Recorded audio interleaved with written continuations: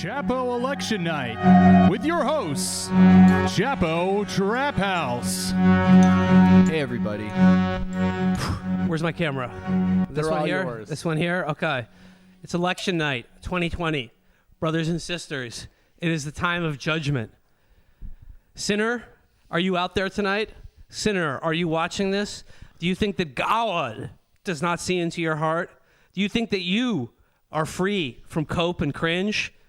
I've got a news for you, brothers and sisters. You are not. Tonight is the hour of judgment, and we are all getting owned. Do you think that God does not see into your heart? Do you think he does not see your pridefulness? Does he not see the sloth in your life and the lust in your loins? Sir. He sees it all, and it is time for judgment. Testify. The righteous and the wicked alone will be judged. There is not a single person. You may be sitting out there tonight, brothers and sisters. You may be sitting in your living room watching this thinking, oh, I voted for the right candidate. I voted to piss off the right people. I've never posted cringe. I've maintained an ironic distance from all of this. Doesn't matter to me. None shall be spared. Everyone is getting owned tonight. Everyone is getting owned. Amen, sir. Men, women, children. It does not matter. It does not matter, sinner. You are out there, and God sees you. God sees you. God and sees it. We will find out tonight how he will judge us. But we are being judged, brothers and sisters. Make no mistake. Make no mistake. We are being judged tonight. Hallelujah. And there is no escape. There is no escape. There you cannot run anywhere, sinner man. Your sins will find you.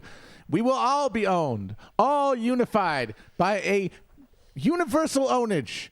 There is no distance you can run from this. There's no position you can take. That's right. There is no group of people you can enjoy the misery of that will wash away the powerful taint of ownage. We have all been owned today, brothers and sisters, and will all be owned evermore. You will not have to cross the River of Jordan alone, though, because we are with you tonight. It's Chapo Trap House Election Night 2020. Ow! Me, Will Menaker, Matt Christman, Hey. Virgil Texas. Good evening. And Felix Biederman. Hello. Well, we've got a full slate of guests for you this evening, but how do you guys want to kick it off tonight? I mean, those early poll results should be trickling in from the first 6 or 7 states. Yes. We'll be, we've got all the information ready to share with you. I don't know. Let's kick it off. What are we looking for tonight? I mean, I personally, I think we can all agree on this. Both candidates are nice. Absolutely. They're both nice and nice with it. Both of them. But also what Will said is true. This is also a disgusting spectacle. Horrifying. Everyone got owned. Everyone. Unless you're a fan, like me, of Doug Emhoff. Now that we know that Joe Biden has lost Indiana and therefore the nation, I can confidently say we're blackpilled again. He's going to lose because he lost Indiana. Fuck around and find out. Joe Biden was the compromise. We are going to vote for Doug Emhoff in 2024. Let's get it. Let's get that paper. Well, Bill, the main thing that I'm looking for tonight are the votes. Because you see, the votes, when they're counted, they determine who wins the election. So, honestly, if you're looking at anything else, like, say, what color tie the candidates are wearing, what the weather is right now, how your friends or loved ones are feeling, none of these things have any impact on the election. It really comes down to the votes. Yep. Yeah, and we're going to find out. Not tonight, though. Unlikely that we'll have any declared outcome this evening because of how terrified the national media is of ratifying what is now the official argument of the Supreme Court to justify not counting not recount ballots, but to count ballots for a first time because, well, hey, it's not election night anymore, and you're supposed to know. So they're going to push back any calls as late as possible. But I think that most people will go to bed pretty confident that Joe Biden has won this. That's my take right here, off the bat. And feel free to record this and then reply to every post I ever do for the rest of my life with it if I am wrong. Yeah, if I say something wrong tonight, like if my prediction that Joe will lose because he lost Indiana is wrong, you are free to get any one of my takes. And in the space where you would go, you can just post the video of me saying that. Yep. But I'm still voting for Doug Emhoff. So what are you gonna do? Yeah, he's going to be laughing during the Imhoff Imperium to come. Yeah, that's right. Now, before we go on, does everyone here have a voting plan? Oh shit! You're supposed to get one of yeah, those. okay. Fuck. Yeah, no, it's I'm first thing tomorrow. Yeah. All right. So when my father died about 10 years ago, he gave me a riddle on his deathbed. And I have to go to this cave under New York City in the subway. And there are trolls 3. And one always lies, one always tells the truth. And one will, it's like a 50-50 shot. I don't know what to do with him. Well, and if I get by the trolls underneath the subway and answer my father's riddle, I will be given a ballot, a special ballot that has John Kerry on it. Well, about I 2 weeks texted mine ago, in already. I'm good. you all should have received a worksheet from your court-appointed trustee. I've been having problems with my social worker. I don't want to talk about it really. Well, okay, so let's see here. Going off, I mean, we were talking about this before we went live today. I mean, just going off of Donald Trump's morning interview on Fox and Friends this morning, I got to say it's not looking good for him. I've never heard Trump sound more fucked up than he did He was talking to Steve Doocy this morning. Oh my God, he was. I mean, he finished a rally. I believe 2:00 the night before in Traverse City, I believe, Michigan. At 5:50, it was like 0 or something. So he was probably running on like 3 hours of sleep. And as we must remember, recovering from the coronavirus is a 74-year-old man who's been pumped full with Herculean amounts of fucking of speed and steroids for the last 3 weeks. So clearly this was a crash moment for him. And yeah, he sounded defeated. It's very hard to imagine him mounting some sort of Machiavellian coup to reverse I have to results. say also, as of just a few minutes ago, Trump has canceled his interview with Mark Levin that was scheduled for tonight. I mean, that's not a great sign because he loves talking to Mark. He loves batting it around with the constitutional scholar. Yeah, but like, I mean, obviously, the polls would seem to indicate that Biden is going to win this election, but we all know what happened last time. Oh boy, do we! So what essentially will have to happen for Donald Trump to secure a second term tonight? Like, what are we looking for here? I mean, everyone says it's like basically Pennsylvania, Wisconsin, and then Arizona as sort of a big wild card state. Yeah. Which, I mean, like Arizona being like if Biden wins it, which, I mean, he's ahead in the polls there, I believe. Oh, yeah. If he does win it, just that state, it's going to be very difficult for Trump to find any If he wins path. Arizona, then Biden does not have to win Florida, Ohio, or Pennsylvania. That's good because he's not winning Ohio. Oh, he's not winning Ohio. Yeah, That one's off the board. Ohio is no longer a swing state, in my opinion. I would be very surprised if Biden wins either Ohio or Florida. Yeah, but again, Which he doesn't yeah. need it. Everyone's working. I don't know, the early signs out of Florida. I think that Biden could win. Like we were saying could. before the show, I think the thing that makes you think Florida is going to go for Trump, and I feel it too, is just the sense, not so much having anything to do with the data, but just the fact that it's fucking Florida. Like, just Trump winning Florida makes sense. He is the Florida of people, so he should always win Florida. And I think that feeling taints the way we look at the data, because the data, I don't know, the data seems to indicate that that Biden could win Florida. Another thing we were talking about before we went live here is, I mean, like a lot of the data does show from like there are certain counties in these crucial states that have already had more people vote early than voted in the last election. Yes. Like an astonishing record of turnout here. They call these the loser counties. Yeah.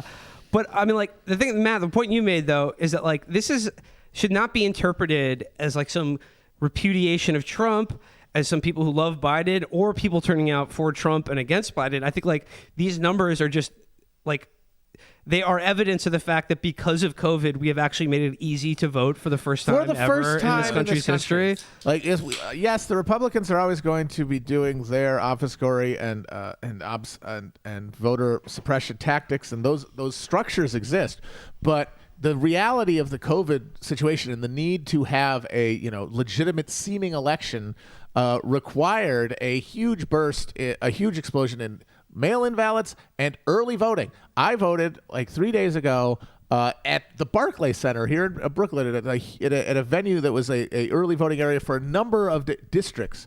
And I just walked in and out in 5 minutes. That kind of thing didn't exist in any previous election. And so what we're finding is just that we're seeing essentially how many votes we're losing in a normal year to the structures of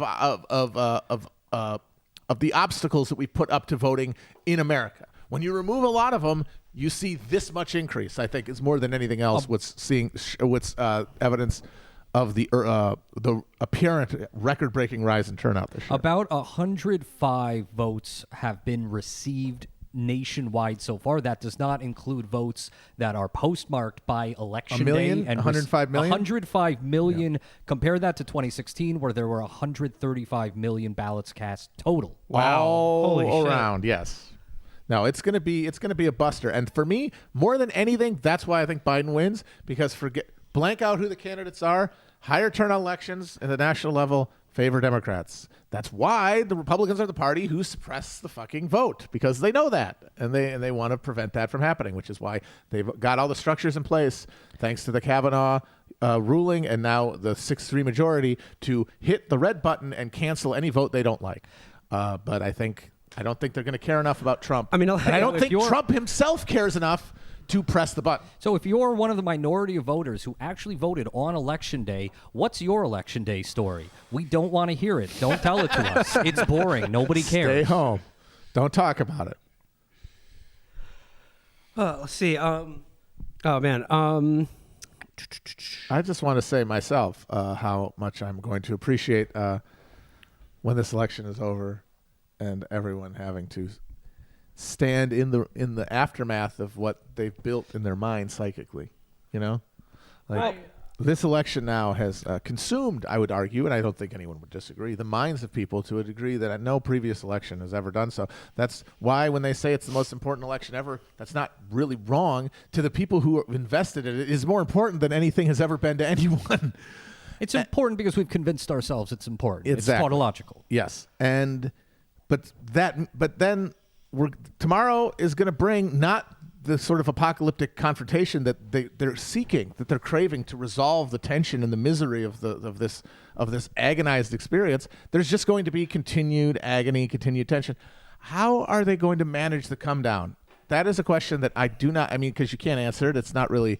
It's an individual, personal, psychic question. But how are people going to just come down from the place that they have brought themselves? Liberal QAnon. There's going to be like a liberal QAnon. It's inevitable. I think that's correct. I mean, we already saw a proto-QAnon. There was a proto-QAnon during Obama. Like, just the entire architecture of the argument that Obama knows things you don't, and he's playing 12-dimensional chess, that was just QAnon without bones. It was boneless QAnon. Then QAnon showed up to give it structure, and the libs will just take from that and build an even deeper structure. Yeah, I mean, I think the start of liberal QAnon are the people who are like, watch out. Tomorrow, the Holocaust is probably going to happen if Trump loses. So, if the Holocaust happens, make sure you wear a windbreaker because you can only drink take a lot of water during the Holocaust. Yeah. The good thing about a windbreaker is it's not too warm, but if it gets cold, it will protect you from the rain. Take some Fiji water. They load it up with silica, so it takes extra wet. Take your Metro card. If they do put you on a train, find a buddy. You can write a book during the Holocaust, but no, that is the start of it. That type of thing is the start of it, and it will morph into some weird thing where Kamala and Doug secretly adopted Joe, and now he's their son, and now he can be president forever. Because when Joe was doing the State of the Union, he went goo goo gaga, man. That was his signal. Can Kamala and Doug adopt me? I would love to be their adult son. Mood. You know what? I think you're onto something there. Specifically, that the liberal QAnon will be less about the white hats. It'll be less about Biden's Avengers than the black hats, the fascist underground that's waiting in the wings to snatch all of our freedoms from us if we insufficiently support the popular front against fascism with the Biden administration. That also brings up another interesting point. There's a lot of disinformation going around online. Disinformation. Most of which was put out there by the four of us. Absolutely. If you see on that grind. If you see anything that sounds kind of sketchy on Twitter, on Facebook, on Instagram that you don't really find a source for, If it's from the four of us, go ahead and fave that. Go ahead and retweet it. Feel free to add a comment like, this is a great post, something like that. If it's from anyone else, you can just ignore that. Yeah, our FSB handlers really like the feedback. It impacts our quarterly bonuses. Those rubles spend real good. You guys do that. I did a viral thread against disinformation. Yes, you did, and it gave me lymphoma. I'm just looking at the big board here. Kentucky, with 15% of estimated votes reported, has Trump up 53-44. So no surprises there. Yeah. Hell world, fuck around and find out. Donald Trump was the compromise. In the closing weeks of the campaign, though, Trump did receive a very crucial vote, a very crucial endorsement from a Dewey Crow and the rest of his family. Yeah, the Crows control a big bunch of votes down there in Harlem. Okay, so Kentucky as well has a banner Senate race. Senate Majority Leader Mitch McConnell against Amy McGrath. Mitch McConnell, probably the least liked politician in America, I would say. cruising to re-election. Yeah, just owning. Not breaking a turtle-based sweat. Well, and owning. Amy McGrath has been just raising money like fucking like the Well, Tangiers. over $40 million. $40 million. $88 million. Like the Tangiers Was it 88 Hotel and million Casino. total? And of course, 88 million. the argument that apologists for that will make is that that she's forced Mitch McConnell to spend money there rather than giving some of his campaign money to other Republican Senate candidates. But what is the marquee Senate matchups tonight are was it Susan Collins in Maine? Susan Collins in Maine. Bye-bye, honey. She might lose. She's probably done. That would be cool. What's her name? McSally in Arizona is going to lose to the astronaut. Is absolutely roasted by the astronaut. We will have another. We love electing astronauts in this country, and that tradition is continuing. And most of the astronauts are Democrats too, which is Usually, yes. Yeah, So, usually. John Glenn was the famously, last. Yes, yeah. Ohio. Yeah, it's almost like we used to worry about the NASA Challenger, and now we worry about a primary Challenger. What's the problem? And then Cory Gardner is probably going to lose to John Hickenlooper. Yeah, the in dark Colorado. reptile king is going to bring some real. Hickenlooper. He's going to bring some real gothic savoir-faire to the D.C. area reptile adrenochrome parties because they love him over there. They love him. Yeah, Hickenlooper, he draws crowds. He goes out there. He tells them, "I put my ear to the earth and I hear there is no sin."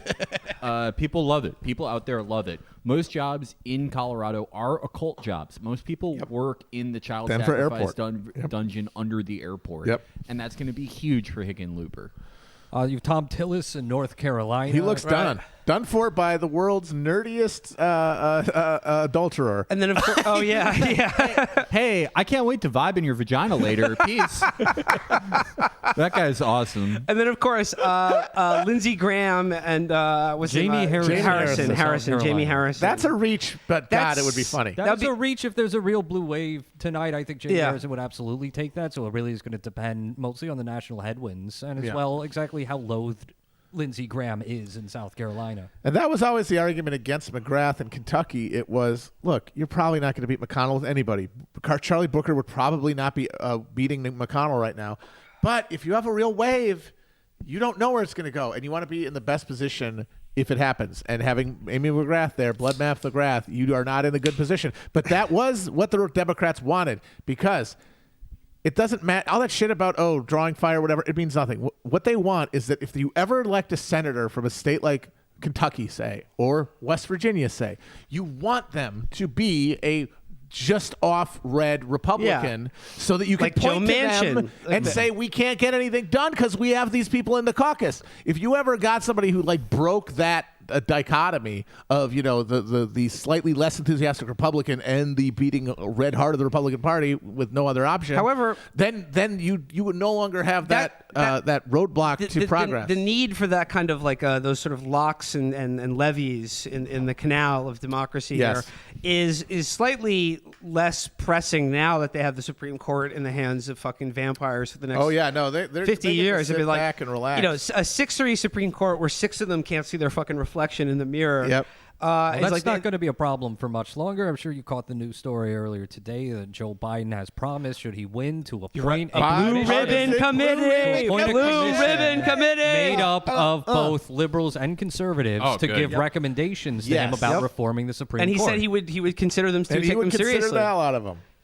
He would take them seriously. I mean, when you're a kid, don't you know that when your parents and you ask your folks for something and they say "we'll see," that means no? You don't learn that when you're fucking 6. That's supposed to work now on people, and it does. I've seen people actually say, "Well, you know what? Maybe he's just trying to mollify those moderates," and then when he gets in there, you don't know what he's going to do. Yeah, that's right. Just like Obama's second term. Obama's second term was going to be the second coming of fucking Bobby Seale, right? I remember that shit.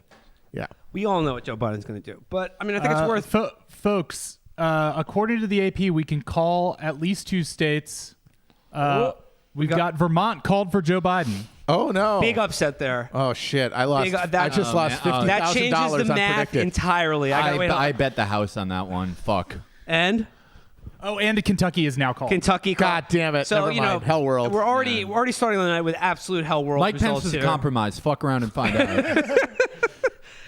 I got to say, though, I mean, I was talking to a friend of the show, Adam Friedland, earlier today. By the way, he's the one who lent me his cowboy hat. That's why it is a little bit small for my head. That's why there are no Irish cowboys. Yeah. Head's too big for the damn hats. That's right. I got my big Irish potato head is just barely holding this on There's here. no Irish cowboys. That famous Kinky Friedman song.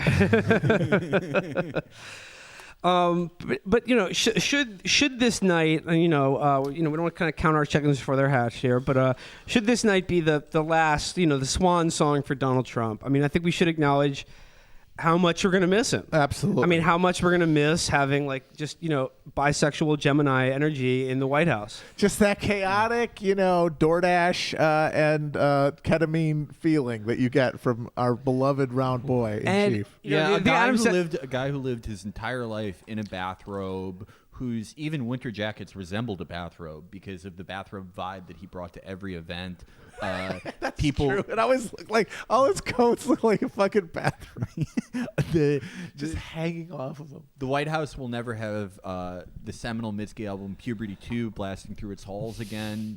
This is the end of the bisexual reign of power, and it's very sad. But what Adam said is that he's shut himself off from the news for the last 3 weeks. But the one thing he has to watch is the Trump rallies.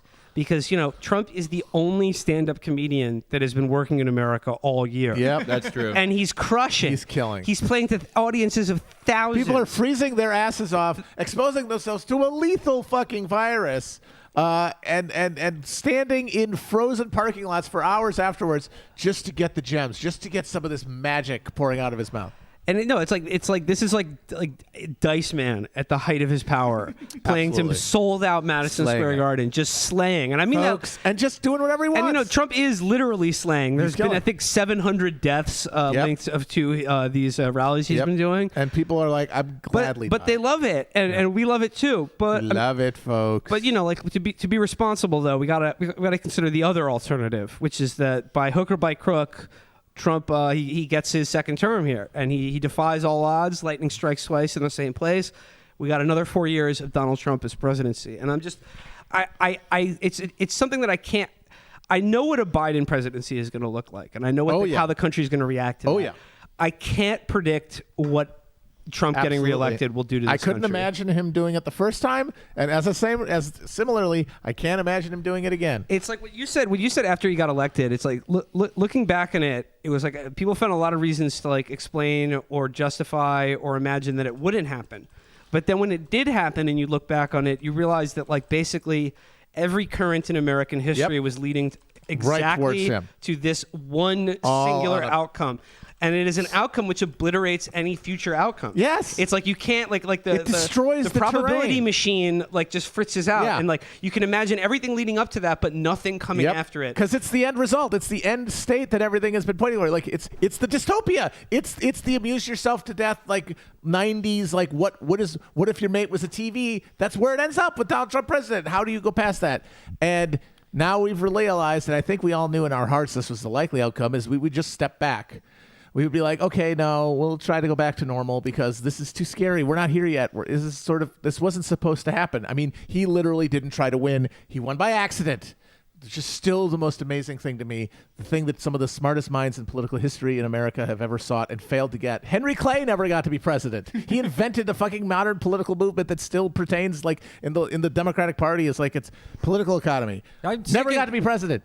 I'm sick and tired of Matt's Henry Clay bashing, frankly. I'm not bashing the guy. Every time we do a He's a live guy stream, that you got to bring up his failures. Why not bring up some of his successes? The great compromiser. That's true. He was a compromiser, but he never got the thing, and Trump didn't even try. And so, how the hell are you supposed to follow that? And he got us to this point of frenzy. We can't sustain it. How do we step back? Like I don't you know. were talking I really about how don't we know. step back if Biden wins, but how do we step back if Trump wins? Because even if Trump wins, we still have to step back from this. Even if he wins, we still have to step down from the psychic point that we're at. How do we do it if Trump wins? Well, we are watching. We have MSNBC on here in our studio office here, and we're looking at our boy Steve Kornacki. And I just want to The give some king, love the to. pimp. I just want to send some love to the knack. I was talking about watching him earlier. I love Kornacki. He's great. Of all the numbers guys, he's the best. He's Best at his dresses job. nicely. He's got a nice sharp haircut. I think he's handsome, honestly. Nice, handsome. Seems to have- Matt. Nice and normal. He's nice and He normal. seems He's to a nice enjoy normal what he's guy. doing. Yeah. And he doesn't have the sweaty, And there's no fermented predictive. Dostoevsky There's no and, punditry. anxiety of a guy. And it's because he There's doesn't no predict. prediction. There's no prediction. He is able to he is a fucking bodhisattva. He just vibrates and hovers over the numbers as opposed to a poor fool like Nate Silver caught in the labyrinth of trying to predict this shit that by definition, it's like you can't predict it until it happens, dipshit. You've never There's seen- no election until there's an election, so none of these numbers mean anything. And he knows that, but he still pursues it because he wants to get that 2012 feeling back. And they'll never get that back because the specific emotional response of 2012 was people thought Obama was going to blow it, but he had the numbers that said Obama was still going to win. And then he won, and they remembered him reassuring them and making them feel good. And so they got this little cargo cult around Nate Silver. Nate Silver is the guy who uses facts to make me feel good. But when the numbers stopped making them feel good, his entire raison d'etre disappeared, and he became this frenzied, harried monster, just destroyed by his own inability to just accept the fact that his discipline is fraudulent.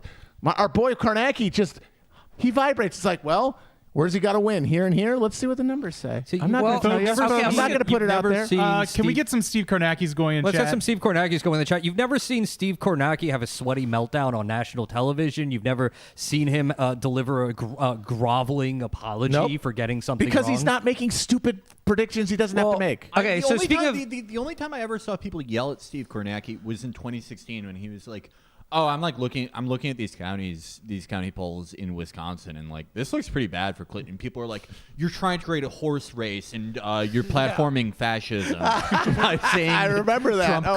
that Trump could win," and Well, everyone yelled at him. I'm looking at- and then he won. Yeah. Exactly how Kornacki said. Yeah, he could. Kornacki waited until there were actual numbers close to the thing to put into context, as opposed to poor Nate Silver has to act like a number even a day before or 2 days before the election means anything. I'm looking at the numbers coming out of Florida right now. This is on the New York Times. Let's see here. It says about 58% of estimated votes reported, and Joe Biden has just taken a very tiny lead, 49.6 to 49.5. They're trading the lead as each county comes in, frankly. Yeah, Joe did far worse in Miami-Dade. He than did. Yeah, his Hillary numbers did. in Miami-Dade don't look all that good. He's winning it 54 to 45. All right, gang, I've got our first guest on the line. Oh, okay. Okay. It's our first guest of the evening. Let's see some headphones on so you can. All right, let's see if this How am I works. sounding? Am I coming through? Yes, We're I nice guess. and Yes. clear. Hell Yes. yeah. You guys can all hear him? All right. Silky smooth. Silky all smooth. good. We hear him. You're coming in great. Great. Here we go. Should we kick it off? Yeah. All right. Well, joining us now on the line is our very first guest of election night. It's Donald Hughes. Bad news, Hughes. Don, what's the bad fiscal. Hi guys. I just I've been doing some streeting, going around getting some facts from people on the street, and I thought the first one that I kind of introduce with is a lot of Canadians are wondering if Trump can pull off a John Diefenbaker. The Sultan of Saskatchewan. Oh, okay. I thought maybe you didn't learn about that in school, but Oh yeah, no, I'm up on my Diefenbaker. yeah, he's going to get that second term, that essential populist wave. And so another thing that we were worried about is that Trump might have a just watch me moment. as Pierre Elliott Trudeau famously did in 1970. We all know how that turned out. During the October crisis with the FLQ. Oh man, who could forget? No, yeah, that was a huge moment, and Trump has even indicated to people that he wants to repeat that. He can't stop mentioning it. Yeah. Yeah, it's like we're gonna start kidnapping premiers again, folks. I was at the barbershop on the weekend, and they were talking about the Supreme Court thing with Amy Coney Barrett, and they said it reminds them of the debates over patriation when we couldn't get Quebec to sign on. Oh God. Man. Enzo said that the question mark of legitimacy hanging over this whole thing could have consequences for decades to come. So that was kind of a interesting take. I was getting some takeout food earlier, and the cashier said he thought Joe Biden's attempt to please all sides was a lot like Prime Minister William Lyon Mackenzie King's response to the conscription crisis, where he famously said, "Not necessarily conscription, but conscription if necessary." That was a huge gaffe. Yeah, he really fucked it. He went off there, yeah. Yeah, she said to me that Mackenzie King was trying to balance the demands of Canada's alliance with Britain and the widespread concerns among Quebecois that another world war was not Canada's problem to solve. And she said that it seems like Joe Biden and the left. So the echoes ring out through eternity. Yeah, sure. History moves in cycles. I've always said this. Yeah. As goes Canada, so goes Broward County in Florida, and we're seeing evidence of that right now on the television. Yeah, I was talking to a grocery store clerk earlier, and she said that this election reminds them of the 1926 King Byng affair. Constitutional crisis emerged from an institutional deadlock. So that's something that I'm going to be looking forward to in the weeks to come, if that Wing Bing kind of thing, The Wing Bing thing. Yeah, we have to be ready for that. It's going to be a real wing ding thing. But Don, though, I mean, like the men and women you're speaking to, shoe leather reporting on the streets of Canada. I mean, like they're plugged in. They're plugged into the history of Canada and the future of America. Sure. Yeah, and I know that you guys, spend a lot of time watching the CBC to kind of get an equal amount of knowledge about Canada. Of course. Oh yeah, or greater. Yeah, of course. Yeah. Yeah. So I really appreciate that you guys, it's the same. It's the same deal. We're also very interested in your politics, like you're interested in ours. Yeah. Yeah. Thank you. I've been beaten up several times for showing people Ed the Sock videos, and I will continue to do so. Yeah. It's very important to me. Sure. I mean, should Biden become president, though? I mean, sort of similar to how Brexit has put, the troubles in Northern Ireland back on the front burner in, the UK. If Biden becomes president, I fully expect Wexit to. I mean, that issue will heat up. Oh, absolutely. They'll be digging up the Armalites in Alberta, and you'll get to. You could see an armed Pipers movement. will play. Yeah. The IRA was the compromise. Like, the Alberta Republican Army, and that's the real shit. Yeah, that's the real shit. You've awakened a sleeping giant. Yeah, but I'm actually a volunteer medic with the Albertan Republican Army. I'm very excited to see what happens with that. Don. Everyone in the chat is wondering, though. I mean, what are the prospects for People's War in Canada in the coming years? I can't really say what we've got stockpiled or, like the details of, our plan to take over within like 3 weeks or something like that. But the feelers are out there. Contact me if you're interested in, some sort of uprising or insurgency or something. I'm not gonna, just in case, not if you're a policeman though, no cops allowed. Yeah. Unless you're RCMP, because those guys help us a bit. So, they definitely do. Sure. Have you talked to any other Canadian voters in the American election, or sort of North American voters? Yeah, I'll call them. Yeah, I mean, one of them was asking me, what do they think Biden's Canadian Pacific Railway will be?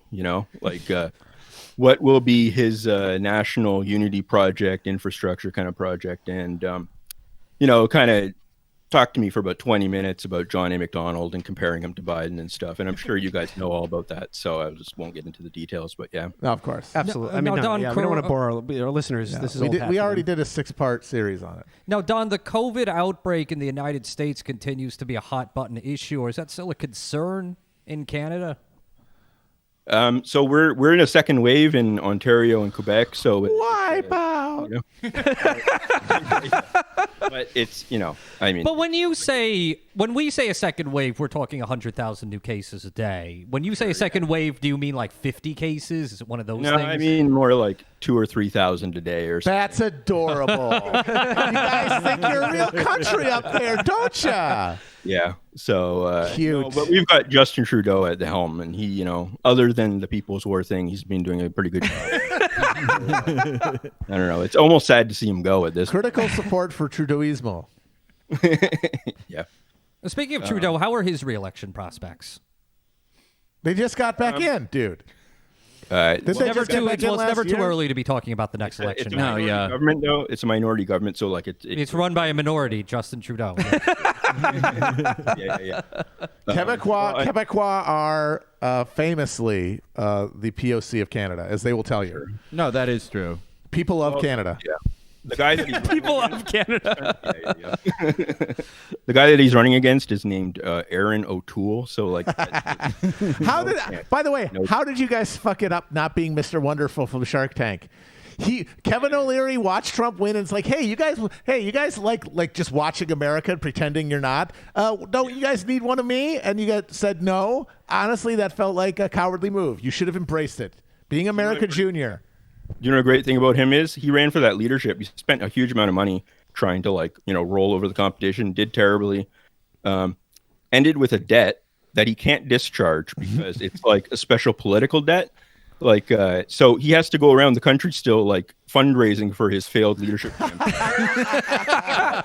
You know what? If he came to the Shark Tank with that shit, I'm not buying. Don, no, I want 20% of his debt for $50,000. You know who's doing that? Joe Kennedy III has to fundraise for his campaign. Are you serious? Dip into the bootlegging stash No, from Matt, Grandpa? actually, this is a very interesting point because if you are elected the leader of the opposition, you actually have to do that job for 4 years. And I don't think a Trump-like figure could keep it together for that long, unless he's in full campaign mode for that long. That's the thing people don't know about those Westminster systems is they say, their elections are so short. And it's like, yes, they call it an election and then it's done in a month. But because of their system of party opponents and official opposition, you essentially have a nominee to run against them for 4 years. There's somebody there who's running for president, essentially, prime minister, against them for the entire 4 years before they call another election. And I don't know how the hell you can stay in that crucible that long without going mad. Yeah, it's also funny because sometimes they don't even have seats in parliament when they become the opposition leaders. So they just have to wander around the country being like, I'm a politician, sorta. And people, it's yeah. I don't want to break kayfabe here and actually get into Canadian politics, but how much do you think that factored into Mulcair's complete just Jekyll and Hyde act when he became, I know he was always a neolib among the NDP, but as soon as they became the opposition, it was just the spotlight on them, they crumbled under it. And I wonder how much of it was just the fact that he had to be there for 4 years as the face of the social democratic alternative in Canada. Yeah, he was not a great job. The person that he was running against for leader, though, was also a person that was praising the PASOK in Greece. Yeah. That they did a great job. Oh, boy. So it's a pretty grim left in Canada. It's not great. Singh as a leader, and he's a fun guy. I don't know. He's just he's trying to be a social media star kind of thing. I think he's gonna stream with Hasan soon. He's sort of if AOC got the nomination, we'll see if Hasan streams with us tonight. Third-party Democratic Party. But Don, I wanted to ask you though. Obviously, the United States of America and Canada has had a special relationship for a long time now. It is called, it's called the special relationship, the open relationship between America. We share and the Canada. Dom sub relationship. Yeah, we share one currency, the Amero. Yeah. Superhighway. Yeah. And obviously, Americans love Canadians. We love importing their asses. We love Mike entertain us. Myers, Norm Macdonald, Ryan Reynolds, Celine Dion, Alex Trebek. Alex Trebek. Yeah. William Shatner. we love our Canadians here in this country, and I assume Canada loves America with equal fervor. They love us. I mean, I think like when America said, "Hey, to Canada, can we have an open relationship?" Canada was like, "Sure, if you say so, honey." Don, are there any Americans who have gone to Canada to become a famous comedian? I'm not sure. I don't know. It's not. I was assumed it was an exchange program type thing. For every Mike Myers you send us, we send a Jim Carrey as. But, well, actually, no, Jim Carrey's another one. You send But my point is, we have a special open relationship between America and Canada, and thanks to the Amero, it will be even more open in the future. But I guess what I'm wondering is Don, on the street, for the average Joe Canada out there, how are they looking at this election and how it might affect the outcome or the future of our special open relationship between our two countries? Well, one of the main things is that most Canadians want to become a 51st state. Yeah, you do. 90%. I mean, that's the long-term Wexit strategy, right? Like it would be like Texas seceding from Mexico. Eventually, they're gonna be brought into the United States. Yeah. So I would say maybe about 80% support Biden, but a lot of that, comes around from, statehood. That's the kind of that's the main, driving force of our politics. I mean, obviously, a lot of we get closer. A lot of Democrats in this country, they're thinking, what are some ways around the Supreme Court and the Senate and our sort of constitutional deadlock that seems to be designed to keep them from having any kind of Democratic majority, or even with a majority being able to legislate or run the country. And people are saying, it's Puerto Rican statehood for D.C., statehood for Canada. Make Canada one gigantic Just state. one big old state. One big old state. Fewer With like people than with California. 800 electoral college votes. Yeah. California's got more people in it than Canada That's does. true. It would actually get less electoral college votes than California. Yeah. Just come on in. The water's fine, folks. It becomes the Canada. We would love that. Yeah. I don't see any reason why the French Canadians and Upper Midwesterners can't start sharing a culture. Yeah. We already honestly do. Like, we kind of sound alike. We have a little bit. You and me, Don, our accents are like on the same continuum, as it were. Mm-hmm. We're all like deeply alcoholic by culture. Your the coldness. Atlantic provinces have the same Innsmouth weirdness as our northeastern. We states. have a weird cult relationship to the Great Lakes. That's like some sort of a quasi mystical communion. Well, that's because of the Polish. Yeah. The Polish have a special relationship with the occult and through that lakes. But if the French Canadians and the Upper Midwesterners can form some sort of treaty where we trade Polish warlocks, we could go quite far. One of our main goals really in Canada is, once we could join, to get rid of this healthcare system that we have, that's been holding us back with all the shortages and the waiting lines. Yeah. A lot of the times I go to the hospital and I'm like, I get something done and they're like, they don't even tell me how much it costs. And I say, how much? Come on, let me know. I have the money. That's how they get you. That's they how don't they tell get you. you. That's how they get you. They're always trying to hide the bill from you. Yep. Just tell me what it costs. What do I owe you? I don't want to hear any of this about nothing. That's how they say nothing and then they send you home and then it's the taxes. They got it in the taxes. I heard that I read once that there's one bill collector for the entire hospital system in Toronto, because that only deals with like foreign patients and stuff. And that seems inefficient. I mean, we need to get the McKinsey guys in there. Really open things up. Well, sorry, not to break in on with not Canada related news, but just looking here, 73% of estimated votes reported out of Florida, and Joe Biden is leading 50-48. We've got, and I gotta say, Kornacki here though is saying that with the votes outstanding, it's not looking good actually, and that we could see we're likely to see Trump regain the lead and likely be the declared winner of Florida, which was a lot of people assumed was going to happen no matter what else occurred, and we might very well be seeing that, which means the people who were hoping for a very early night might be disappointed. It's a stay up late party, baby. Let's have a normal one. We've got lots of soda. Yeah. I gotta say, it feels right. Like I could still see. Honestly, I could still see Biden getting like 380 electoral votes and losing Florida because it is the Trump of states. They deserve each yeah. other. They belong together. It's beyond politics. It's mystical.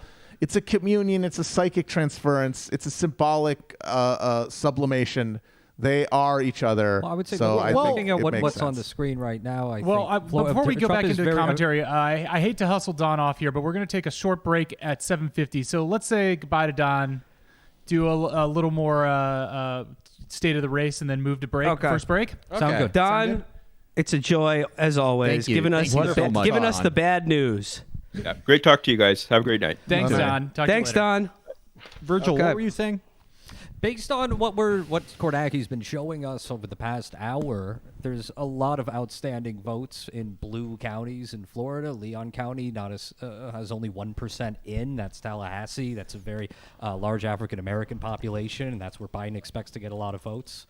I think it's largely a question of whether the election day vote for Democrats has been cannibalized in Florida, meaning that the outstanding votes throughout the state are Republican. Almost Because right all, now, yeah. the margins look pretty bad for Trump. Yeah.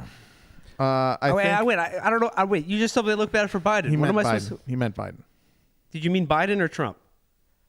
I think Biden is very much so in this. Okay, so you're saying In it the looks state good. of Florida, yes. You're saying he looks good in Florida. I would have to sit down and go into the cube, the thought cube, to You really still say focus Biden on it. wins But just Florida? based on what I've been seeing right now, I would think Biden is favored to win Florida. Okay. Yeah, all right.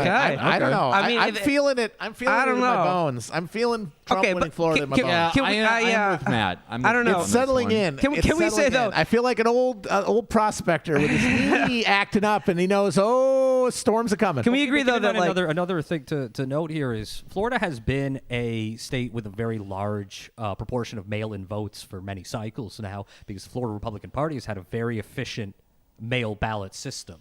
So there shouldn't be as pronounced a discrepancy between election day votes and early mail-in votes as you might see in a place like Pennsylvania. Because a lot of those votes are coming at the same time. You're saying it's not like the Yeah, in-day right. is Basically, I'm filling saying in. that Republicans, there's not a hostility to mail-in and early voting, as there might be in a state where early and mail-in voting is Was introduced new for because of the pandemic. And it became politicized. Yes. Well, right, or a state that has not had a well-organized early mail-in balloting system Right. in the way that the Florida Republicans have or North Carolina has had. Well, my gut and my bones tell me that Trump's going to win Florida. Yeah, I am kind of with that. But as a wise man once said, as Andrew from E1 once said, He is a wise will- man. Time will show. Can I have a question? Can I have a question? That's what America's asking tonight. If we can have Can a we question. have a question? okay now it's 49.8 Biden, 49.2 Trump in Florida. Ooh, she's getting tight, folks. Hey, have you guys heard of this funny ass Florida man joke? Yeah, he's an epic gentleman. that's Dude, pretty what if frickin' Tiger King lived in Florida? Whoa! Folks, we have 1 minute to the break. Any closing thoughts on this hour? Hail Satan. Just I cannot wait to be Bones. Lyndon LaRoche tried to warn y'all. All right, let's take a We break. will see All right, you let's at take a break. 8 p.m. See you in a bit, boys.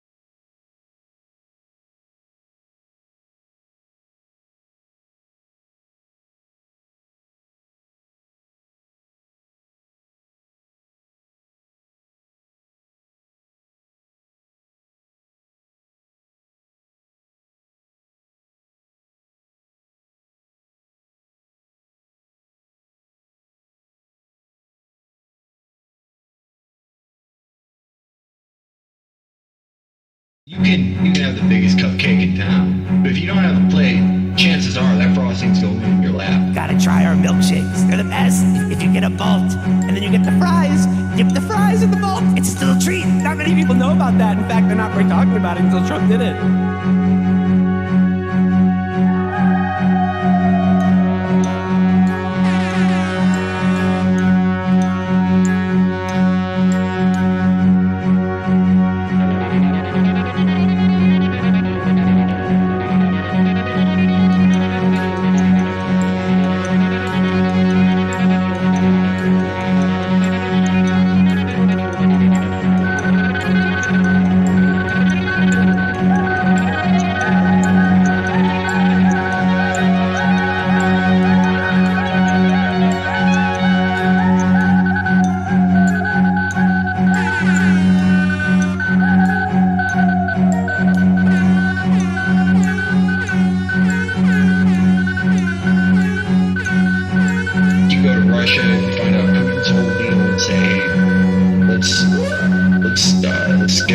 Let's retweet some trolls.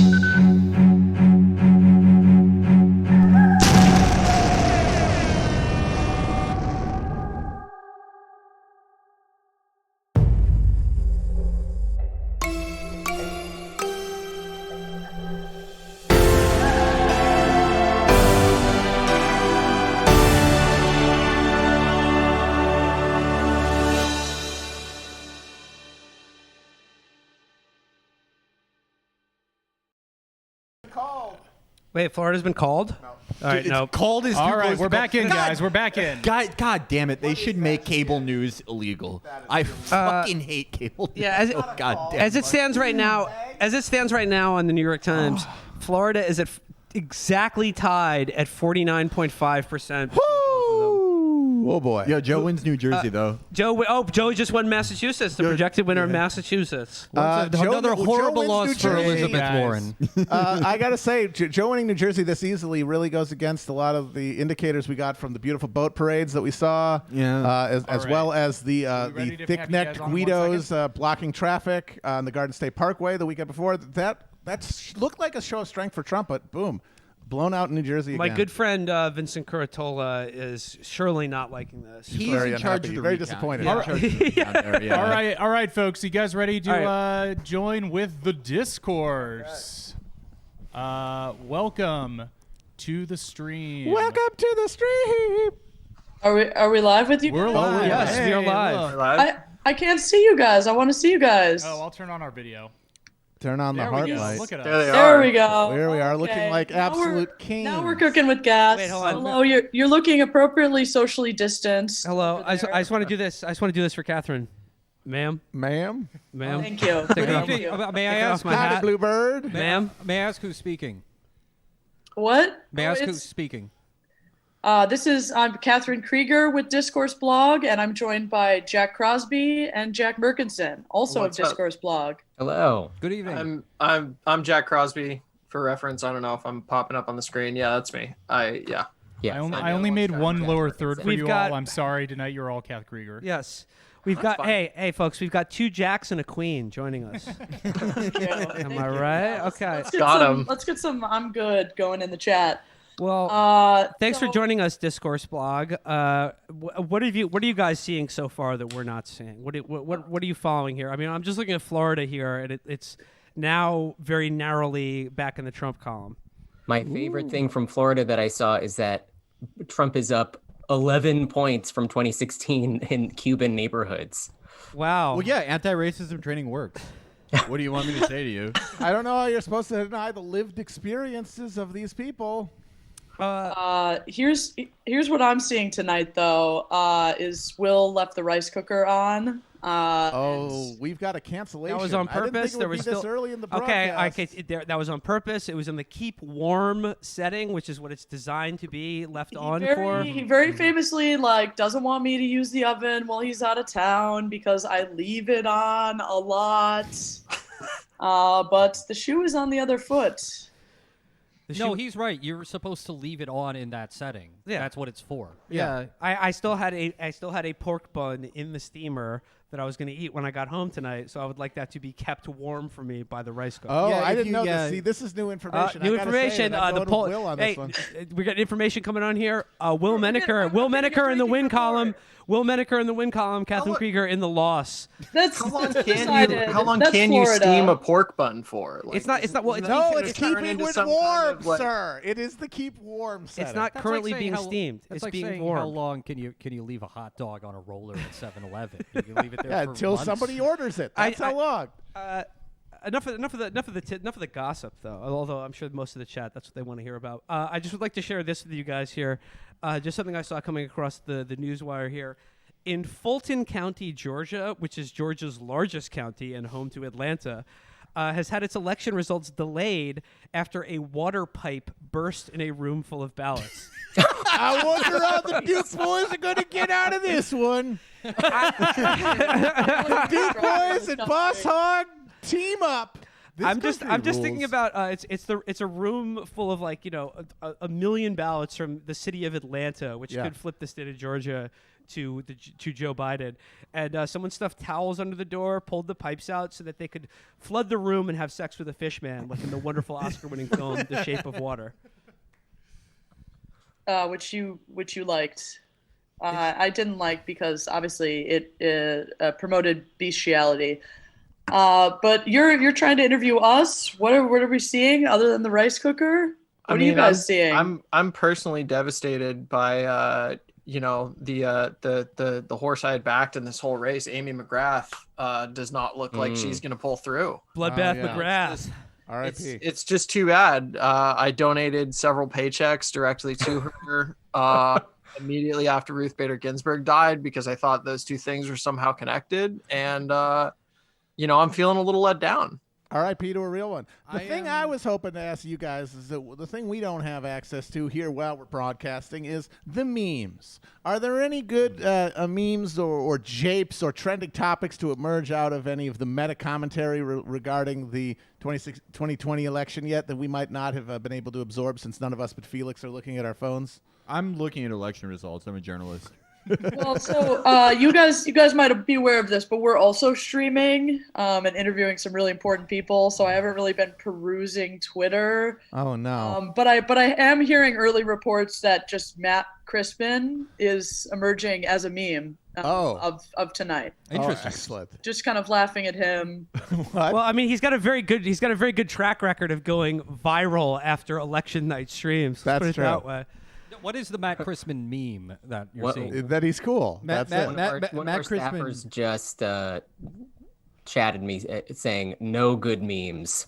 That's no good memes from Discourse blog. Wow. I have a The night is young. Oh, here's an election return that you guys probably missed. Coming in from Will Summer. Laura Loomer's long shot house bid comes to an end with a double-digit loss. What? Points. What the fuck? Was it at least close? No, it's a No, it was a double-digit double loss. digit. Double digits could be She 10%. lost by 25 points. yeah. 25 points. I 1 and 4. Well, I mean, you know what? I though? donated $2,700 to her and Amy McGrath. We exist. Man, It's okay. Laura will have a new face. Just will turn that frown upside down probably tomorrow. Why not try it sideways for once? See how that works. why not? Also, just some results here for the states of Illinois, New Jersey, Delaware, and Massachusetts have gone Biden. So, I mean, if you keep seeing results like that, it's going to be a short night. Yeah, it's going to be. And Maryland. Did you see Maryland? Yes. AP call on that. Yeah, that not a shocker there either. His love of Old Bay is legendary along the Acela corridor. That Joe Biden. Katherine, as long as we have you here, and we have Felix on the line as well, I was hoping that Felix could share with you, or at least give you a preview of a radical new synthesis of American politics and culture that he's developing regarding the show Gossip Girl and how it Waiting for anticipates this. everything about current U.S. politics. Felix, would you like to Is it- give a little, give Just Katherine a little taste. because Katherine introduced me to Gossip Girl, which is a show that she thought was basically about my high school years, but that's completely wrong because it's about And the, it is. it's about the upper Except- it's about the Upper East Side, not the Doesn't Upper West matter. Side. It's It's totally all the different. same thing. It's the same It's thing. totally different. From Totally what Will, different. From what Will has represented to me, his childhood was much more like Neon Genesis Evangelion. Where's the difference? East side is the WASP, West side's the Jews, right? Yes, correct. Okay, so I am not going to reveal too much because this is part of a project that will be announced shortly that me and Matt are a part of.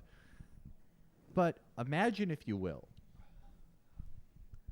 a outsider from more meager backgrounds than his Upper East Side counterparts. He comes from Brooklyn.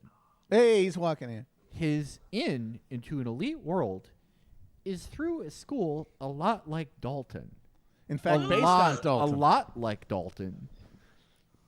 And he uses the purchase and manipulation of blackmail information, secrets, and a lifestyle to trade his way into the elite.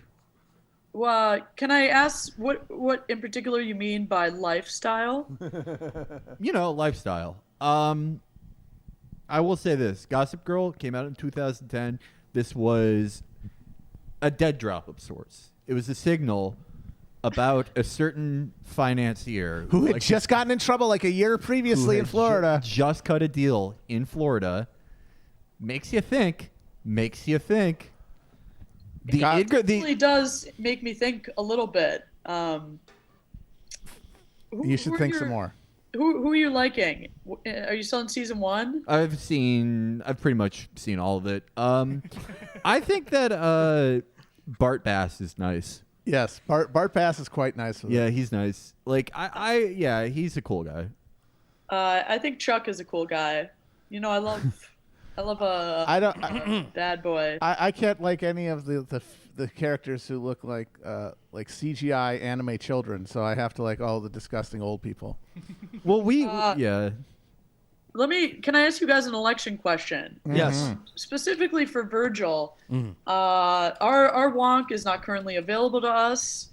What are you hearing from the ground? Wonk machine broke. What should we be watching? Wind up the wonk machine. Tell us what you got. The mighty Wonklitzer. Well, as I was just explaining before you called us. Yes, please say it again. What you really have to be looking at right now is the votes, Catherine. It's the only thing that matters. True, yeah. People cast the votes, and the votes are counted, and that determines the winner of the election. Yeah. It's what team gets the most points. It's really a numbers game. And to use a sports analogy, yes. Honestly, more than anything, though, who wants it more? I think that's what comes down to it, which is only decided by the votes. Whoever wanted it more gets more votes. The votes are going to come in. It more. I think Joe Biden, because he actually wants it more. He does kind of want because even if his brain is complete Trump. pudding by now, he's been running for president for 40 years, so some of that wiring is still operating, even if everything else has been turned into goo. Whereas Trump never, I must stress this again, never in his life for a second wanting to be president until the moment he became president. He just had to do it because that was just like the only thing because that he was trying to done. be famous, and in his manic genius pursuit of being the most famous person in the world, he had to become president because that's the most famous person in the world. But he never directly intended to be president until he became it. I think no one in history can ever say that. It all really sounds like the premise of a short story Beto would have written in the loft that he lived in the 90s. Donald Trump, by the way, just breaking news here, Donald Trump has just been declared the projected winner of Tennessee. Born on a man, if Biden is dropping states like Tennessee, this does not look good for him. Yeah, this actually could be a short night. And man. it could be a very short night, and we said it once on the stream, we'll say it again, Biden was the compromise. Yeah, and, true. We will keep hammering that in. Very surprised that John Bell did not win Tennessee. That went for Breckenridge instead. If Biden loses, and you suck, like everyone hates you, you can get about 30,000 followers if tomorrow, like crack of dawn, get up before noon for once in your life, start an account called Antifa Doug Emhoff that everyone hates. Okay. All right, Felix. Who is Doug Emhoff? You want to turn Doug Emhoff into the Juan Perón of the 21st century. That's Kamala's husband. It's Kamala's husband. Okay. It's Kamala's husband that step baby daddy. Yeah, rather. that Dracula and Ed Buck, when Kamala was going to be elected to the Senate, they're like, all right, we found this is from the DNC husband factory that we got chased in from. Yeah, after Willie Brown and those disgusting gargoyles got done. But no, I think I first noticed Doug Emhoff when there was a where else would this come from? A Forward article that was like, Doug Emhoff is a hot Oh, Jewish dad. God. And Doug Emhoff looks like an extra in the Hudsucker proxy. Like, he's the most nondescript looking fucking guy. I don't know that I've ever actually clocked him. He is a potato man. I've seen people He is online he is a claiming that vague. he's hot. He's a not vague ugly. He's potato just like a shaped very man. normal looking, like 60-year-old white guy. He's like not hot enough nor regular guy looking enough to be on like Bosch. Yeah. He is so Like, nondescript. He is so nondescript that his nondescriptness becomes, in retrospect, unnerving. So yeah, Like he's a faceless man of bravos. You know how I said that, like in 2018, I was saying like Joe Biden's going to win the presidency. I started like rolling back on that because of the articles about Doug Emhoff about how like him being hot. I was like, this has a distinct Clintonian vibe to it. Yeah, Like, and it ended up being there anyway. Yeah. But Doug was always waiting there. Real for quick you. here, votes are starting to come in from Texas at the moment, and I mean it's very early. Yeah, as Paul said, and 8:15.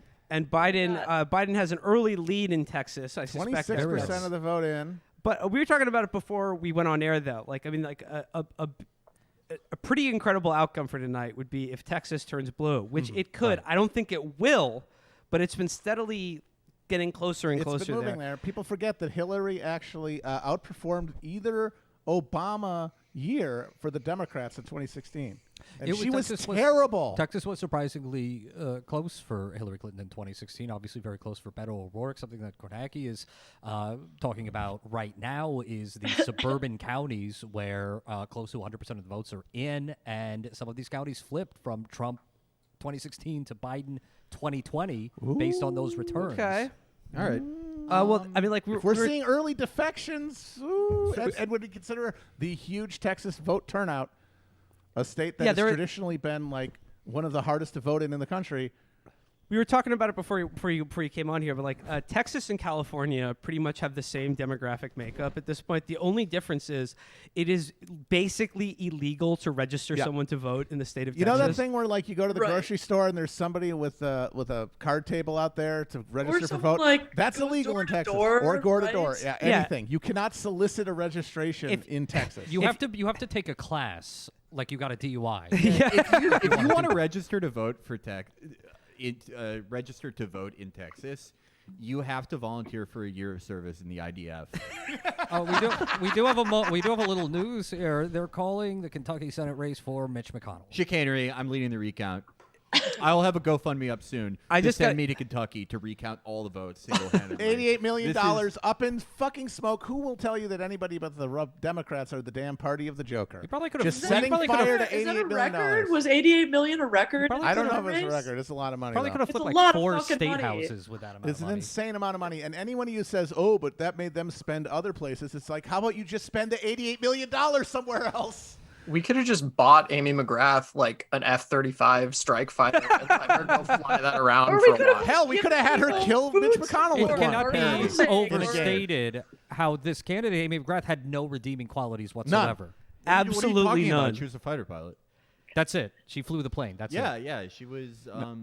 She was a colonel in the Little St. James Air Force. No, she's there that just in case if some freak wave happens and McConnell, because of his unique like lightning rod personality, loses, the person who wins in Kentucky will be already basically a Republican, which means that you will always be able to point to them as why you can never pass anything. Oh, Amy McGrath, how are you going to convince Amy McGrath about a public option? Girl Joe Manchin. Yeah. Do you remember when Amy McGrath, like when she first popped up, and her challenge to McConnell was that she would be more loyal to Trump? More loyal to Trump. Awesome. She's all that $88 million. She spent money on pro-Trump ads. Pro-Trump ads that aired in Ohio because of the shared media markets in northern Kentucky. Like very, very valuable media markets. Cincinnati is one of like the 3 big fucking urban areas there. They're broadcasting to the suburbs of Cincinnati and the city of Cincinnati pro-Trump ads for her quixotic, pointless campaign that everyone knew was just feathering the beds of fucking lobbyists and consultants and the accounts of local media. And I don't even just mean as a person. I just mean as a also keep in candidate, mind- she had few redeeming qualities. She was terrible public speaker if you ever saw her speak. Well, this No, but is also- charisma zero. Well, but she's a Dem and a troop, which like That's all that matters. It's resume. That's like, the no, Rahm but here's Emanuel the- party, yes. baby. It's the Rahm Emanuel special. Like it is. if there was a video of like, I'm trying to think of like a wave election where McConnell would lose to McGrath. It would have to be like McConnell was like on video eating after birth or something. Could happen. Yeah, I put could nothing happen. beyond that mutant. Well, Yeah, I wanna jump in. Will you see North Carolina?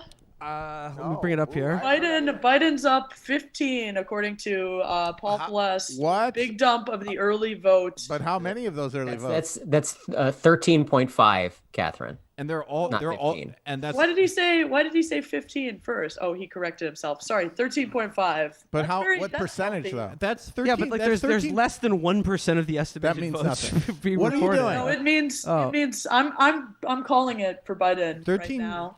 13.5% represented by all the women that Pete Pablo named in Freak League. North Carolina icon. North Carolina, come on and raise up. Yeah. But just back to McGrath real quick. I mean, the thing to note about that is like, yeah, she just got blown out by Mitch McConnell, and they spent fucking $40 million for the privilege of doing so. But that was after they had spent all that money to get her to beat her Democratic primary challenger, who I'm sure is no fucking, shining star either. He's not Che but he's Guevara, way but he better was than decent. Bloodbath McGrath. He was clearly pitching himself as a progressive alternative to conservatism. And that's what they cannot have, because then he is not a guy you could point to in the Senate for why you can't get anything done.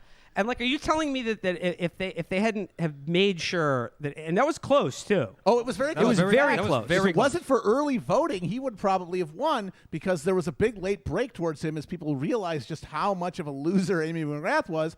But a lot of the vote had already been baked in mail-ins. And thanks to COVID, honestly, he was unable to fully capitalize on that late surge. And you can't tell me that like he probably still would have lost to McConnell. Oh, for too. sure. But like, Oh, I yeah. mean, look at the margin. Like, it wasn't worth taking a fucking just rolling the dice on something like that.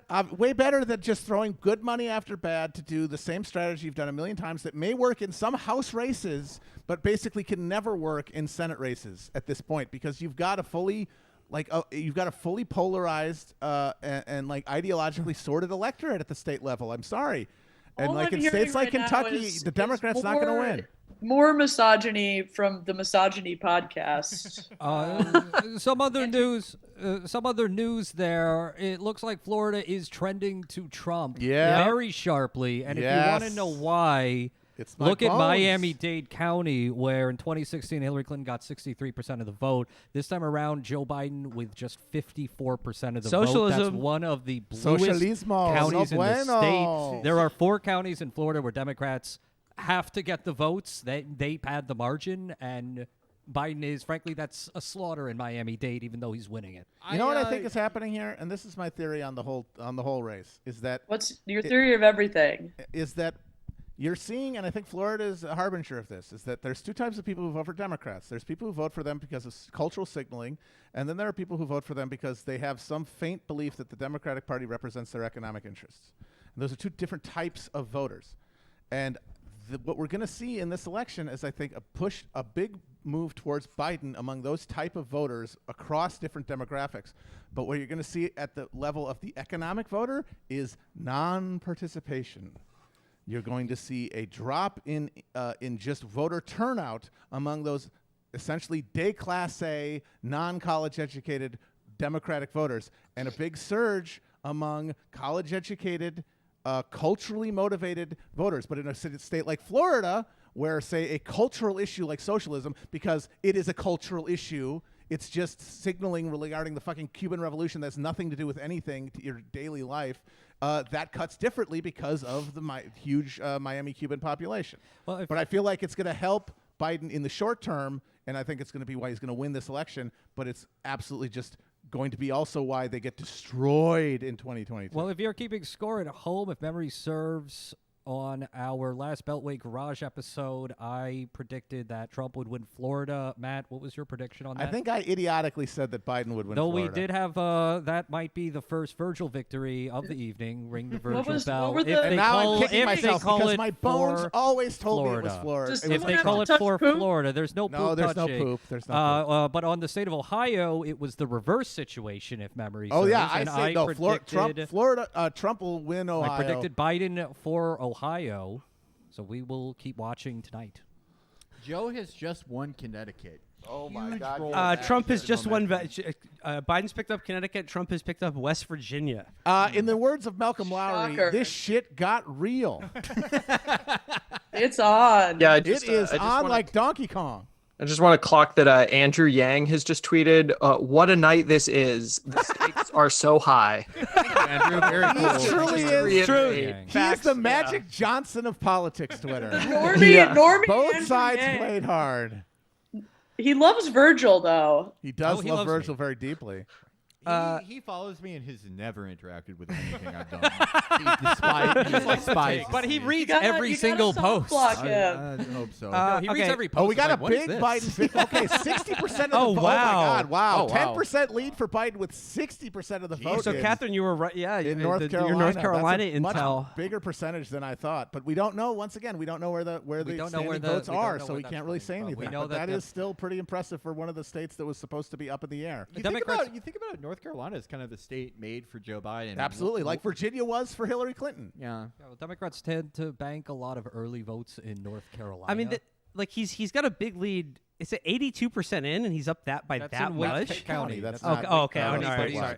I just never- overperforming Hillary Clinton. They're by trying to 7 points. Yeah. fuck with you. I mean, Oh, it's also looking like Cunningham is up 300,000 votes with 2.6 million votes in. Let's go, Oh baby. wow. Yeah. R.I.P. Tom. I guess there might still in this late date be consequences for having one of your top guys put a lit cigarette out in the eye of a cancer patient Yeah. when no, they ask for health care. Cal Cunningham is a horribly shitty, bad North Yeah. Carolina Democrat. Oh my God. But, you know, Decision Desk is calling Florida. For Trump. yeah, for Trump. Oh yeah, sorry. Yeah. Sorry. Felix, Yeah. you were saying. Yeah. Yeah, Cal Cunningham is like a completely shitty North Carolina Democrat, but his success may make America more like France in certain true. ways. I thought you were going to say it was going to make us more like friends. I think the big question tonight is going to be who will Cal Cunningham get to hug and kiss a lot at the end of the night. You know? He should be like Meteron. Felix is- Honestly, he should be like Meteron and bring the whole squad in at the end of the night. he should be like more. This is about to go on an anti-condom tirade. Chapo folks, we gotta go soon. Do you mind if I plug our subscription? Please Go do. right ahead. Please do. Tonight only, you can get a 25% off discount off a year of our capitalist tier, which is our most premium offering, by going to discourseblog.com/subscribe and entering promo code ELECTION when you're signing up. So again, tonight only, 25% off a year of an excellent subscription tier. Discourseblog.com/subscribe, promo code ELECTION. Catherine, always a joy and a pleasure to see you, to talk to you, to be with you. Please pet our kitties for me. Thank you to Catherine and the Jacks. adorable Yeah, folks. thank you, Catherine. And Jack, Jack, everyone Jack. at Discord. It's a wonderful, useful service. I think you should take them up on this subscription offer. You can play video games with your friends on it. You can share Nazi stuff on it. And also read Discourse blog. All right. Thanks, guys. Thank you to Catherine, Thanks, Jack, guys. and Yes, Jack, thank and you. Discourse Thank you. blog. Cheers, guys. Be right Bye. back with a new guest. Well, Florida for Trump. What a shock! Yeah, Not to shocker. me at For this Trump, point. that The looks like bones. the It's first set into my bones, and I knew swing that the state. destiny had called. To be counted this evening, to be called this evening, if should the Associated Press deign to call it, which they might not do, of course, because of the outstanding votes. There are still the mail-in ballots, but who knows if Joe can make up that gap. I gotta say, if we get an early victory from Biden in North Carolina, like anything like this 10-point lead, then I gotta say that I think that Arizona falls because I feel like I don't know. In my mind, they're tied, psychically, and they're like on a string. And if one starts twanging, the other one's gonna pick up the vibration. Keep in mind, you do have the weirdness of Florida and the anti-communist. Yes. Yeah. Of course, we South might just Florida. be talking ourselves into something, and meanwhile, we're getting ready for somehow 2016 happening again. It's very possible. It's very, dude. I mean, I remember what it felt like 4 years ago. Because like Florida was the thing. Like Florida, if Biden won Florida, you could kind of just be like, no, okay. If Biden, if they'd called Florida, or they won, it was just fucking over. It's over. And then, but like just like 2016, it was just state after state after state. Well, we are still one after the other, waiting to hear from Pennsylvania, Michigan, Wisconsin, the trio of states. And of course, the Pennsylvania states are not really going to get counted until tomorrow at the earliest. Trump's margin of victory last time around. It could be a situation where the election hinges on Pennsylvania and it reports nothing tonight. I said, if Arizona goes the way it looks like it's going, Pennsylvania is obviated, and then like we'll find out a week from now. Oh, okay, Biden won Pennsylvania, but it won't be at the front burner. It won't be this like maddening thing. It'll be like, hey, what's going? It'll be like on the slow cooker. Hey, let's go check on Pennsylvania, and then you look at it, and it's like, yeah, if he needs a few more hours, then you just go back to Twitty. If Trump takes Ohio, Iowa, Florida, but Biden could get a victory in North Carolina, Arizona, Nevada tonight. That's it. it. It's still, I would have to look at the math again, but I think he would still need at least one of that trio of Midwestern sure, but states. I don't think that none of them are going to announce as tardily as Pennsylvania. As Pennsylvania, sure, but I'm very curious to see what's going to come out of Michigan tonight. You can say whatever you want about Pennsylvania, but can we please not use that word to describe them? Michigan's a state that provided two genuine shockers in 2016. Both when Donald Trump won in the general election and Bernie Sanders won in the primary after Nate Silver gave him a less than 1% chance of doing so. There have been mixed reports out of Michigan. We're seeing, certainly at the state level in the races that have happened since 2016, a big suburban shift to the Democrats, but also early reports of weak turnout in African-American Democratic precincts in Detroit, much like 2016, so who knows? Michael Moore told me 2 weeks ago that he got a call from the Biden campaign asking him, how do we win Flint? Oh, God. But again, you don't know how much of that is just ass-kissing and like trying to get them on their side. It's like also all these reports about like, African-American communities want to know what the outreach is. Like some of that is rainmaking. Like some of that is seeding stories in the press to get more attention and get more funding. If you want to win Flint, deploy Barack Obama there to say, we never fucked up. There were no problems under our leadership. Hey, you guys, remember the governor who poisoned you all? He endorsed Biden. Yeah, he's our friend now. We like him. The guy who poisoned everybody, it knew it was happening and allowed your children's brains to get microwaved by fucking lead. Yeah, no, he's our friend. Oh, right. He endorsed Biden. He endorsed Biden. The one tough nerd. One tough nerd. And that was a foundational Fournier tweet like a year before the Flint water crisis. He said, hey, everyone, watch out for one tough nerd. He's going to be a national star. Yeah, because he's going to use his damn nerd statistic brain to overcome partisan bickering. And it turns out his nerd statistic brain said, poison poor people for a few extra stock points. And now he says Biden is good. Well, people can grow. Yeah, exactly. You guys remember though that like the reason Flint got its water poisoned is that like it went overnight from being a city with some of the best tap water in the world because shocker, it's right next to one of the largest sources of clean fresh water in the world. Yeah. A fourth of all of the fresh water on the planet exists in the Great Lakes. Yeah. And they changed it overnight where they rerouted the municipal water supply through a river. For the Coca-Cola company. It was like a beverage, a bottling company, and they just like they rerouted the runoff from the factory like into Flint or whatever. But like it was like they allowed it was like a Coca-Cola or like Coors or something, basically like free access to the municipal water supply to run their factory equipment. right? Like it was just hugely wasteful and then causes a whole lot. And then they like changed the source of Flint's water to I don't know, like a fucking. No, it was a river. It was a local. Oh, it was a river. No, Yeah. no, it was the Flint River. They were getting like wonderful clean water from Lake Superior. Yeah, and they switched to the Flint River. through an aqueduct that had been working for fucking decades there. And it was a pure corporate cronyism when one tough nerd came in and looked at the data. And it was not it's not like it was data. So, there's more electrolytes in the Flint River water. Efficiency. It was just corruption. It was just corruption. It hydrates you faster. It was buddies. All the lead and fucking industrial runoff from 80, 90 years of automotive production. Cheap corruption. Just it's like Essentia. Shit. It's better for you. It's just better. It wasn't even like a math problem told him he had to do it. Oh, like contacts.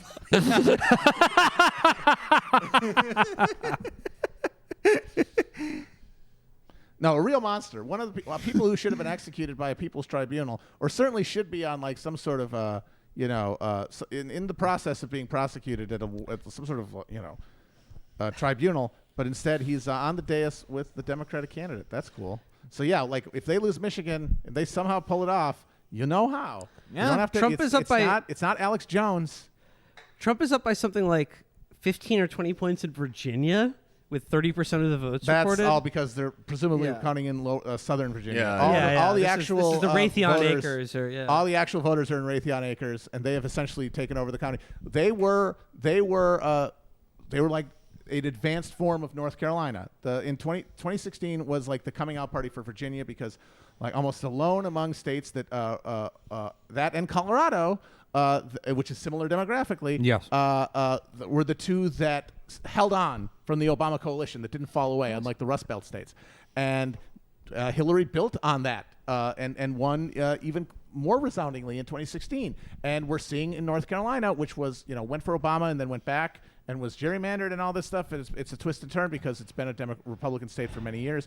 But the demographic pressure is very similar to that North Carolina or in Virginia, thanks to the Research Triangle and the fire sector, which is also what has changed the demographics of Virginia. And that's why I think one way or another, I think North Carolina is definitely going to go. In my opinion, I'd be very surprised if it is not for Biden. North Carolina is a fire sign, and that obviously does well for Joe Biden, who is a Scorpio. Virginia is actually, that's an interesting consequence of 9/11 and the growth of the deep state. Oh, yeah. One of the reasons it became blue is because they needed people to work for the rapidly expanding and deep instead state. of being like the extraction industry psychopaths of the Bush era, these were their kids. These were their like college-educated and essentially housebroken children who had all of the liberal outside cultural signifiers. And so that means that in an increasingly culturally polarized electorate, they're going to vote for Democrats. And they came in big numbers to fill that maw, that demand for hey guys, guess military what? money. What's up? We got Virginia. Hasan on the stream. Oh. What up? Oh wait, I can actually rip your live streaming chat thing, right? Yeah. You can go right ahead. Hell yeah! All right. Oh, hell yeah, player. We got Twitch Kingpin Hasan Piker on the show. Hasan, how's it going? Not too good, ladies and gentlemen. Not too good, guys. I hope you guys are doing well over there. Things are looking not too great here in Florida. Turns out the QAnon Cuban moms are absolutely 100% not riding with Biden. Hasan, we just got the news. Yeah, Laura Loomer gone down in defeat. It's a fucking awful night right now. Yeah, it's terrible. Massacre. Hasan, we're just we're stunned that. Why are you talking to this loser? I'm sorry. Not you, Hasan. I'm part of the show. Claire Claire McCaskill just came on. I know. We are stunned that Mike Madrid and Anna Navarro failed to bring the Cubans over by making shitty photoshops where Donald Trump was Nicolas Maduro. They not even can't believe they failed. Did Pitbull ever even endorse Biden, by the way? I don't even know.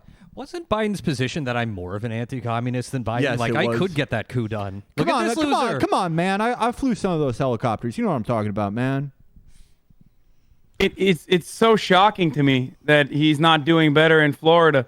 I sure hope that the same Hispanic outreach, which is of course otherwise different in like every other part of the country. No Hispanic population is as reactionary as the fucking Cubans are in Florida, but I sure do hope that they did better. Hassan, seems like Arizona might be doing better. I don't know. I mean, I was just looking at someone who was looking at some of the crosstabs, and it seems to be showing that Latinos are going for Trump more than in 2016, according to early exit polls and crosstabs. By 11 points. Yeah.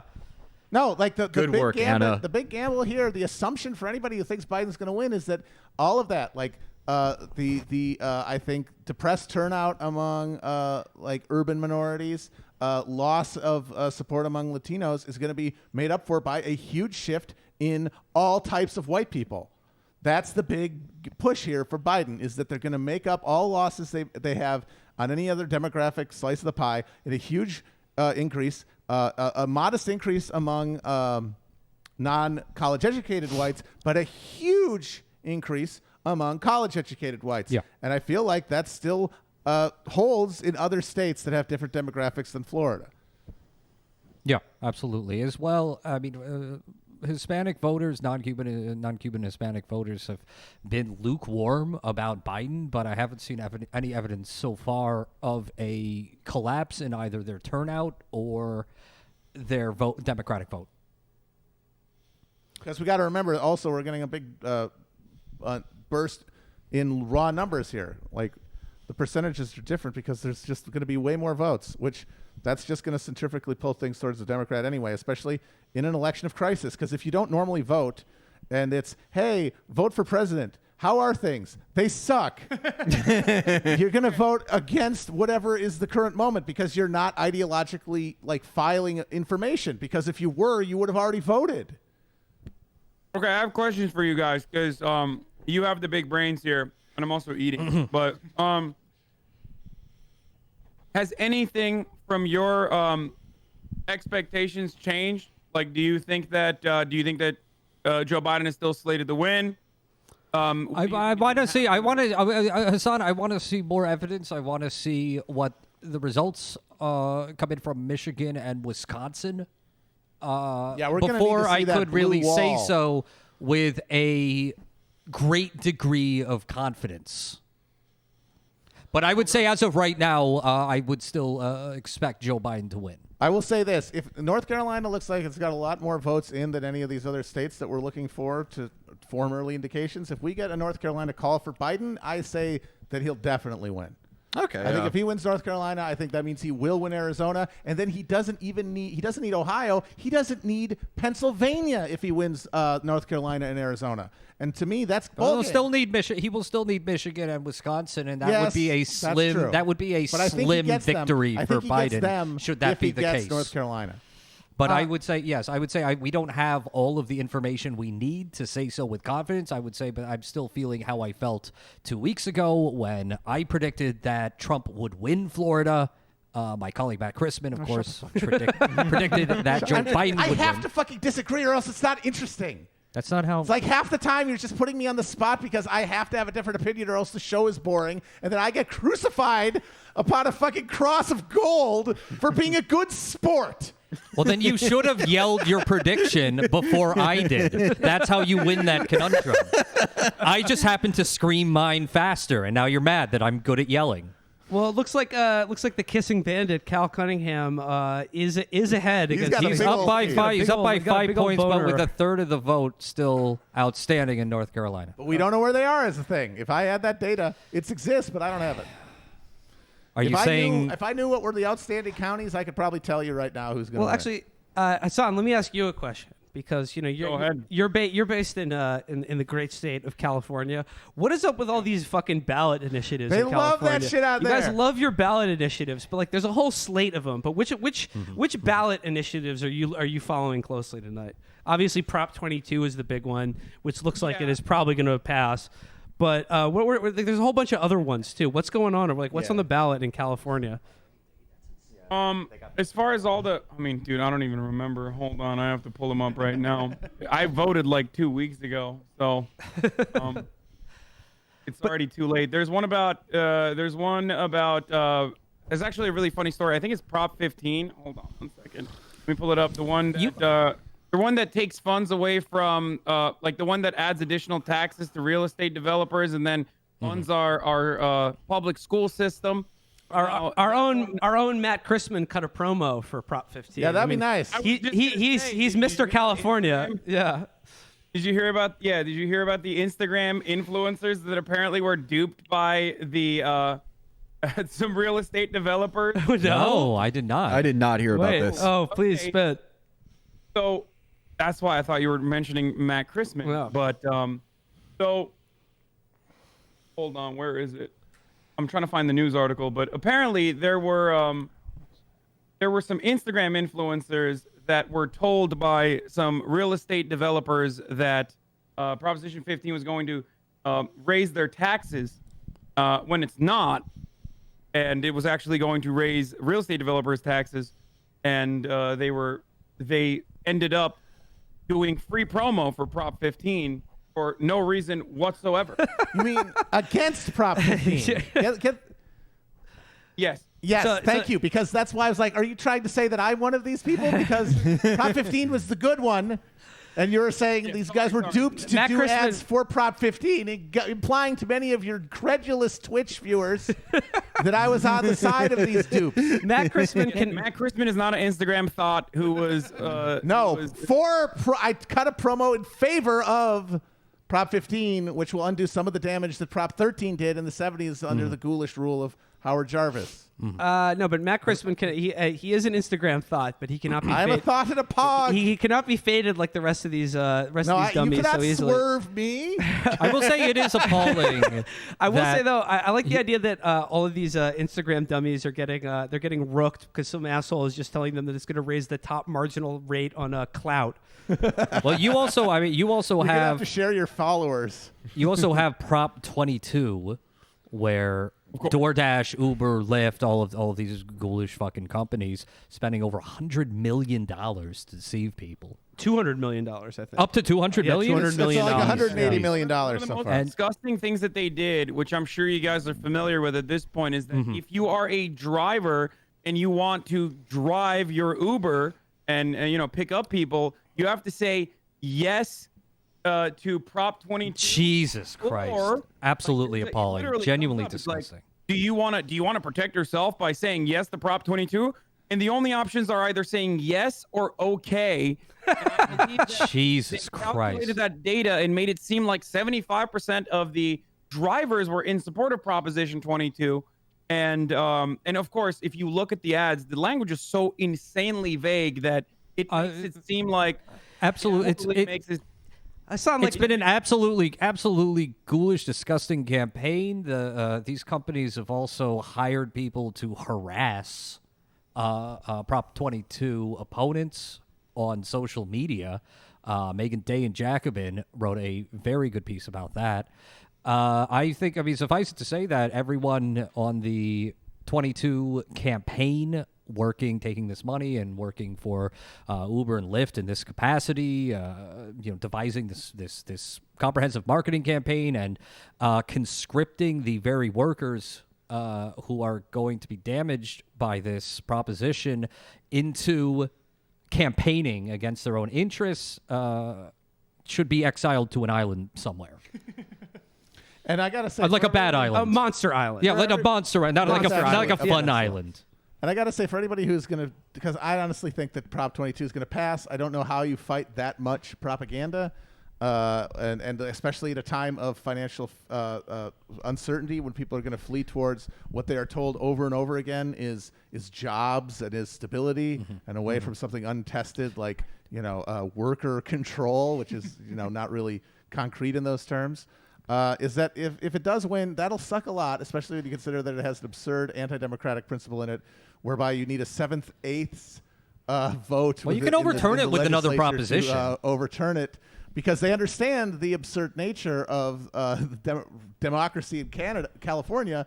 That the fact that things can be made this easily means they can be unmade this easily. So you build in within them something people aren't even paying attention to, which is almost no takebacks clause. Well, I don't have. Matt, I'm not as pessimistic, but I really don't have a read on this race. I just somewhat suspect that people are not necessarily going to vote for whatever is on the card that comes with their Taco Bell. I will say this: that California and New York are often, they're brought together in a lot of people's minds because they're the two big democratic states, right? But they have very different structures politically. Like, for example, New York does not have a referendum clause at all. No. You cannot do that shit. California does it all the goddamn time. I have to say, and that's because mass democracy came to New York in the form of the first political party, the Democratic Party, Martin Van Buren's democracy. Go off, King. Van Buren time. We love to talk about Van Buren. The Fox of Kinderhook? Yes, the Red Fox of Kinderhook himself, Martin Van Buren. He created a system that was patronage-based, and that means that when mass democracy came, when like the brokerage model went away a little bit, it was dictated on the terms of these old patronage networks, which did not exist in the fresh New West. And when a progressive sort of majority sort of just formed out of the reality of the Great Depression and the New Deal, it did not have the sort of structure inherent to it, and so democracy took the form, instead of getting a job from your cousin, the ward healer, getting names on a stupid fucking referendum so we can change the Constitution every fucking 2 years. And what's this? Oh, it's the era of mass media where everyone's opinion is dictated by what they see over and over again, and people could just buy influence there, meaning that they could just choose the laws at their fucking whim and obviate like any democratic involvement. Oh shit. Hasan, real quick though, during Matt Christman's explanation of the early Democratic Party and Martin Van Buren, how much has your viewership dropped in just the last 5 minutes? When I first started Chapo, I think I had 230,000 viewers, and now I'm currently at 184,000. battling my chat to get him to shut the fuck up about the views. After all, you guys forget that I am basically wrangling a daycare full of 14-year-olds on Diet Coke. So, oh God! Well, now they fucking know about the Red Fox. You're the lady in the Christmas stockings from Muppet Babies. I mean, Hasan, I gotta say, when we were hanging out with you in Nevada during the Nevada primary, and you showed up for the Bernie canvassing event, you and your friend, and you were wearing like a Twitch powered backpack and like just and like a GoPro where it was just like your POV where it's just like you were like a mobile streaming unit. You were more Twitch than man. Just walking around like fucking RoboCop in Las Vegas. I think Matt said it was like you had a printer from the 1980s strapped to you. Going to voters' houses. You had a battery pack from a backpack in front of your chest. You had a battery pack. You had your own like Wi-Fi hotspot. Can I talk to you about Bernie Sanders? Yeah, I mean, luckily, despite my best efforts, Bernie Sanders still won Nevada, but it was tight. It was tighter than we thought. I almost tanked it there, especially in the mobile home. Oh yeah, yeah. Yeah, in the trailer park. That was a trip. Watching you stroll befuddled down the main thoroughfare of a North Las Vegas trailer park. He was like heads out and be like, "What in tarnation is going on here?" He was like Alma Garrett's husband. We're gonna show you up in the mountains. We're gonna show you the claim. I was there to tell people living in the trailer park, why aren't you going to vote for Joe Biden in the inevitable general election? How insanely privileged are you, Sweaty? Please check your privilege. So I kept yelling at them. And for some reason, I don't know what Nevada's going to look like, but I had the wherewithal. I knew that Biden inevitably would, of course, secure the nomination. So, we'll see what happens in Vegas. It's like you had like a camera like that you were holding, and then like there was like a power cord going into the backpack, so you looked like some sort of Gundam. and then we went to the gun range, and you were walking around pointing that at people, and I just thought they were going to shoot us or something. The gun range was a great. You were what every really dystopian film warns is going to happen. No, Hasan, hanging out with you at the gun range is one of the funniest things we did. That was awesome. Back when we still thought that like a future was possible. That was funny, wasn't it? That was real fun. Those were the days, man. Nevada was really good. Those were the party days. Yeah, and then everything changed when the Fire Nation attacked. That's Barack Obama doing behind the scene closed door deals in a smoky room to Well, that's okay. I will destroy Bernie Sanders' chances. He promised to get Beto O'Rourke temp work in order to endorse Joe Biden, and then it all fell into place. You know, I will soon be transitioning into the spirit world, though, Hasan. So I'll leave the other elements. We want to be bones. I gotta say though that if there is a big upset in Texas tonight, I got to give a shout out to troll god Matt Brunig, who had one of the best troll posts about this, where he was like, "This is all on Bernie and the Bernie Bros for insulting Beto O'Rourke so much he had to drop out and then just go like campaign in Texas." It's true. Everyone's giving him credit. It's like, why did he have so much free time? Because he got owned by Bernie. QED. Yeah. Hasan, 7 minutes. I gotta dip out. I'm just letting you guys know because there's. Yeah, we're gonna take a break at 9 too. Well, we're gonna boy. we're gonna We're take all a break in tingled a minute, Hasan. If you have any closing thoughts for our audience. Do I have any closing thoughts for your audience? Leave us with something. I don't even have thoughts anymore. Not a single, not a little brain morsel, not something to make us go. Look, the only thing I'm gonna say is, I'm an idiot. Okay, I'm a himbo. I'm a thought. We'll join the gang.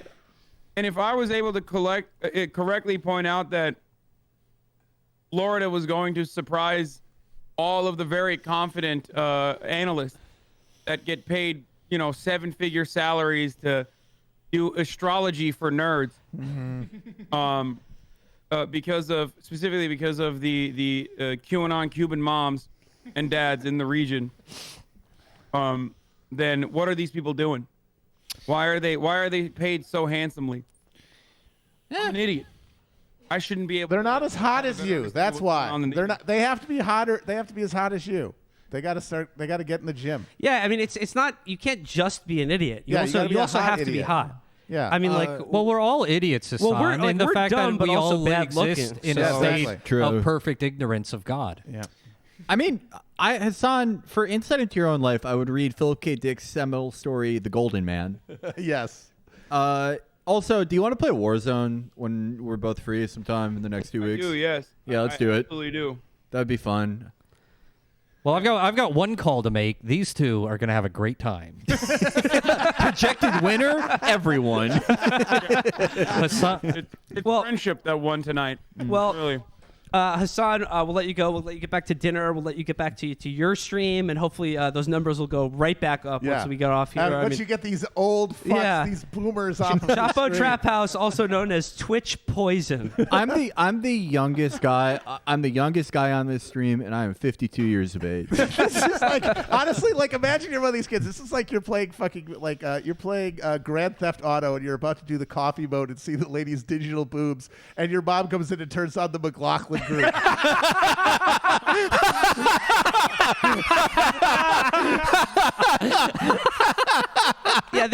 There's usually just on they're spamming your chat thousands at a time with, as you explained it to me, like some sort of a reference to anime and gay porn. It's a sound that's made in gay porn or an anime or both. Yeah, exactly. It's a sound from a well-known gay porn clip, and then they're hitting your chat with that about 1,000 times a fucking second, and then they just clock in, and Matt's just talking about fucking Martin Van Buren. Yes, old Kinderhook they called him. It's often said that OK comes. All right. You know, it comes from a German salutation common among immigrants at the time. Hasan Piker, thank you so much. Thank you to Hasan Piker's audience. Twitch God. You guys are awesome. And thank you for having me on, by the way. Our pleasure. We love you too. Thanks, Hasan. Thanks for coming on. Have a good night, and we will see you, the audience, at the top of the hour. Wisconsin, Michigan, and some other states. Let's go. We'll be closing polls. All right, let's go to break. Wait. Hold on a second.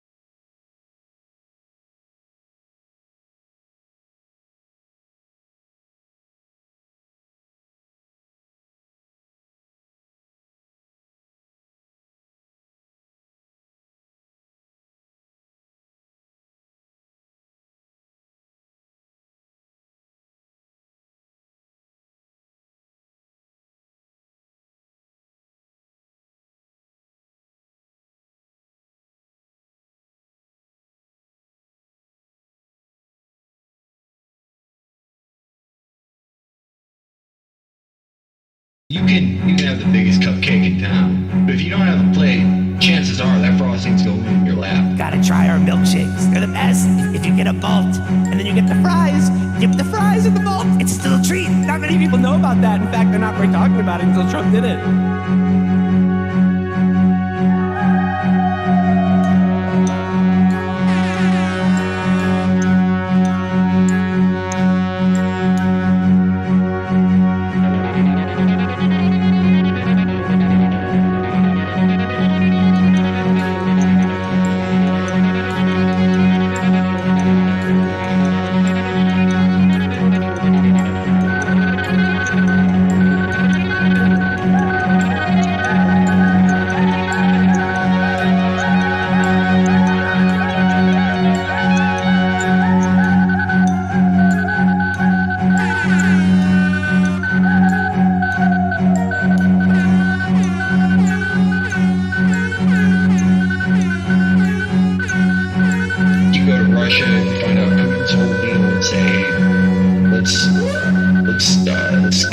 Let's retweet some trolls.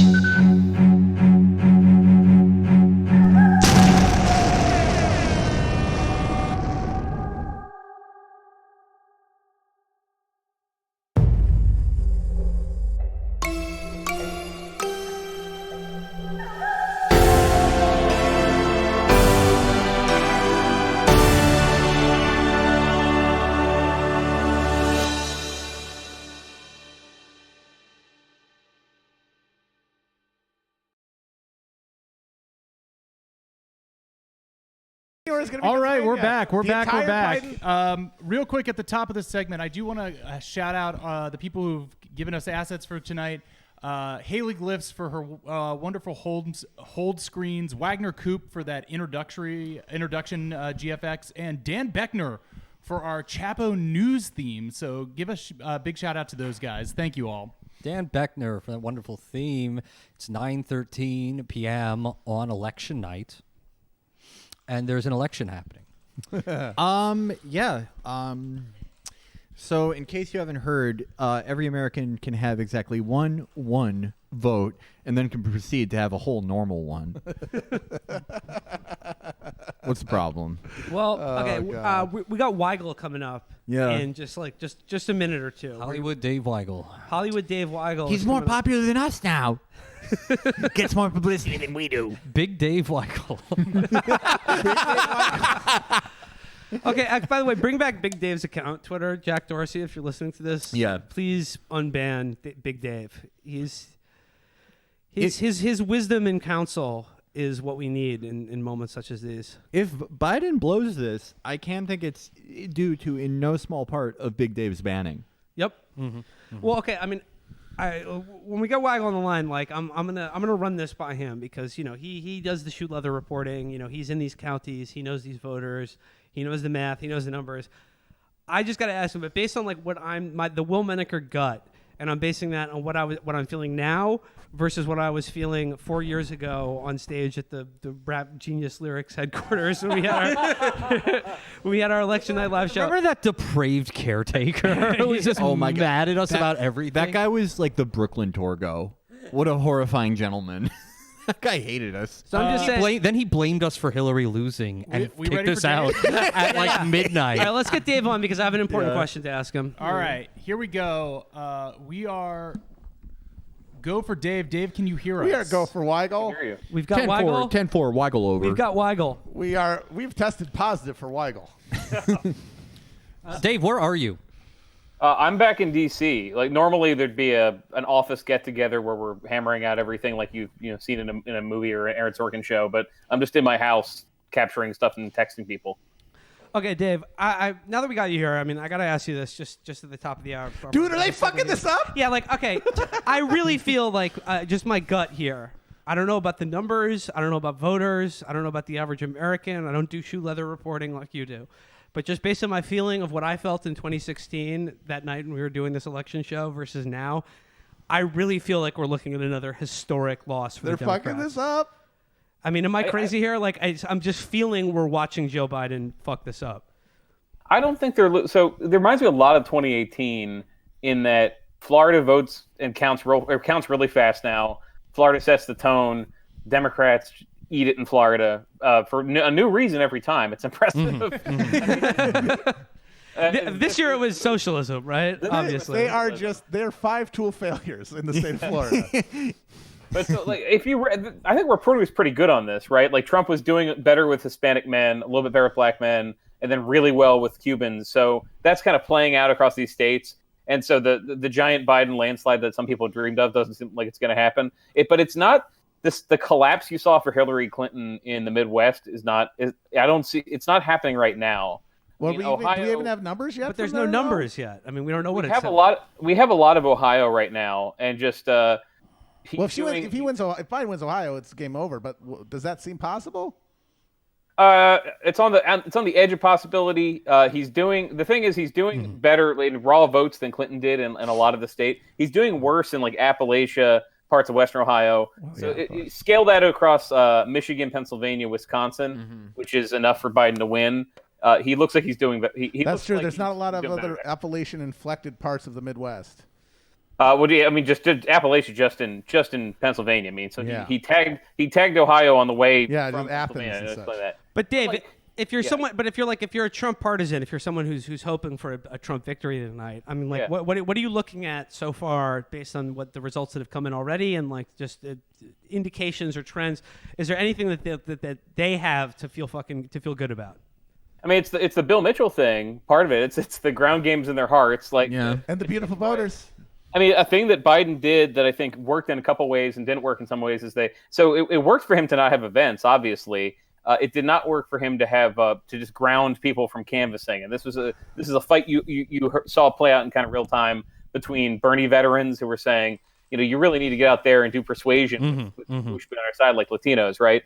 And they didn't do a lot of that. I mean, one reckoning after the election has to be there's like 80 Democratic Latino groups, right? Like the Latino Victory Project, Voto Latino, 78 more I can't name. There's a lot of these groups, and they all saw something coming and didn't do anything about it. Where there's not like big groups that have Hollywood fundraisers. Not the Hollywood fundraisers are bad. Get the same kind of celebrity support that go to like Wayne County, Ohio, which is actually going way better for Biden than it did for Hillary Clinton. Or Delaware County, Ohio, which is like the suburbs of Columbus. It's close, but clearly Biden's doing better than ever there. I mean, Texas.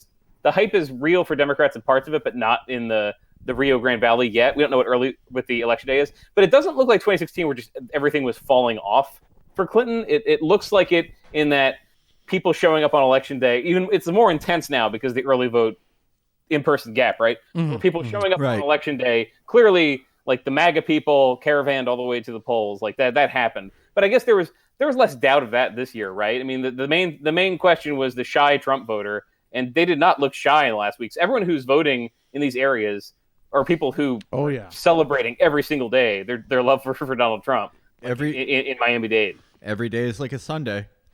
So these results right now conform with your expectations, more or less. Essentially that Biden is in fact seeing the gains that he was looking for and needed among college-educated white suburbanites.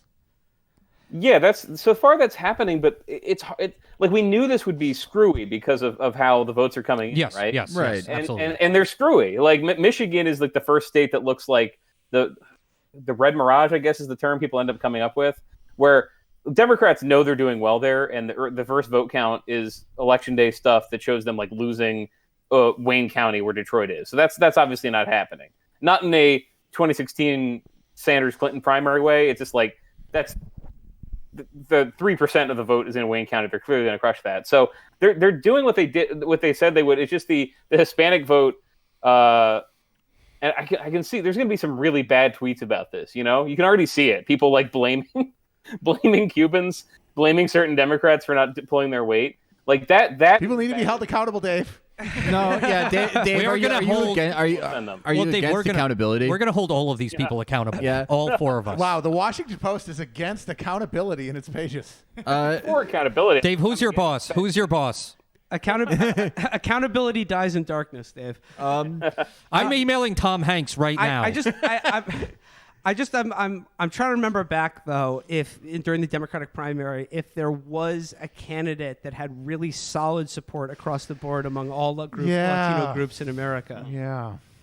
I don't know if there was a candidate like that who was just incredibly popular, specifically among a Latino population that seems to have really failed to deliver for Biden so far. Well, Bernie, I think still would have lost Florida and lost Florida. He would have lost Florida, but he would have won Texas. Yeah, I believe that too. He would have won Texas.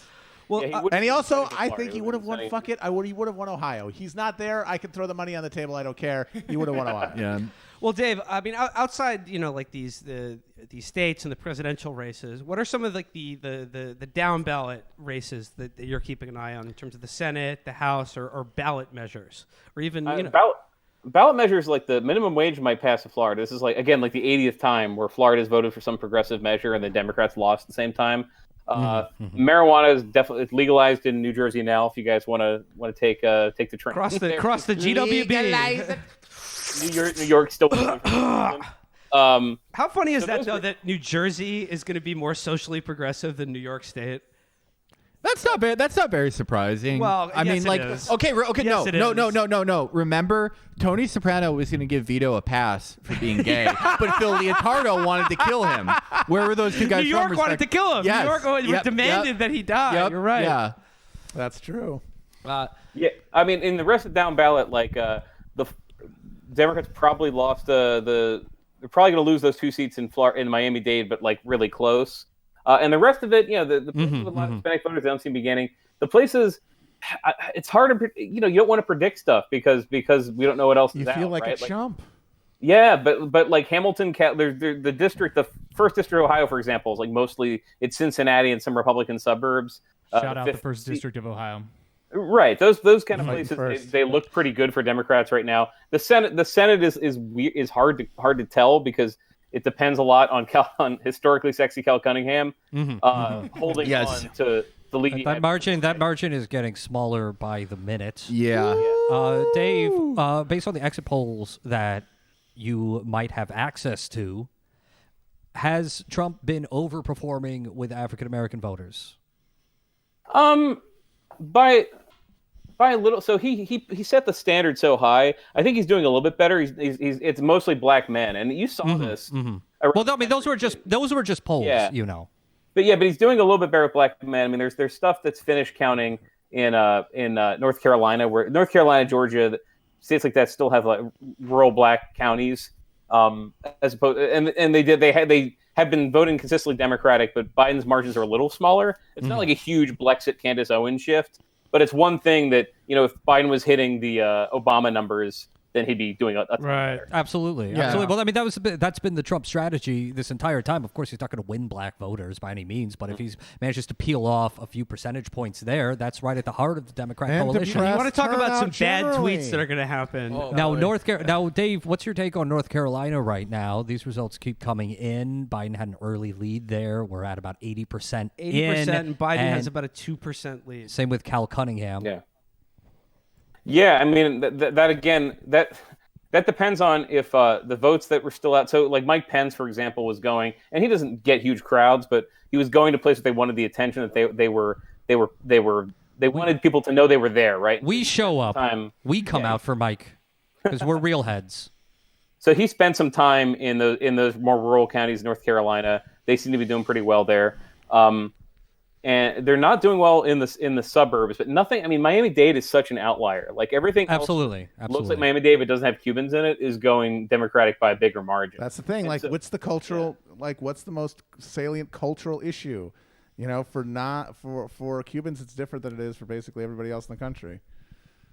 Totally. Now, is the suburban shift complete? Is it real, or is this just a mirage based on early returns? It's a little bit of both right now. So clearly, wow! Hold on. First up, sorry. Go ahead. Just some breaking news here. This one's special to me, and I know Matt too. All right. Dr. Strangelove Jr. Madison Cawthorn has won North Carolina's 11th congressional district. We're going to be seeing a lot from that kid in the future. What was the margin? What's the margin? I don't know. I just see it here. by a lot. Before you accuse Madison Cawthorn of anti-Semitism, he has the utmost respect for Israel.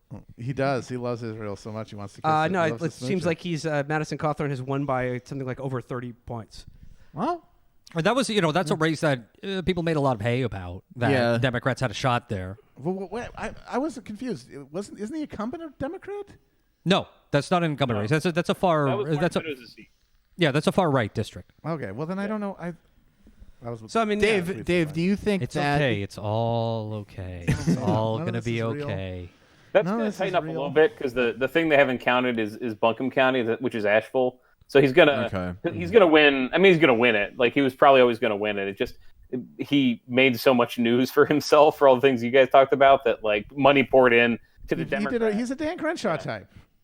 Yeah. He basically he's Dan Crenshaw, except he wanted to go to military school and they didn't get there, and he got I actually hear that he put on his uniform, looked at himself in the mirror, and said, "I look like such a fucking jerk off," and fainted.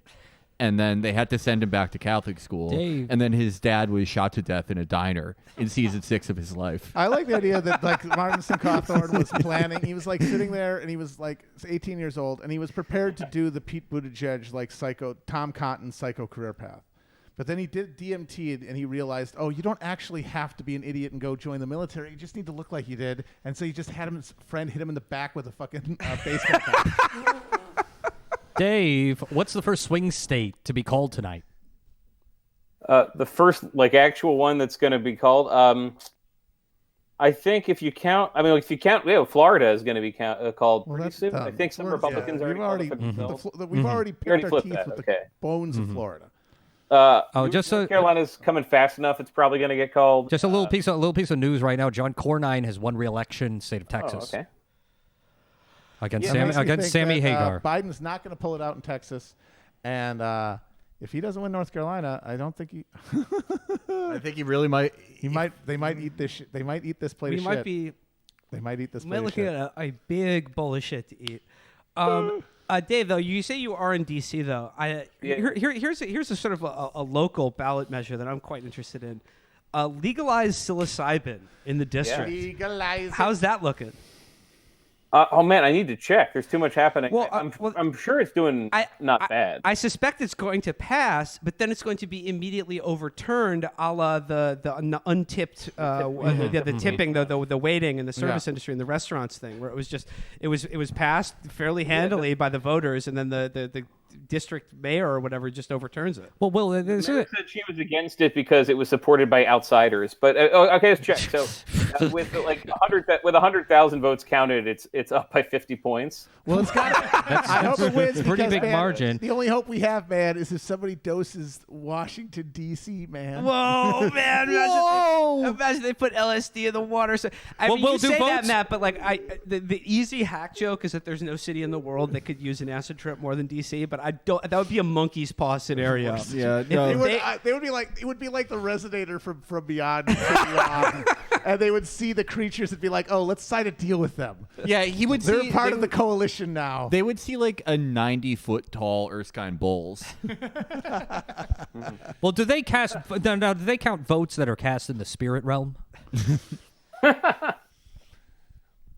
Are you asking me? Yeah, you're the expert. You do live in the district, sir. You should know this.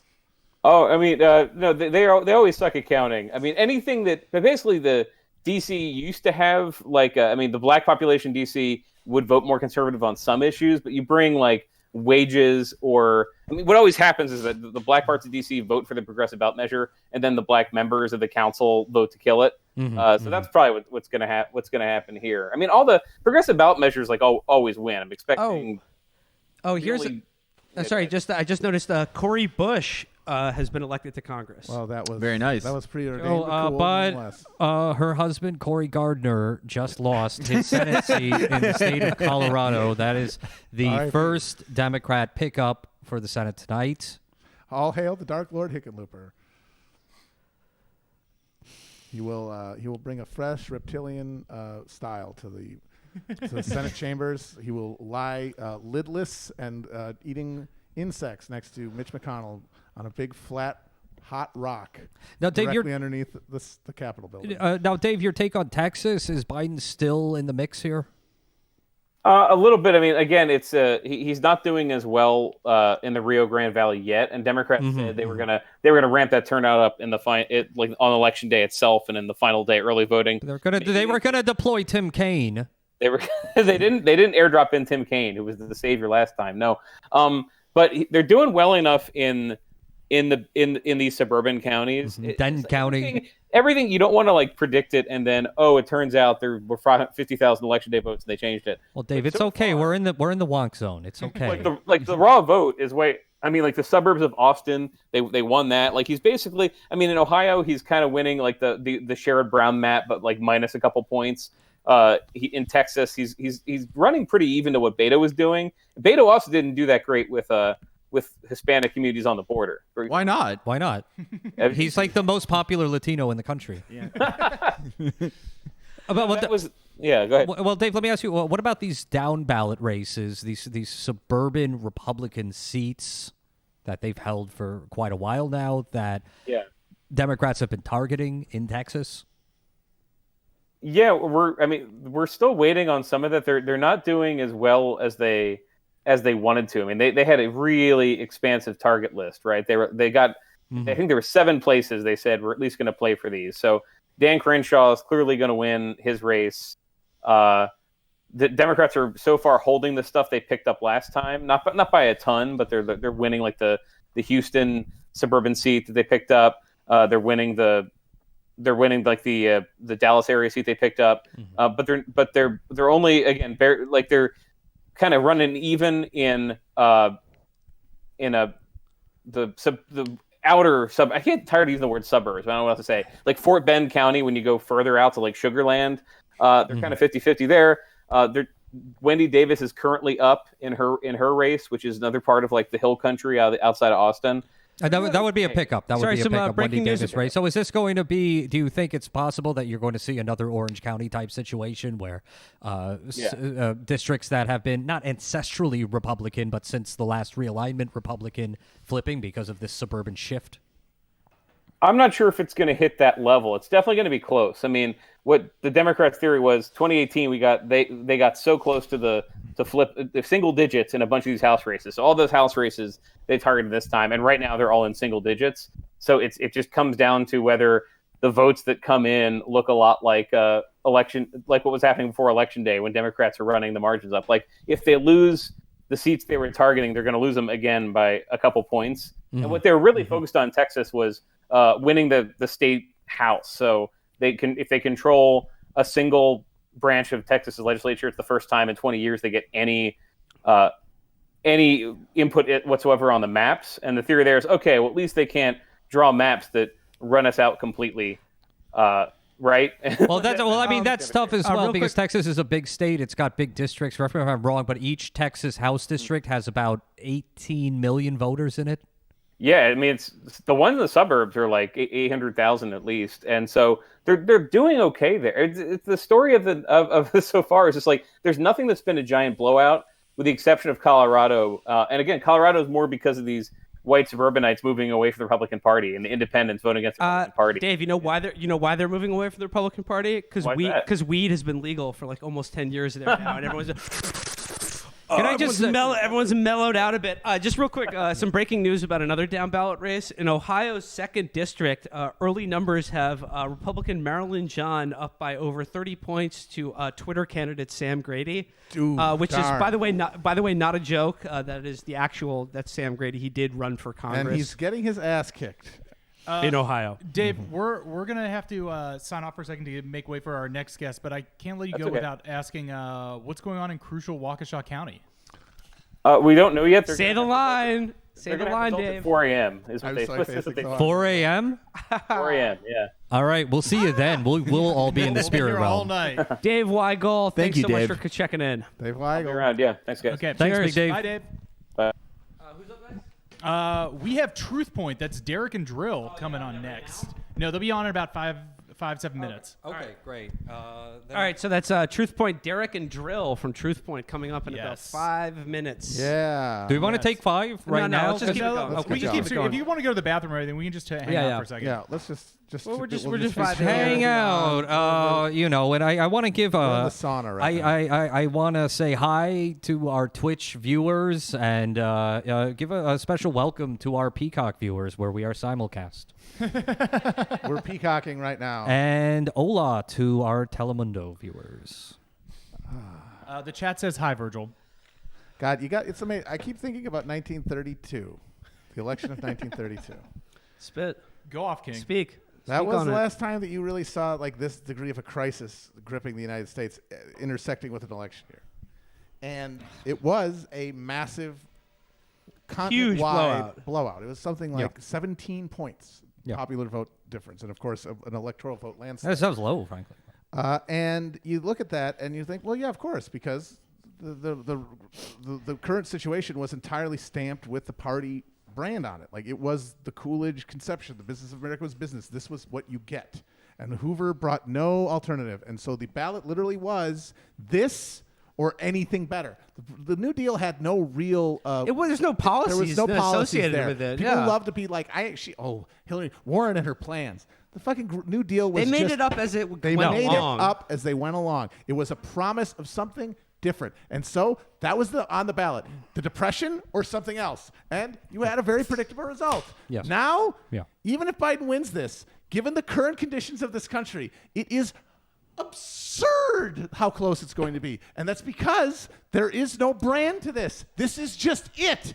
We're not getting to vote on any of this. We're not getting to vote on COVID. We're not getting to vote on eternal war. We're not getting to vote on deindustrialization. We're not going to be able to vote on any cultural drift we hate, anything we fear. We're not going to be able to vote on any of it. Now, it's only signaling our allegiance to a culture war. And so it's just, there's no reason to assume that the thing that will preside there is not just going to be a narrative. And it's not just going to be a story. And maybe even in the throes of death, the Ahab-like mania of the Trump story, the refusal to acknowledge reality, the refusal to acknowledge death, and the Reaper as it approaches you is the story we want to tell ourselves as we circle the goddamn drain.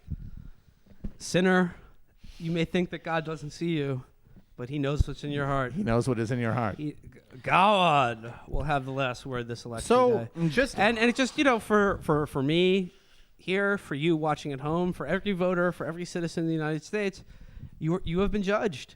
You are being judged, and you have been found lacking. Yep.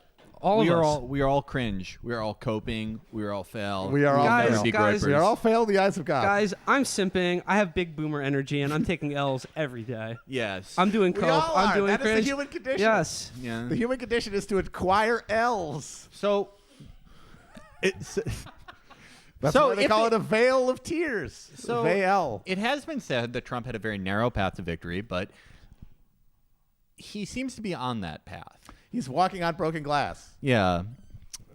Donald Lennox, what happens to the DNC? What do you even do? Do you triple down? Nothing. Yeah, That's nothing. That's what happened last time. That is the funniest thing to happen. Like if we come out of this night with another historic defeat, like a one that blinkers the imagination even more than Hillary Clinton.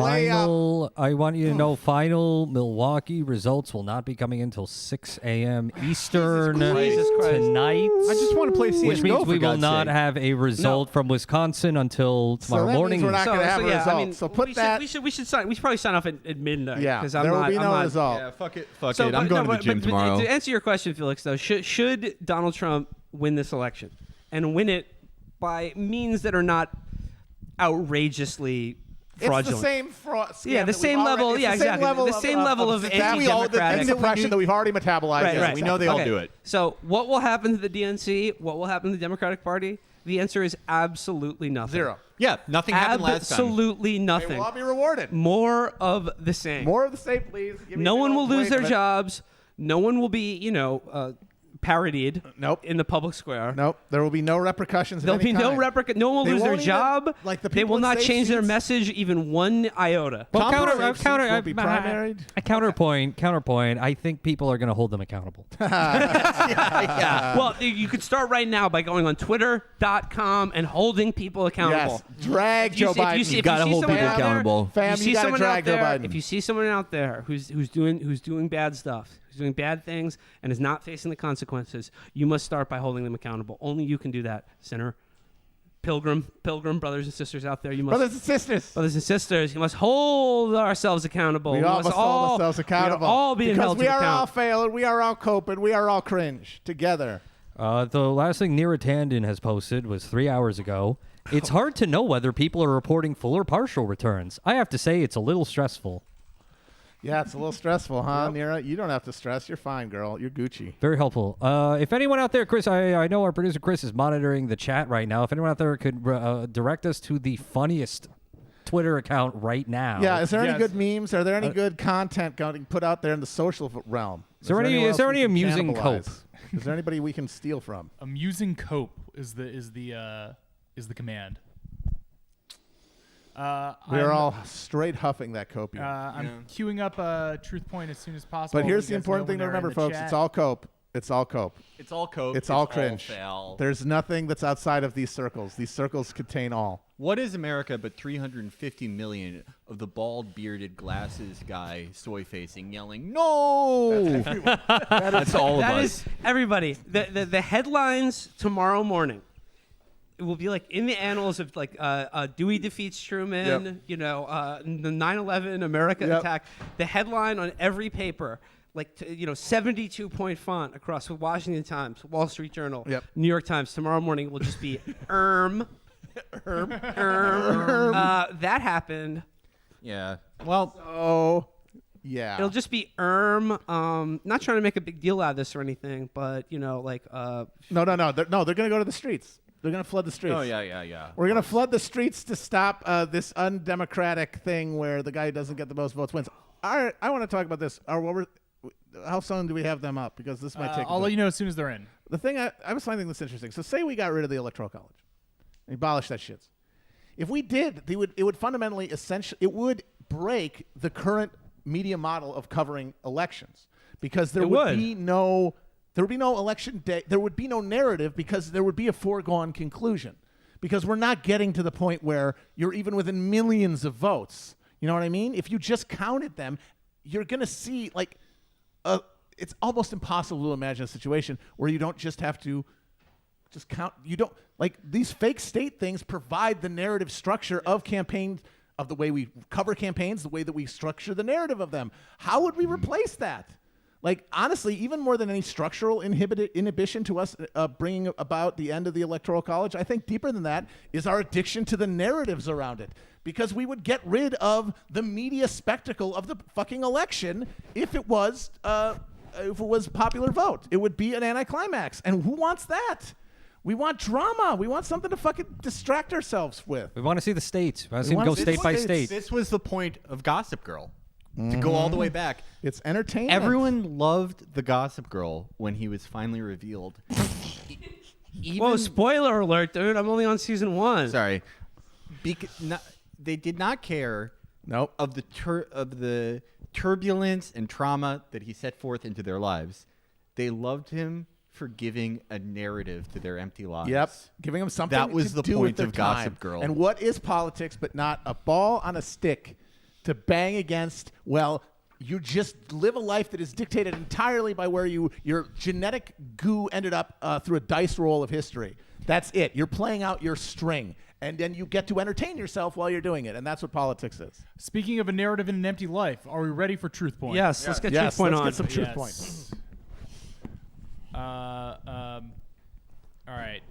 You got your headphones on. TruthPoint, are you patched in? I don't know. No? I think so. yeah, we got him. There he goes. All right. Oh, yeah. We can hear you. Can you see us? Yes, we can see you. Can you hear me and see me? Yes. You look great.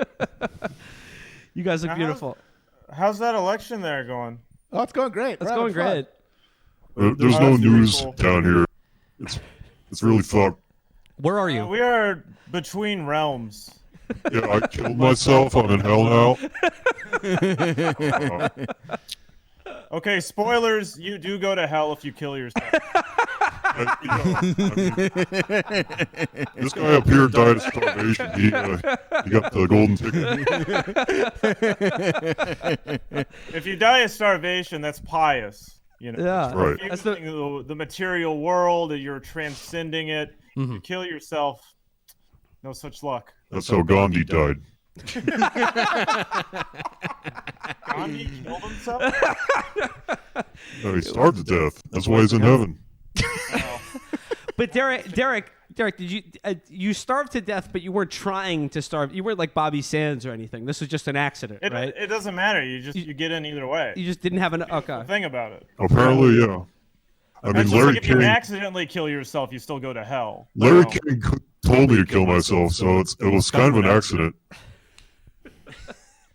I just want to comment on this really quickly. If you on MSNBC, when they show the remaining vote tally, like where the outstanding votes are, there's just a black hole to indicate where those votes are. Just a black, perfectly black circle. Well, did you guys encounter a perfectly black circle as your souls transitioned into the afterlife? Is that sort of what death? The nation, you know, so goes the asshole of the nation. So goes the nation. So you got to count the votes before they get sucked in. Dril, do you have any analysis you can give us here? I mean, that's why they brought us on the show. Your perspective maybe from the Devil's Kingdom. But I did get some analysis.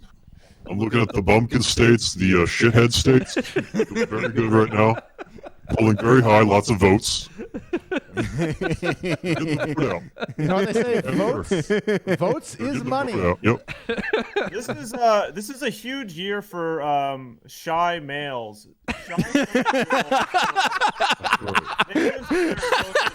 Numbers in looking at the United States. That's correct. The toilet paper shorted back in March. You got the diarrhea voters that said, no, we don't like that.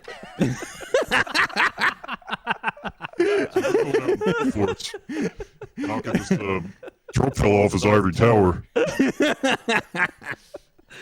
So yeah, no, ivory tower because he's like such a collegiate guy. Is that what you mean? Or in this case, it's a porcelain tower for the diarrhea voters. Jeez. But Derek, I want to talk about the shy guy vote. So it's like this is sort of a strange election year because of COVID, and there's been this massive amount of mail-in ballots and early voting ballots, and you're saying that like this is leading to a huge surge in shy guy voting who would normally. Oh, absolutely. I mean, these guys wouldn't go out of the house normally, but they're making it down to the post office or leaving. You know, you can do that thing where you like put the little flag up or whatever the fuck. Well, you can put your ballot in a secure safe that are on the streets, but the chances that you'll have to talk to someone are vanishingly small. Yeah. No, I don't know how that shit with the mailbox works, where you can like actually get the mailman to pick up your mail. If anybody in the chat knows, they got the votes now where you can just put a little disc on your table at like a steakhouse. That's a real question here. I'm not being ironic. Like, what if you put the red thing up? They really pick up your mail. That's like how it works. No, they give you the steaks and you get to pick the steaks. I've never used that. I have a question for Dril or Derek. You guys can answer this. What are we seeing from voters who use an outhouse as opposed to a traditional bathroom? Oh, these are the more rugged voters. Yeah. We've seen a lot more turds than piss. They're trying not to piss so much. You think shitting in an outhouse would be more messy, but the fact is, lower chance of splashback because you got such a big drop. It's a huge drop, right? Yeah, so you'd say that they're bearish on piss. Yeah, bearish. Yes. The thing, big number two. Okay. The flip side of that is, though, if you do get splashback in an outhouse, it's way worse. Piss is it's like somehow going into their digestive system and coming out of poop instead of pee.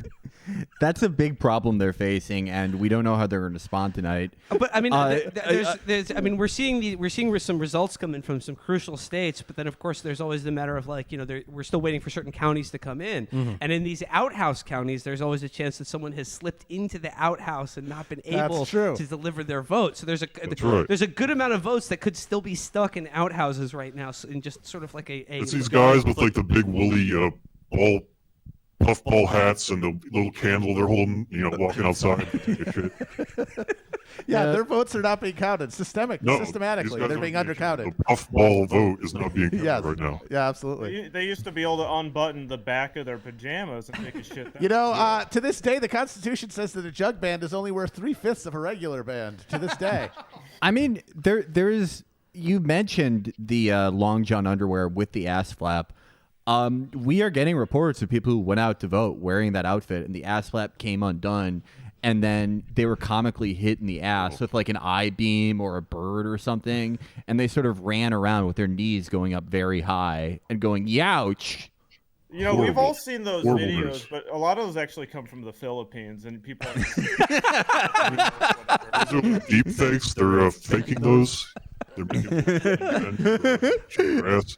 I mean, those are a couple of years old. We saw those on live leaks. The dastard Russian shows his hand again. Well, I mean, there's also there's been some early reports of sort of perhaps voter intimidation at the polls, and then people are showing up with their ass flap undone and being denied access to the polling place by a dancing skeleton. I mean, the ass flap, that's intimidating plenty of voters on its own. I mean, people see the ass and they go right home. They don't want anything to do with that. Derek and Dril, though, let me ask you guys. You guys are sort of demographic experts. You know about the different types of American voters here, and there's a couple of crucial states tonight that everyone's looking at. Some people call them types of guy. Found a guy. So, I mean, it's looking like Pennsylvania. It's looking like the Pennsylvania type of guy. Yeah. Whether they are shy, key protagonist. Whether they are shy guys or whether they are guys who have filled their britches with feces. And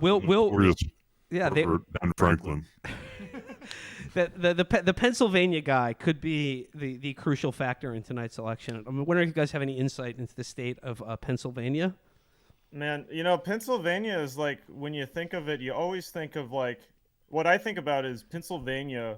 Officially, the Commonwealth of Pennsylvania is a state founded by William Penn. The Appalachian Mountains run through its middle. The Commonwealth is bordered by Delaware to the southeast, Maryland to the south, West Virginia to the southwest, Ohio to the west, Lake Erie and the Canadian province of Ontario to the northwest, New York to the north, and New Jersey to the east. It's the 33rd largest state by area and the 5th most populous state according to the most recent official U.S. Census count 2010. And that's the kind of shit you're going to see at the polls. Oh, God. Well, okay, here's another wild card state for you guys. One that could really shake things up tonight is Arizona. A lot of people are thinking if Arizona gets in the Biden column, then the math changes. We're looking at a whole different kind of math here. So, what do you got? What about Arizona? It's a desert state. It's sort of desert. Well, you need to bring back Sheriff Joe and execute some kindergartners or something. Well, by the way, Dril, we have a report. We have reports coming in from Texas that they have just executed 30,000 voters in the Houston County. So that could, I don't know. Trust their decision. This election is basically the O.J. Simpson trial on crack. It's going nuts right out there. I don't know if you've seen on the news, they've been overturning boxes. They've been throwing shopping carts at the Statue of Liberty's head. But much like the O.J. Simpson trial, we think the correct result will be reached. Well, we can only hope. Dril, you were saying there's a big smoker vote in Arizona? Was that right? The smoker vote, yeah, that's right. Yeah, they love pleasure. They love that feeling of that smoke. It feels good to them. And that's going to affect their vote. Arizonans are voting more than ever because this year smoking in restaurants is back on the ballot. Yep. That's true. They're all gonna turn up and they're gonna legalize smoking in restaurants again. And it's about time. We have videos of Joe Biden smoking cigs, blasting them even. and we don't think these are fake videos, by the way. These have been they're real. authenticated as far back as the 80s.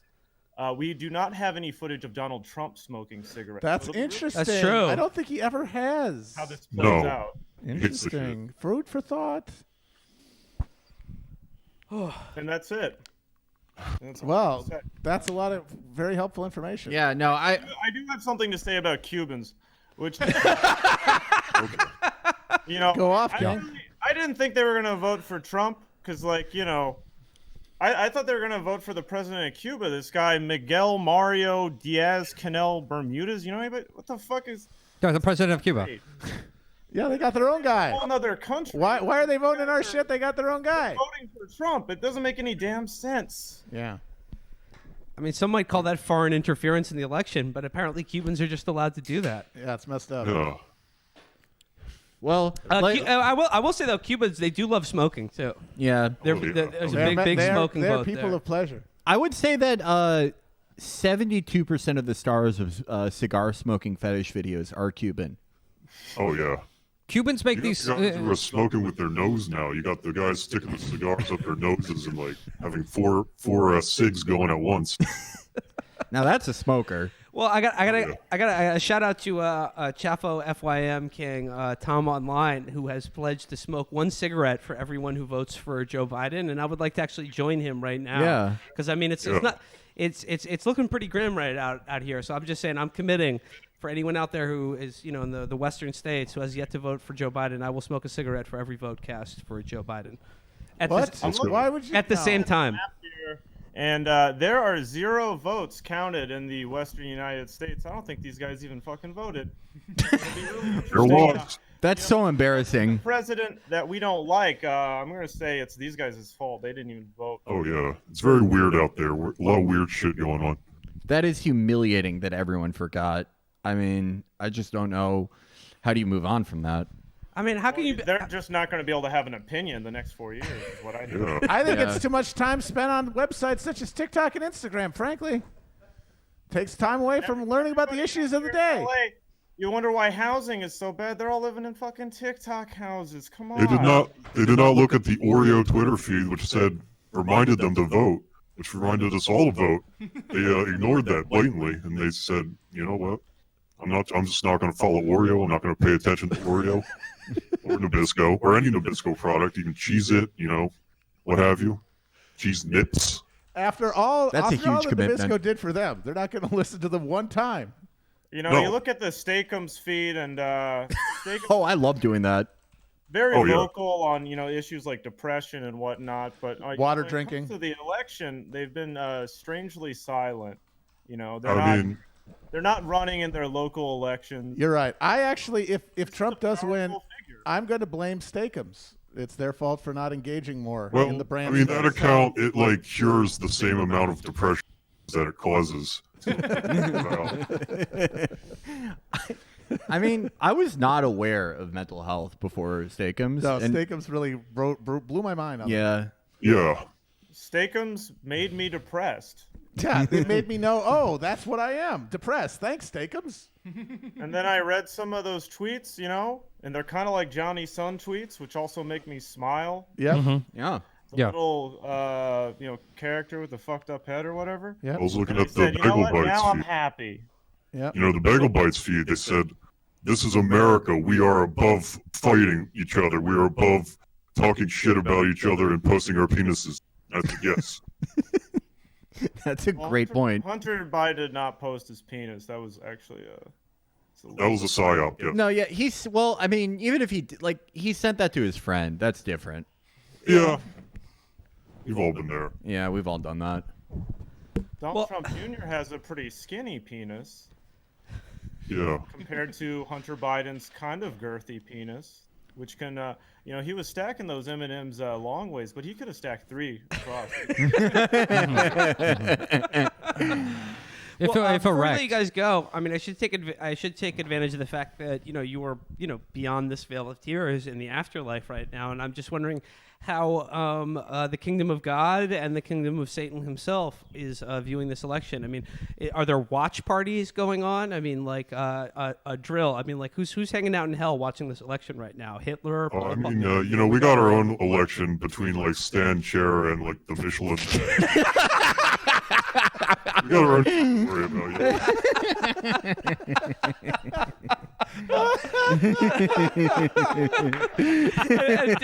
Derek,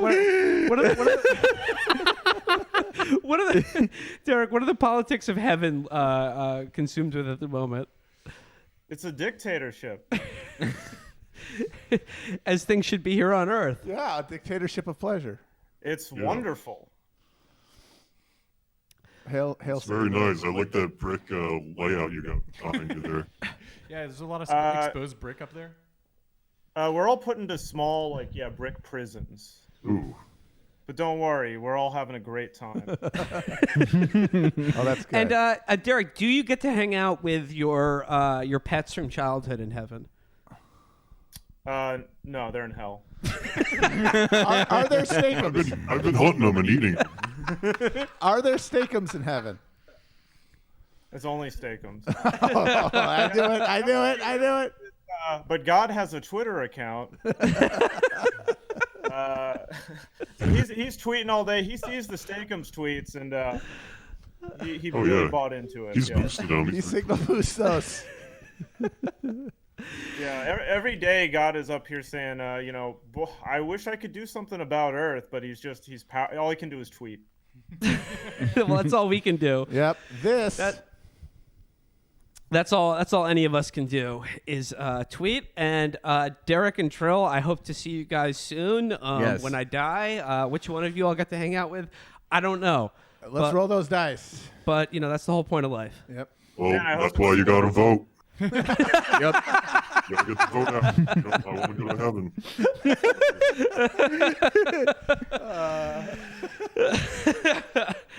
All right, Derek and Drill from TruthPoint. Thank you guys so much. Thank you, gentlemen. Talk to you guys later. Love you guys.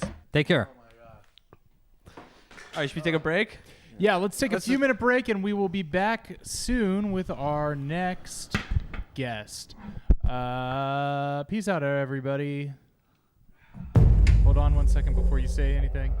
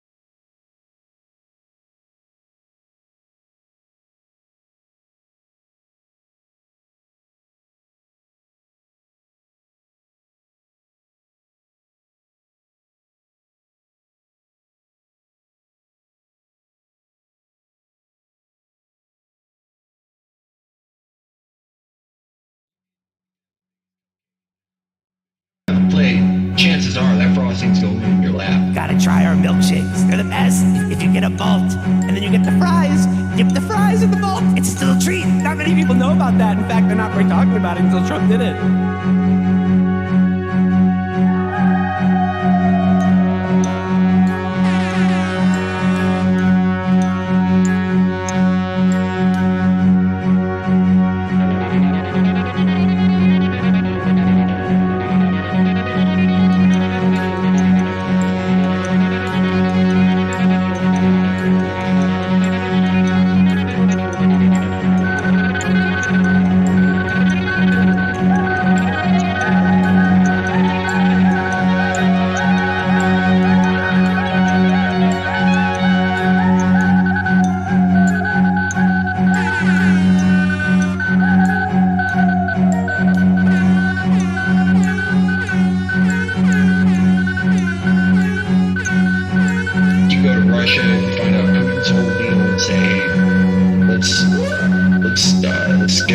Let's retweet some trolls.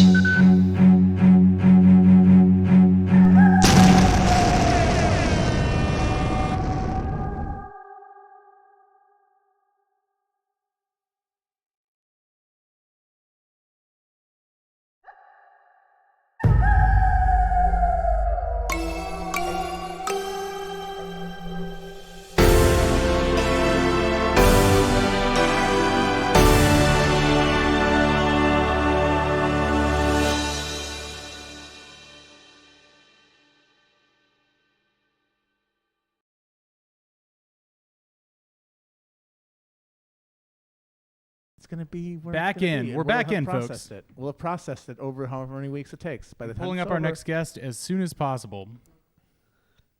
When it's over, we will have accepted it, whatever it is. Okay.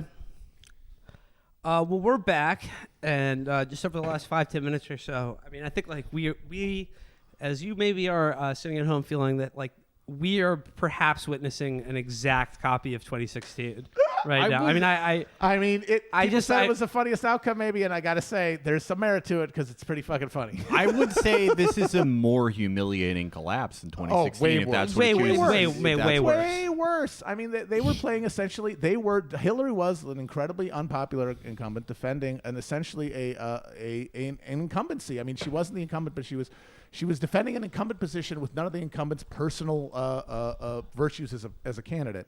And now, like, Trump is representing a collapsed status quo of absolute, like, disastrous proportions all across every segment of American life.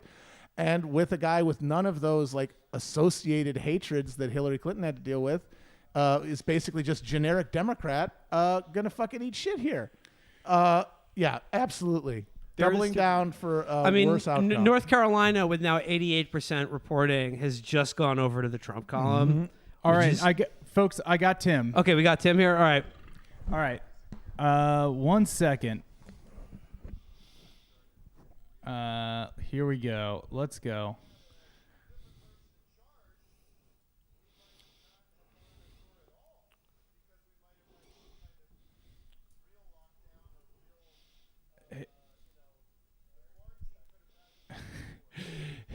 Hey.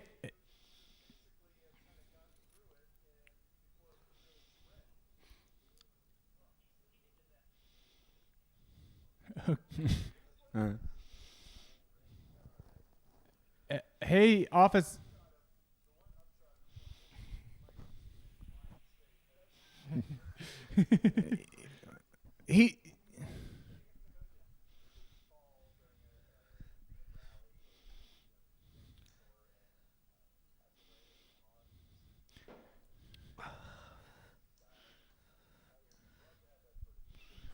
He does seem to be in terrible health. Hey, office hours. You got Chapo Trap House on the line. Yeah,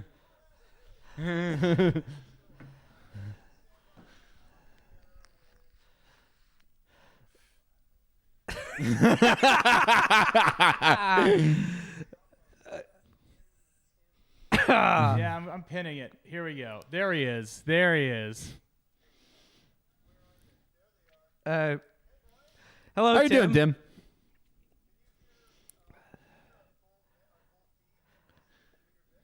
Yeah, I can. Yeah, we can hello, hear Vic. Vic. Wonderful. We can. There we go. Sorry, we got Tim audio. We got Tim audio. Oh, Matt looks asleep on the couch. That's all I see. We're there for you, Tim. Yeah, we're here. Matt is we're wide awake. broadcasting live from Central Perk here. Yeah. I'm current videos. I'm currently in a love triangle with these two men, and I'm going to cheat on one of them during a break. How's your evening going? I'm going to interview you, and then I'll ask you a question, and you ask me a question. Okay. This is how it's going to go. These are the terms. Well, right before we got on with you, we were just saying, like, you know, we did a live show on election night 2016, and Tim, I got to tell you, I am feeling exactly the same thing I did in 2016. This really looks like it could be an exact repeat of 2016. Just a total shell shocker for the establishment again. Whatever you want to call it, just yeah. Come on, man. Wait. I mean, hold on. Well, as a superdelegate, I feel like. Are there still superdelegates? Is that still a thing? Are there superdelegates in the general election? Well, the Electoral College really is kind of like the superdelegate for the presidential election. Yeah. Okay. We're technically voting for them, not president. Yeah, between the soup or the delegates, give me the soup. Just kidding. Well, as you know, that Joe Biden was the best candidate in the general field in the field of Democratic nominees. So what's the problem here? I think it comes down to who wanted it more. Yeah. And maybe who left it? Who left that come from? Maybe who left it on the field, and I think we know who that was. And we know that Trump has been spending nights in the gym, and maybe Joe's been out partying too much. He's been spending nights in the gym. Guys. He's been nights in the fields. He's been hollering about the issues people care about. Luciano Pavarotti, Stan Chera, Mama number 5. He's been dancing like a maniac to YMCA. How much you could flush big craps down the toilets? Yeah, showers, water pressure. That YMCA shit with the somebody described it beautifully as he's jerking off two guys. Yeah, it is our friend Ben. Ben Mora said that. It is the universal symbol for jacking off two guys at the same time. It's the ski pole method, you know? That's his dance move. I love that he's cursed. He's cursed to do that dance. Like, he doesn't want to do that dance, but he's like, that's what they paid started for. it, and it's like, why do you just got to keep going? Might as well. Every fucking night he's doing this thing. What happens? Are we going to see? I mean, if Trump wins, are we seeing? Are the streets going to flow with the? Is it going to turn ugly in the streets? I don't know. I mean, I think that's probably a little bit oversold. I'm not sure about that. I mean, in New York City here, like every Sweet Green in Midtown was like boarding up their storefronts in the anticipation that someone's going to fucking loot all of their kale or their disgusting sprout bowls or whatever. Right. But I think that's just going to be the new look. Like, there was sort of a West Elm look for a while, sort of a mid-century look going on in your basic design and architecture, and I think now it's just going to be plywood. The way these places look now. Well, Blaze Pizza will have sort of a plywood aesthetic to it. Well, I mean, Tim and Vic. I mean, now that we have both of you guys on, I wanted to ask you because I mean, both of you have channeled and anticipated the figure, the personality, the character of Donald Trump so well in a way that, looking back at rewatching on cinema and watching all of Vic's election edits and videos, anticipated the figure of Donald Trump rising to become president and maybe be reelected. But what we've been struggling with all night is what happens if he wins again? Because we couldn't predict it happening the first time and what it would do to our culture. But it happening a second time, can you imagine where we're going to go after this, or what our culture is going to look like, or how people that? I'll let Vic go as I formulate my thoughts. Think about it. I think he's never wanted to win. He just always in 2016 he wanted to, he just wanted to have the loss and then play it up like it's a rigged election, a rigged system against me, and then go on to his life of luxury. Even though he's actually massively in debt, but still he's a shithead. He's a bad person, but I think ultimately he's gonna. the ultimate for him would be to win, because he's going to have to deal with 4 more years of doing stuff he has no interest in doing, and talking with people that he has no clue about. He has no idea. He has to deal with interpreters from other countries and all this stuff that he just he could just be doing whatever he's doing, in his life or lecture. And he keeps bringing that up. He says it. He was in Allentown the other day saying how I wish I could just drive out. Wish I could just drive away. Get in one of these trucks and just drive away. That was beautiful. Thing. I could just drive away. I had such a great life before, and I said to her, whatever it was. And I think, I think he's going to be even angrier, and I think he's going to wear himself down if he wins, and COVID's going to set in again somehow, even though he thinks he's immune. He's just going to get very sick, I think, and I think it's going to go downhill. And I don't know. I think we're going to pay the ultimate price, because he wants to bring everyone down with him. But I think. Yeah, go ahead. Oh, I was just. What do you think happens culturally? Like, what do you think this country looks like culturally? Yeah. I don't know that you see much difference culturally. The culture is already so diseased and shitty and awful. There's parts of the culture that probably relish it because it creates a permanent kind of opposition. You can do more. You can be kind of against the government in a very safe kind of way. If you're John Oliver or Stephen Colbert or somebody like that, you have you have that sort of enemy out there that might be not so easy to fight against in a boring Biden administration. It's a gross, shitty fucking culture. We have bad. The things that are popular in our country suck. Are terrible. They're poorly made. It's a good chance for someone like AOC to come along. So I don't think our show is that bad. But I mean, it's grifters left and right. Will Punk finally come back though? I hope not. That's the worst music. What? Punk never died. Yeah, no.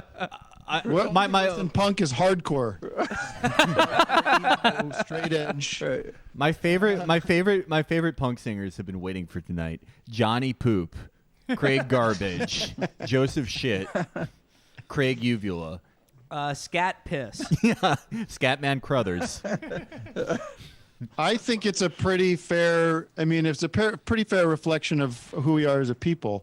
Whether he loses or wins, like the fact that it's even close represents absolutely who we are. Yeah, I will say, Nick. Thank you. But I mean, it's a little slow. I do want to say MSNBC just called that the House will remain in Democrat hands in 2021, even though voting has not voting has not ended on the West Coast. Which I remember that being the consolation prize of. Actually, no, that wasn't the consolation prize. 2016, they lost the House in 2016. God, I hope they impeach him again. That would be awesome. If it's 4 years of them calling whatever losers up and being like, he did Ukraine, or they can't do Ukraine anymore. They spend all their it's not Mongolia. I don't know. They have to move. They have to move down to other nations in that area, and it's going to be like, oh, he did Latvia. Oh, he did Lithuania. The Logan Act, or what's that? The Hatch Act. Hatch Act. Yeah. The Hatch Act. The Hatch Act. Yeah. You can't He's going keep to go doing to Hatch jail Act. for the Hatch Act in his second term. Trump has taken the lead in North Carolina with 88%, and Tom Tillis, the incumbent senator, now beating Cal Cunningham. Cal Cunningham, you are going to be kissing in hell, pal. He's the one that had the extramarital affair? Yes. He was the kissing bandit. Shame on that. Shame on that. Shame on that practice. That's disgusting. I would never do it. You make a vow with your partner, and that's if it obviously some people we don't love divorce, but it happens. Mm-hmm. But if you're going to move on and want to be with somebody else, you have to legally separate. You can't be going behind your wife's back, especially during an election. Tim, doesn't get found out. Tim, can I ask you a question here? This is Virgil Texas speaking. Earlier today, I was on the Majority Report with Sam Sater, a gentleman that I know you've tussled with in the past. Here we go. Were you on his stream earlier today? I was not asked. You were not asked. I was not asked. I would have happily gone on his 10-year anniversary show. I mean, is he afraid? Bonafide moron. What? Is he afraid? Is he afraid to have you? Because he had me on and we tangoed as we do. You know, can I just say? Cedar. I feel like I'm so trapped in this situation because I think it's funny, and I know you think it's funny, and I know Sam thinks it's funny. His audience doesn't fucking know. Some of them are dumber than anybody else we see. On the, Well, I don't think it's funny. It's like, I don't disrespectful you were to Sam. I don't think it's fucking see him cracking up over it. Well, I don't think it's funny, Tim. I think it's very sad to see two men whom I respect very highly, who have influenced me creatively, fight in this fashion that is frankly not becoming of either of you. That's true. All right. Well, then I apologize. Okay. I mean, who cares? Well, Tim. Who cares, Virgil? Wake up. Speaking of who cares. Speaking of who cares. I mean, we were laughing about this right before we came back on air. Something like last week there was 100,000 new cases of COVID in America.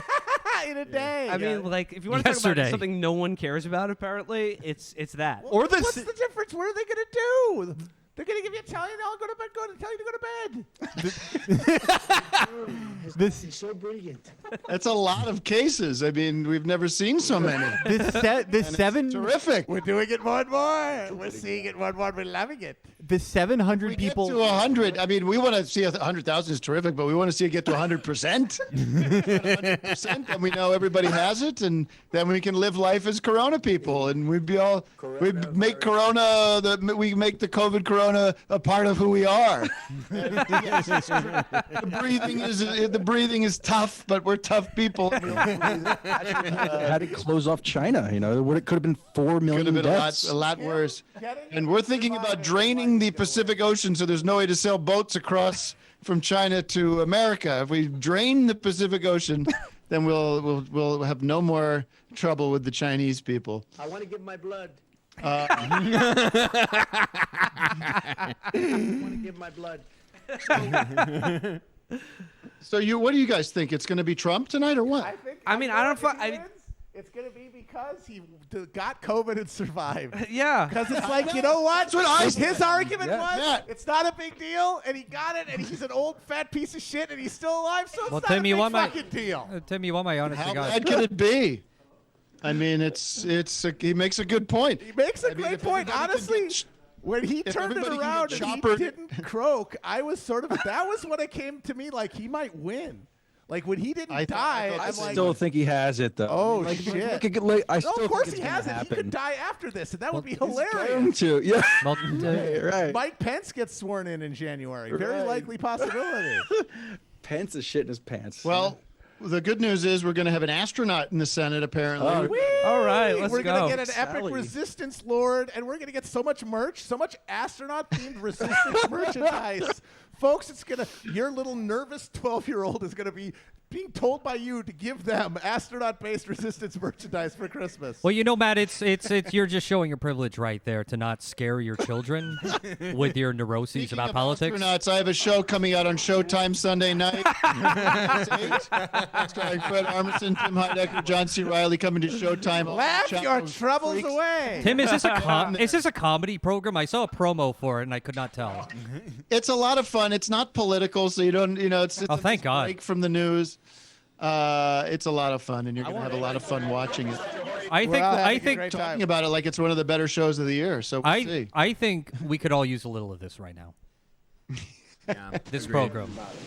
If you're wondering how Wisconsin's going to go, by the way, if you're wondering, oh no, Wisconsin, is it going to hold on? Because, hey, Arizona looks good if they hold on to Wisconsin. Right now, Rachel Maddow was talking to Charlie Sykes, a Ninja Turtle-shaped bitch who represents literally no one. He was the one guy who bid against Trump during the primaries and then doubled down after he lost instead of kissing the ring, and now represents no one. Is a Lincoln log. He's a Lincoln log. What do they call? He's those also guys? named. He's also named after the thing you say after deceiving someone. Yeah, Sykes. Sykes. Yeah. No, he has no. What's he saying? Like it matters. He's saying that looks really bad for Trump in Wisconsin, where he's currently leading. Okay. Well. All right. You heard it here last. Well, listen, this is fun. We should do every show like this. Yeah. Why don't we split that Patreon? We'll split. I think I we'll sweated pool through our my Patreon microphone. money. These guys, Yeah. I don't know if this is allowed to be brought up, but these guys make so much money on their Patreon. Well, that's what I'm saying. Cut their mics. Cut their mics. Yeah. Cut their Okay, mics. all right. Cut their mics. You guys are cutting out. Pool our Patreon, okay? Yeah, let's pool it like waiters. Yeah, I'm gonna start sending you boys invoices for my appearances now that I've seen your. Well, you gentlemen are not making a small amount yourselves with your new show, and I want to compliment you on it. It's very good. Yeah, Well, Thank you very well, I much. was gonna say I don't know how you guys do it at your show, but we are a socialist Patreon, which means that we don't pay anyone but ourselves. Yeah. we're also all union on this show. Yeah, we're all in the same union, Yeah.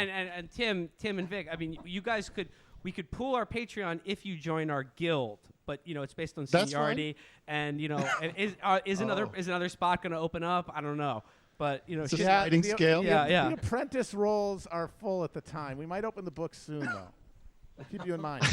Yeah, we have a whole making ceremony where we prick your finger over a playing card. You got to burn a picture of Martin. I would Barron. love to know I'd love to know the ins and outs of how you guys pick which color foam things for your microphones are associated with who. And I was curious, who. So down the line, say Mr. Joe Biden wins tonight. He said he's going to step down after 4 years because he's pushing 80. Kamala comes in and then runs. Who's the future of people on the left? Who else? Well, you just named her. Okay. Kamala. So there's not. Yeah. So, Kamala, Doug Emhoff. We got Joe Kennedy the Joe Kennedy third. III is coming back. Yeah, he's coming back. We got what about Beto. Hunter? I could see Hunter having a turnaround. Hunter would probably he'd be doing better than his dad right now. Yeah, no, he would have won Florida. Hunter Biden would have won Florida. 100%. What about Hunter Biden? He's the prodigal son. And he does a show for NBC. He gets in bed with Mark Burnett. And he develops a show called Prodigal Son. And 180 he can do. Hunter Biden. I started to feel for Hunter though, and even Joe, who I have no feelings for. Apart those texts that Rudy released of him. Hunter's high as hell, and then Joe's like, "I love you, son. I'm sorry. I hope you get your things together." I actually felt for him for the first time. So listen, I'm not as jaded and as I'm in the cynical as you guys. I'm in the dark. I do connect to the emotional side of Joe Biden. I mean, and he's a his human wife being. died, and fucking his wife kid, died. I mean, I buy into that shit. But then he went Maybe I'm and a sucker. the I don't crime care. bill and all the other horrible. Joe Biden. I think a lot of people buy into Joe Biden's life story, but if you think back to the convention and a lot of his self-presentation to voters, his story is is what he's selling, and his story is Joe's had a sad life. Well, Joe is like a biblical figure, uniquely blessed, uniquely cursed. Tragedy does follow him, but he was also in the right place at the right time for a lot of things. He was at the exact wrong place at the wrong time for a lot of other things. Come on, but come on, man. I mean, he was. I think the youngest senator ever elected. Yes, right? he was elected senator. No, not the he youngest was ever. legally allowed to be a senator. But to try to seriously answer your 29. Just try to seriously answer your question though. If Biden wins tonight, then I expect that he will be kind of a caretaker president, and Kamala will be the 2024 de facto nominee. If Biden loses tonight, I fully expect the 2024 Democratic primary to be between Pete Buttigieg and AOC. AOC, I think will run in 2024, and if she doesn't, she's out of her mind. If that's totally because she's the only one. Well, you're counting out Bob Avakian pretty fast. I mean, the thing is, I don't know whether that would be anything like the opportunity Bernie was. Whether an AOC candidacy would be anything other than just a sort of a merger of an emergent of a sort of a left liberal wing of a Democratic Party that would not really be the challenge that the Bernie candidacy posed to the Democratic establishment as such, and as as such, could be more easily assimilated into it. But also, I think, more electorally vulnerable as a result. And I don't think that there's any reason to believe that an AOC-led Democratic Party would be in any kind of more advantageous position versus the Republican Party going forward.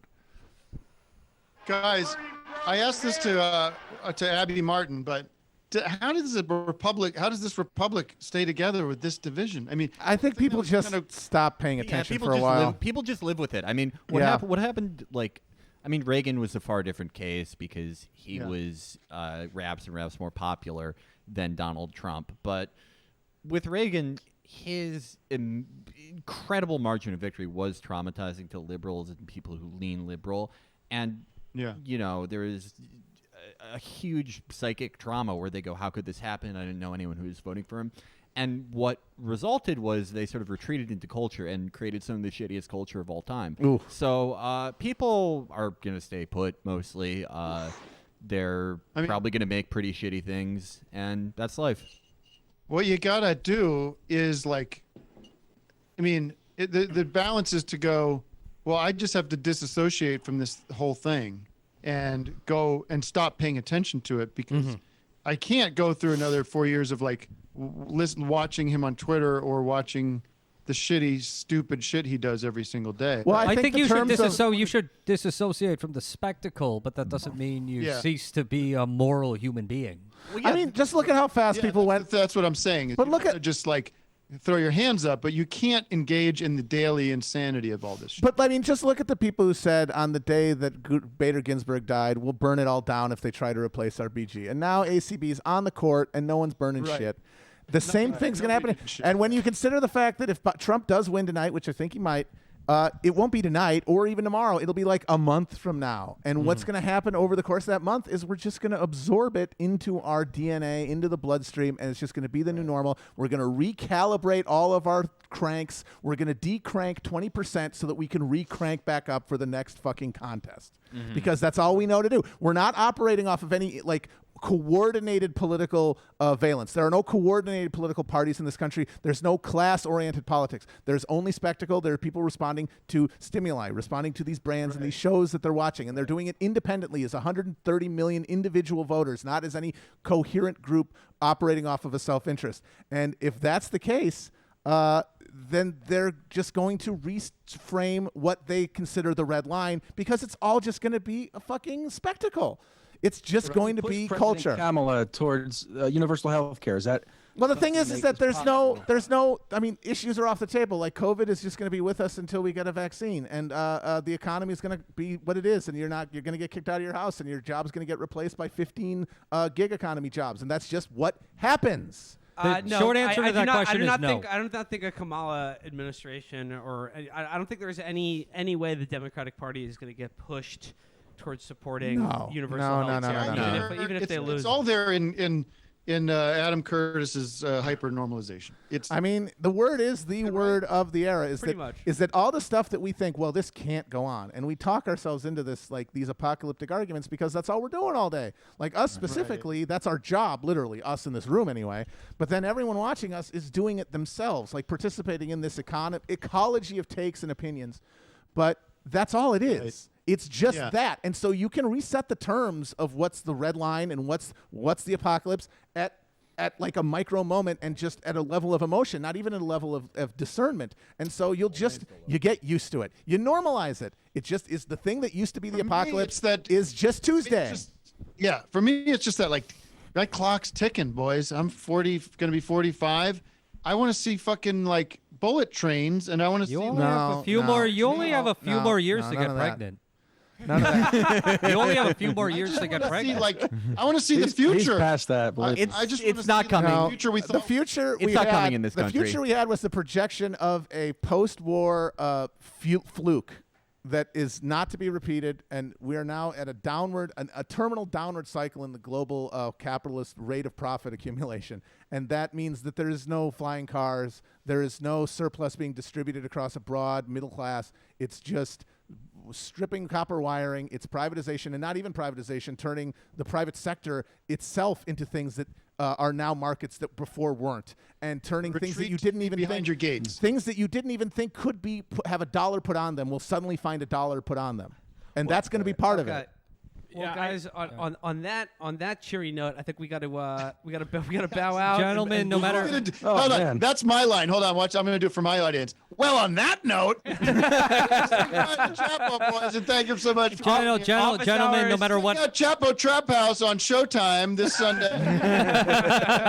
We're going to give you the old orange Cheeto, the old business. I love you guys. Check out. I love you too, All the Tim. I best, don't Tim. care what Sam says about you. I still think you're a great guy. Shame on you.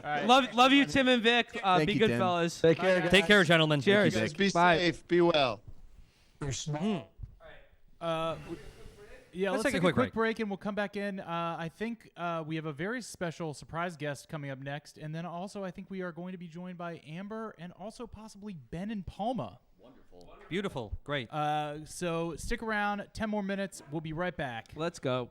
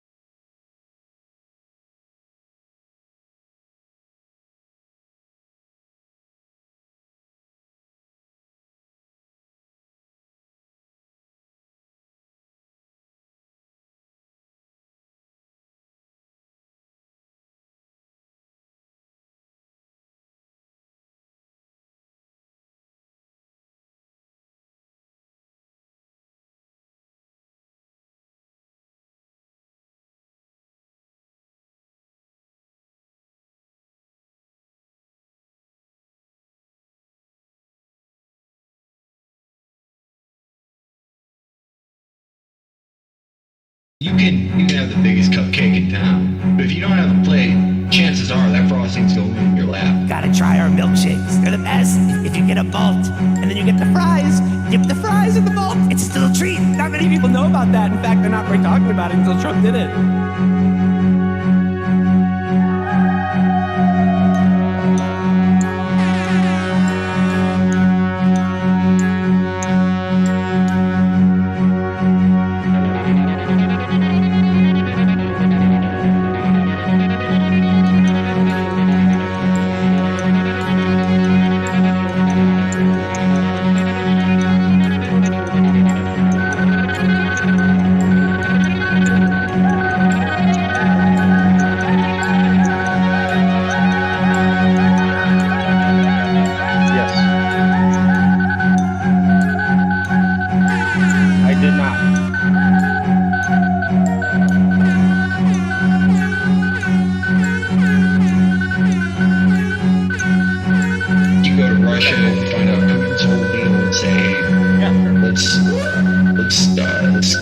Let's retweet some trolls.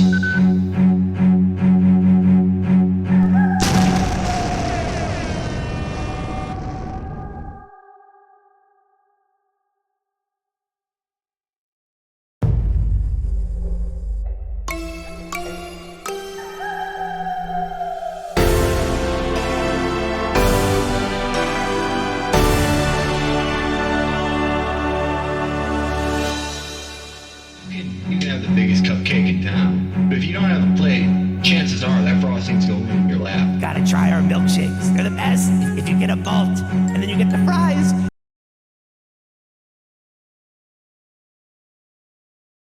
Hey, we're back on. We're back on, everybody. Oh, look at that. We're back on. Like we're reading our own Like this was the symbol of Nazi Germany. Oh, okay. Oh, hello. Oh, okay. Hello. Didn't All right. see you there. Okay, welcome back to the stream. Welcome back to the stream. Okay, we're back here. We're just doing some reading. But I would like to announce that to the stream. We have a very special call-in guest. Is he there? Do we have him on the line? Hello, is everybody? Can everybody hear me good? Can you hear me on your stupid little, on your little phones? Yes, sir. Yes, Yes, sir. sir. We Yes, can. sir. It Yes, is, Mr. it President. is President Donald Trump And calling us. That's just wonderful. It's really great. Which little socialist weasel am I speaking to right now? That's what I'd like to know. You've got Will Menaker, and I'd just like to say thank you. I know you canceled on Mark Levin tonight, but thank you for coming on the Chapo stream, sir. You know, we had to cancel, you know what I mean? So we get really busy. I'm doing a lot with President and figuring out the whole election thing. So we're getting really busy right now. We're in a big war room. Did you ever see the movies? You know, the movies like Doctor Strangelove or whatever, you know what I mean? Where everybody's sort of huddled around a thing. So one of us has a laptop open and they're doing, it's called Sonic Mania. So we're all watching this one guy. This one dude is on a tear. I don't know his name. I think it's, what is it? Richard is on a tear and he is tearing up Sonic Mania, and it's just the craziest thing that I've ever seen. I haven't seen anything like this for a long, long time. So we're having a very good time watching the Sonic Mania. You know, we are on the cusp of doing something which has never been done, which is a second presidential term in a row. And we're really excited about it. You know what I mean? This is very historic. Mr. President, yeah, I mean, you guys in the war room right now, you must be feeling good watching these returns come in and watching Sonic Mania. Well, it's not a very warm room. We're in very cold room. We're doing very cold. Somebody, you know what I mean? Sometimes I like to put when they put the little thing that they put on trophies and they do it over the cold where you do the air. And so normally I block the air thing, but somebody, wherever the hell we are, whatever the hell we are, they don't have the thing on the thing. So we're doing the air conditioning, and it's very cold up here. I'm going to be honest with you. Mr. President, how do you rate your chances right now? I'd like a pea coat. I'd like a big pea coat. Some kind of throw. What Barron has this big Fortnite throw that he puts on when we do Netflix at night. And I look over at it and I think, wow, I'd feel really warm if I'm wearing the big throw. I never put it on. What's Netflix at night, sir? Well, we do Netflix at night. You know, they used to have Nick at night, and now we do Netflix at night, I guess. It's really big with cord cutting. Everyone is cutting cords. And I said, oh, I thought we did that, when they gave the baby when they did 9 months. So I thought that's really big cord cutting. Apparently, it's happening a lot more than a lot of the other people. Apparently, we're doing it a lot more than just baby. So we're doing it with Comcast and with all of them. What do you watch? I tried to do The Crown, and I just had no idea what the hell they were talking about. So we switched it over, and I'm a big Office guy. I love Office with Dwight Schrute. This big boy is the big hero of the whole thing. He comes in every morning, and he says, I'm a big Nazi, and everybody goes, well, let's continue to live with him. So I think that's a really wonderful thing. Well, Scranton, Pennsylvania, thing. The Office, Scranton, Pennsylvania, could be like a very important bellwether for tonight. Stupid Joe, Shushy Poo Poo Joe, very dumb Joe, likes to talk about it all the time, doesn't he? Yeah, he's from there. Yeah. He likes to talk about Scranton, but I've never seen him on the show. I've watched just about the entire show over and over. We'll start it right over again as soon as we finish it. That awful finale, by the way, the stupidest finale I've ever seen. You know what I mean? In the end of the show, we don't even like what happens at the end of the show. They should have ended it with Mr. Steve. And they just kept going. Really stupid that they did it because, you know what? As much as America fell in love with Ed Helms, he just does not have the heart.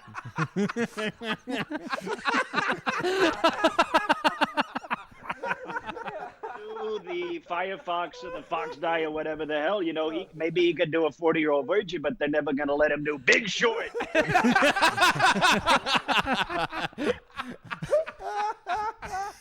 Mr. President, I have a question. Do you prefer the American or English Office? You know what? A lot of people ask me that, and I have a problem. You know what? We don't like reading, okay? So when I do the British Office, they say, put on subtitles and do subtitles. And I said, I don't want to do subtitles if they're doing English. So we switch it over to the American. And by the way, British Office, is that a comedy? Am I supposed to be laughing at that shit? Yes, sir. I don't know what the hell you mean by comedy because I'm watching it and I'm thinking, wow, I think we'd have a lot more fun watching, Room or something like that. We'd have a lot more fun. Well, we were doing a Brie Larson, and we're not doing a Brie. I thought I was doing Mr. Ricky Gervais, and we weren't doing, not even with Ricky, do we get to have fun. And they put him on that talking funny thing, and I don't remember anybody talking any funny at all, especially not with Ricky. I mean, he's up there with giants of the whole thing. What the hell is Ricky doing? Sitting next to Chris Rock and the other guys, you know what I mean? And Mr. Louis. Yeah. Mr. Louis. Restore Louis C.K. Please restore Louis. Yeah, I think. I mean, if you're looking at, if you're hoping for a good outcome tonight, Mr. President, and if you're looking at, you're looking forward to your second term. What are you talking about? What outcome with what? Well, the election. I mean, what's the agenda for your second term? Should you win re-election tonight? There's not going to be an election. There's going to be a victory. We're not going to be doing election. Okay, we're going to be doing big, incredible victory, better than anybody's ever done. Probably better than Obama, better than all of them. Taft, better than Garfield. You know what I mean? Perhaps a Louis C.K. cabinet position, though? You know, what the hell would we give Louis C.K.? We don't have an office where, you know what I mean? We wouldn't be able to give Louis anything he'd be satisfied with. This is a guy who, I mean, I could put him in charge, but he just... in 2 days in, he's just going to be, my daughters suck and all that. I'm not going to figure it out. And I love women more than anybody. I am the least weird with women of any of the kings of comedy, okay? I'm the least weird with women, all right? And Louis he wasn't very nice to the women, was he? He was not very nice. Not very nice. And, of course, I got to be... With Louis, you've got hundreds of women coming forward and saying all these things. I've only got like 20, so it's not even close. Not even close with Louis. A big victory over Louis C.K., Mr. President. Mr. President, not sure we have much more time for you, but I also think we have Amber on the line. Amber, do you have any questions for President Trump? No Amber on the line. I see her name, but not her. Sorry to waste your time like that. Well, it's a shame not to have Amber, because when you have a name like Amber, it's got to be a pretty good lady. When you're looking at a list of ladies and you see a name, Tara. I mean, have you ever met an ugly Tara? She is a great lady, Mr. President. Yeah. But we know you're very busy. We're all very tonight, proud so, of her. Yeah. Talking about, I got nothing. I cleaned up the whole thing. We're just hanging out. We're doing the whole thing because this guy. You should see this boy with the Sonic Mania. Do you remember when they would do it? When you would do the old Sonics and it was all on the side, and then they started doing the new ones, and you're behind Sonic. Well, I don't want to see behind Sonic. I want to see his eyes. You know what I mean? I don't. I know gotta look at the back of his head. What the hell? Well, yeah. When I gotta look at Sonic's butt. I want to see the side of it. Is Tails still in Sonic Mania?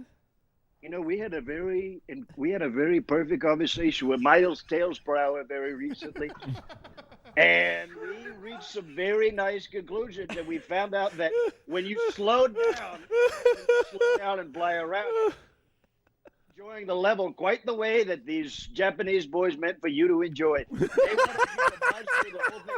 Okay, it's not Super Mario 2. It's not a big We're not doing.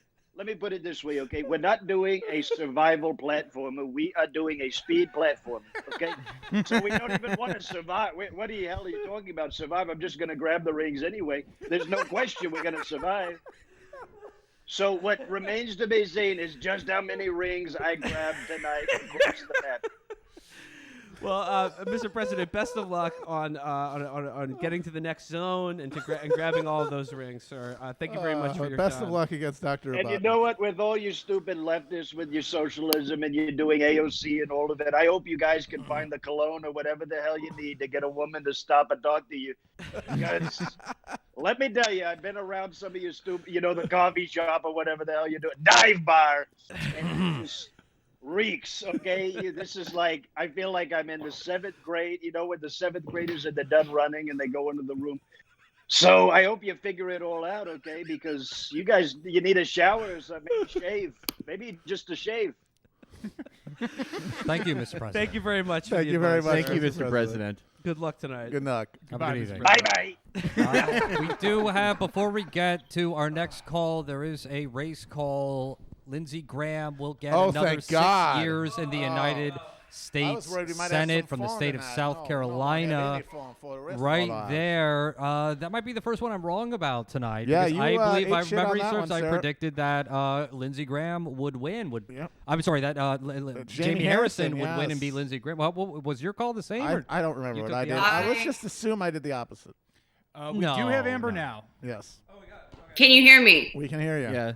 Okay, yeah. So I knew for a fact that Jamie Harrison was going to lose, just based entirely on his emails. Did you get these? No. I don't know how I got. I was the list. thankfully not adhered to his campaign. I'm just gonna go through a few here. Oh wait, Amber, these weren't like leaked emails. These were just campaign emails that were imploring you to. What he wanted us to see is the reason I was like, "Oh, you're gonna lose." Let's see here. Subject line October 26th. I don't like doing this. Subject line October 26th. We're in a tough spot. Subject line October 26th. Sorry for the late email. Subject line October 26th. Not the news I wanted to share. Subject line October 26th. Are you up, Amber? Amber, are you okay? Subject line October 26th. Please read. Subject line October 26th. These are all from the same day. Not kidding. Embarrassing mistake. Subject line October 26th. Please, comma, Amber. Subject line October 26th. Amber, comma, are you up? Different email, same subject. Fine. No, he was always going to lose. And you know what? Good. He's a fucking piece of shit. He was a lobbyist for... You guys know who he lobbied for, right? No, who was a lobbyist? Who did he lobby for? Podesta Group. Yeah. And he He's also a said that it was cheese the only way. aficionado. He said it was the only way he could pay off his student loans. Oh right, yes. Because because it's it's. Well, I mean, who didn't lobby for the Podesta group? Yeah. Let's be real here. Everybody's eating the cheese pizza. That Podesta group is where he learned to send emails to voters saying, "I have a stomach ache." Amber, I don't know.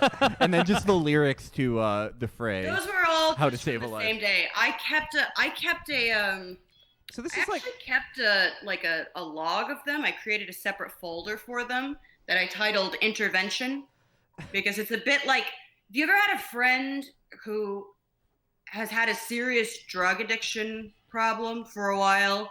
Yeah. And they're coming to you for a favor. Yeah. And they're trying to justify to you that if you just do them this one thing, they'll be fine.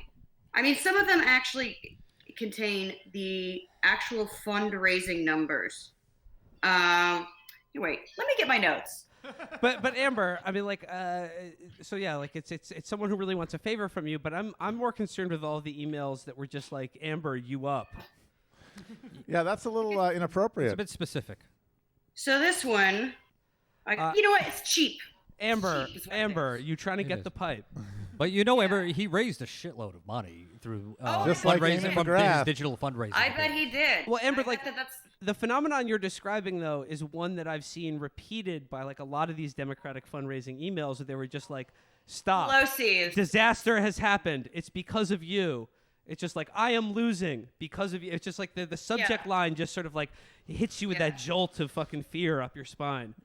Yeah, but no, I mean, like, the Democratic Party is like clearly in trouble. Oh, Like, yeah, you clearly, think? like reading between the lines, or they benefit from giving us the impression that they're in trouble. Well, the thing is that when it comes I would to like to know how much money they make during Trump. they make so much money, and the thing is, it's like we're amazed by their awful ads where they're like, "Oh God, no, I'm small, I'm a small bean campaign. I can't be alone right now. Please give me some money." Yeah. But they do that because it's better. It's more effective at getting donations, because that's what Democrats want to hear. They want to hear, It works "Oh God, on the oh sort of God." Democrats that donate. It works on the sort of Democrats that donate. Exactly. Yes. It's like all it is it doesn't have anything to do with actually mobilizing voters. It is just money from anxious suburban liberals to the consultant class. It's just pure transmission from one group of anxious liberals to another without ever impacting any greater voter group. Amber, Jamie Harrison raised $57 million in the final quarter of the race. He is currently down by 14. Oh my God! The vote in South Carolina. I don't think they ever thought he could. Not for a second. No. He was in the mix. I mean, in terms of the polls, but I guess the polls wrong. Polls are wrong. Polls are, you pay for what you want. You pay for what you get. I think we know that now. I have to say, in seeing all this, like, I wasn't basing my concept of a Biden victory off of polls. I was basing it off of the idea that everyone's life is so unquestionably awful now, and even that wasn't enough. Yeah. Fucking amazing. But how much money did the Biden campaign raise? Oh, they made $1 zillion, and they outspent Trump like crazy, just like Hillary did. I just want to go into this a little bit too. So he also started for a while to use the different like cursive-y fonts in the subject line, which I don't even know how to do that. Like, it looks like a vaporwave kind of thing. Like, he started doing that. He started using like emojis and things, and like just textual things, I guess, to sound millennial or whatever. But at the same time, the subject lines are, "I'm worried. I have to apologize. Let me explain." That's my favorite. Honest to God, though, it is like having a friend who, like, you haven't seen them for a while. You know they've gotten in trouble. They've gotten mixed up with some bad people.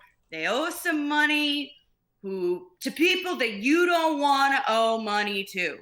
And they feel really, really bad. But look, they just need a little help this time. Just this once. Because there's this dog. I got a tip. This dog, you don't understand. This dog is going to get me out of all of it. The dog's name is Hunter. Look, it's written in the stars. Of course he's going to win. Just please, please. And then they have the actual number here at some point. Sorry, I'm flipping through all the ups. Let's see here. Have to be honest, donations have dried up. Not being honest. No, not true. Not true at all. They're like, Amber, let's be honest, your eggs will dry up if you keep donating. Yeah. They're really Just going being for honest. that insecurity. Just being honest. Well, the story isn't just the efficiency of I don't like doing this is my favorite one. That's real. That's wow. That is a real look at the soul right there. So, Amber, it seems like a very good fundraising strategy is this like fuckboy like pleading. It's disgusting. But I guess it works on liberals. It works on anxious urban Yes, it liberals does. with money to spurn. That's what it's Yes, it for. does. And it's just to take their money. It's not to actually impact electoral results. I've seen Jamie Harrison ads on Instagram for the past 3 months, and they're effective. Here we go. I would like to announce my candidacy challenging Mike Lee. You don't care. Who gives a shit? But my ads are just going to be me lying on a hardwood floor, totally naked, pressing my soft cock into the floor and just making the noise. Please, my stomach hurts. I don't like this. I don't like being here. Can you help? I will raise $370 million and lose by 17 points. About $6 billion was raised at every level in this election. I think the story isn't just the efficacy of Democrat fundraising, but the lack of efficacy in Democrat spending, which has not moved the needle at all in places like Kentucky and South Carolina, even with a gigantic fundraising advantage. It's just to give them money, though. It's just to give money. It's like it's either money to the consultants or it's the money to the people who work at the media companies where they buy the fucking ad time. That's it. It's just it's a professional class media circle jerk. It is an MLM scheme. Yep, it's like everything else in America. It's a fucking pyramid scheme. Okay, I just got to break. Here we go. Here we go. From the I don't like doing this. This was October 28th. Amber, I hate to email you like this. I need $498,203.51. Okay, I mean, please, man, they're gonna kill my fucking dog. They're gonna take my thumbs. They send me pictures of it, man. They have them. Look, I got a bet. It's gonna be amazing. I'll get it all back to you, man. I'm so sorry. I'm such a fuck up. I tell you what, I would give my debit card directly to Hunter Biden before I would donate to any of these fucking shitheads. Well, speaking of which, I gotta break in here just very quickly to share that results are coming in from Wisconsin and Michigan right now, with about 40 to 45% reporting in each state, and they're both going for Donald Trump by now. They're both, but keep in mind again what we heard from the Wisconsin Secretary of State, that these overwhelmingly Democrat candidates will not be reporting till 6 a.m. Yeah. Hard to know what to make. Hard to know what to make of any of this, but indeed, it is true that like we're not going to know anything, and it's an arbitrary thing that we're doing right now because the election will not be called tonight. No, or it's a total tomorrow, or next week. In No. fact, it's never going to be called. No, not in our lifetime. No, well, I mean, when you consider, we are all election. Well, that's the thing. It's like we are already dead. We're already dead, you guys. When we think of like the election, Amber, honestly, I've transubstantiated into a ballot already. Amber, honestly, over the last couple of weeks or so, I have come around to that point of view more than anything. Like, yeah. I think this is purgatory. I think that that we are like our lives in this reality is the afterlife of another one. Yep, absolutely. Because we are politically, our politics are dead, but we don't know it. So we're just the ghost of a machine that has stopped moving, like a body politic that no longer operates off the rules that we assumed it did when we had. We are a ghost, and we're living in a haunted house. Yeah, I mean, but at the very least, we have the decency not to actually haunt other people. That's what we're trying to do. That's all you can do as a ghost, is not be a bother. Jamie Harrison is the most. They don't know they're dead. Yep. It's the most. They don't know. Nicole Kidman and the fucking others. Sense candidate. Yeah. Yep. You're going to be Nicole Kidman and the others. Be one of the fun ghosts who knows they're a ghost. Like Slimer. Like Slimer. Exactly. Don't be Nicole Kidman. Be Slimer.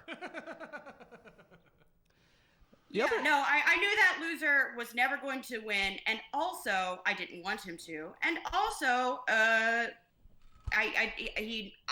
think if anyone in the Democratic Party thought he might win, it was only him, because he seems dumb enough to be like, oh, they think I can win this race. Like, no one else thought that. Yeah, chump bait.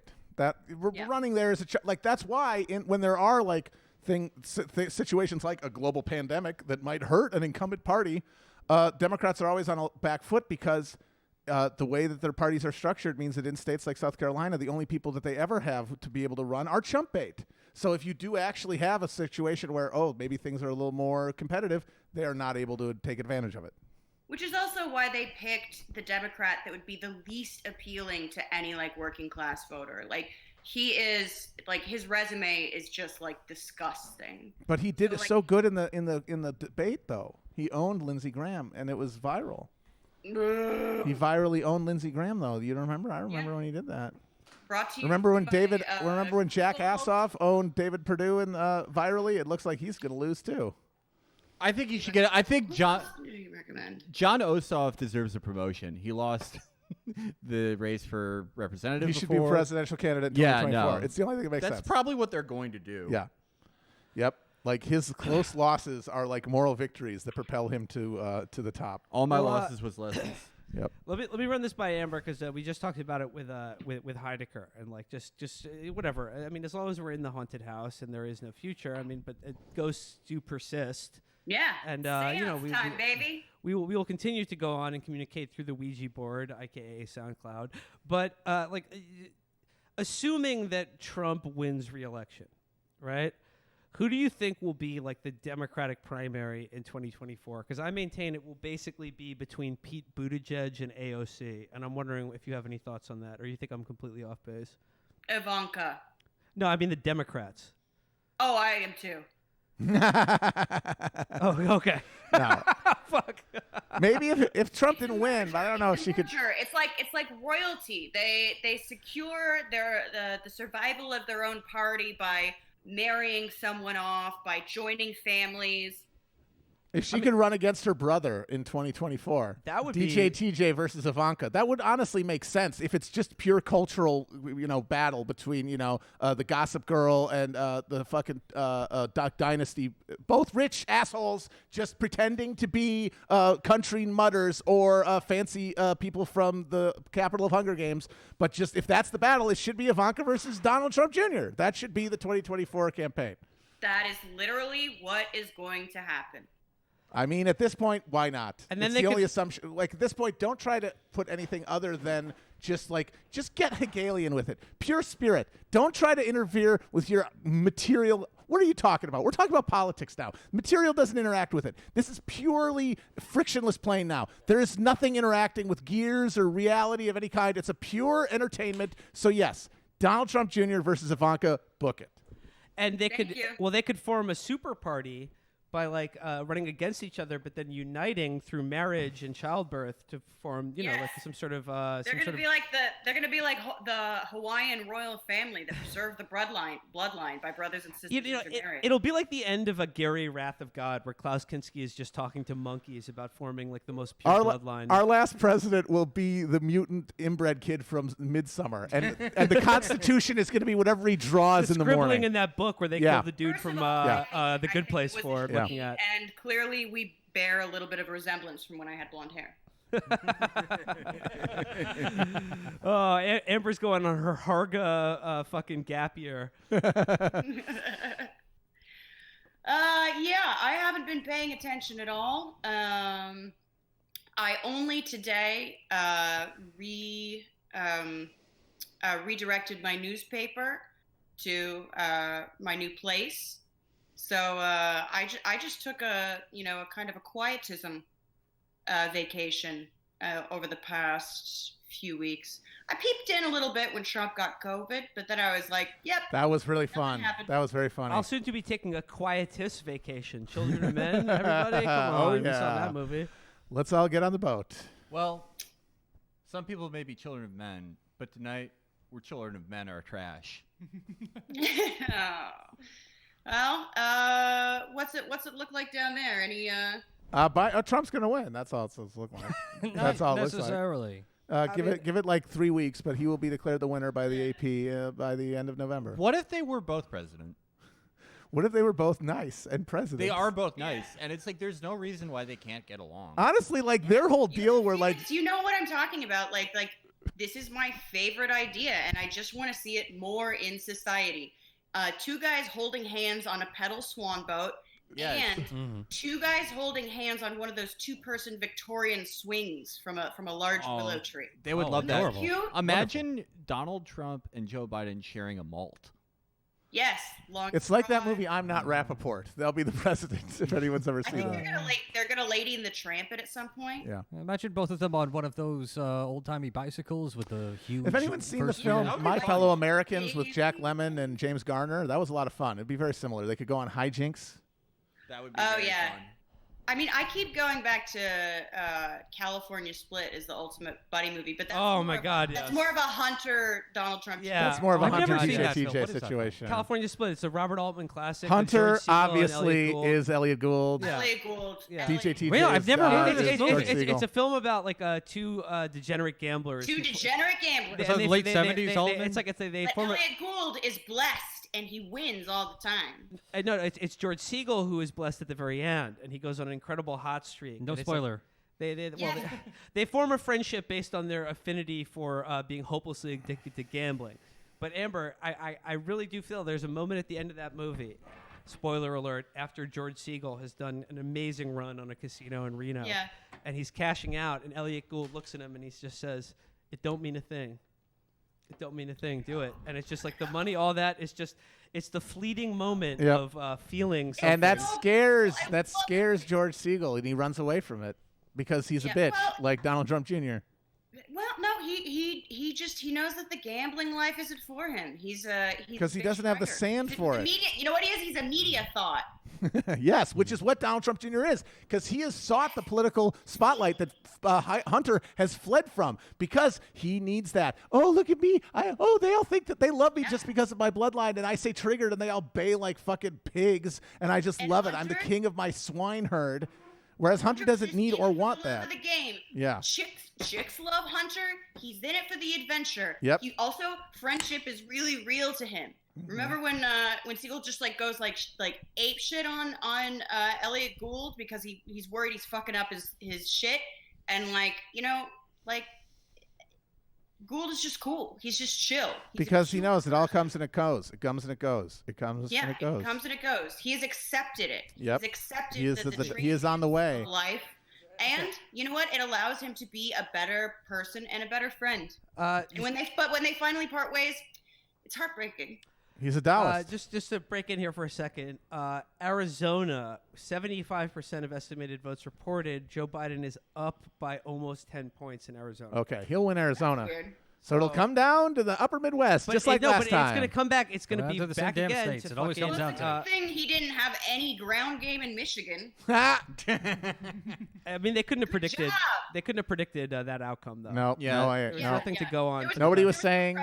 No precedent. Nobody was saying, "Hey, we're not getting engagement here." They made such smart moves as having Barack Obama go to Flint, Michigan, and say, "Hey, remember when I was in charge and nothing bad ever happened to you guys?" But the polls say that Obama has a super high approval rating across the board. Just like That's the thing. It's like it doesn't actually. Would be over. It's all just personalized. It's personalized. Everyone's been lobotomized completely. Like nothing responds to anything. This guy presided over everything going to hell, and you understand everything goes to worse. But the guy himself, there's just like an association with, hey, and it's racial and whatever it else is. It cuts deeper than any actual experience of living under him. And that's what people are doing. They're picking up these cultural signifiers, and they are putting all of their emotional energy behind that, and it's completely detached from their material conditions. And as their lives get worse inexorably, all it does is point their ire in a direction that's predetermined by who they've decided to already attach their emotions to, which side of the coin they've already decided to root for. And more people are just going to stop paying attention, and it's just going to be these old suburbanites like Trump and Biden in a fucking day room yelling at each other different ways, neither of them realizing their brains shut off 3 weeks ago, and just talking each other to death in a room. That sounds good. Should we take a break and then get a? Talking to death in a room. That's how we all end. Indeed, it is. Tell me about it. Words echoing off the walls. Welcome to the rest of your life. If we want to take a quick break, I think we have another special guest who would come in right after the break. Oh, great. Okay, great. Amber, do you want to stick around? Sure. All right, cool. We're going to go to break now. Back in 10 minutes. Where's the Garmin bones?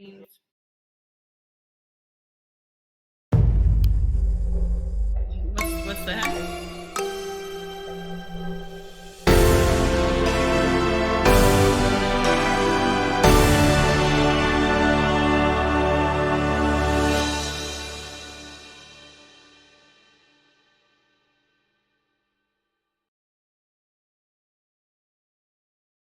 Am I doing?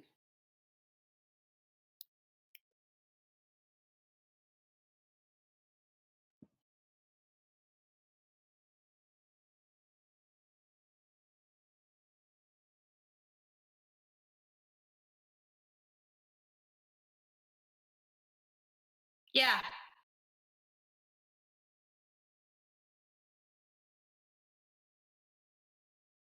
Okay. That's fine. I understand. This is all elaborate. So what should I do?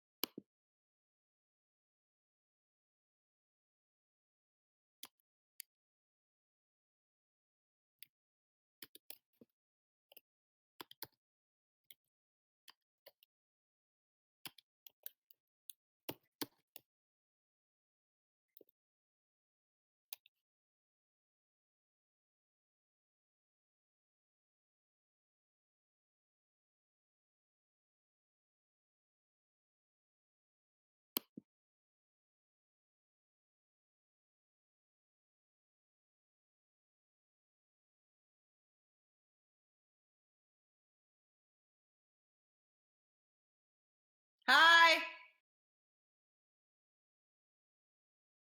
Yeah, I'm on the stream, but Chris. But you don't, Chris. So should I hang up and call back because you're not going to be able to? You're not going to be able to patch me through. Tell Matt to take his microphone away. I can't hear you.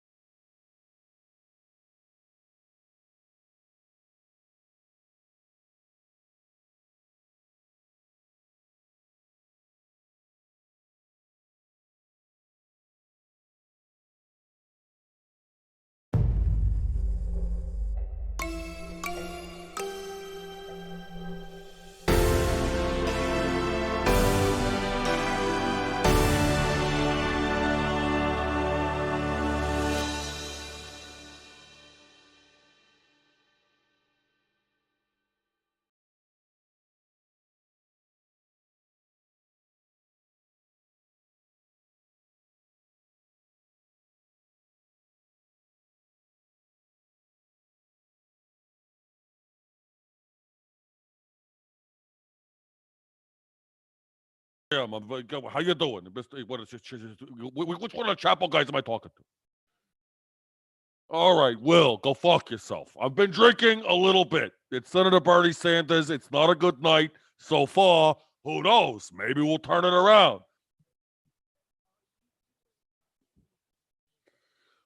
What I am feeling is the cumulative effects of 4 regular Reposado margaritas and 2 margaritas with mezcal and an innumerable number of cervezas. Yes, I am in Puerto Vallarta. I knew this would happen. I saw it going wrong. I knew this would happen.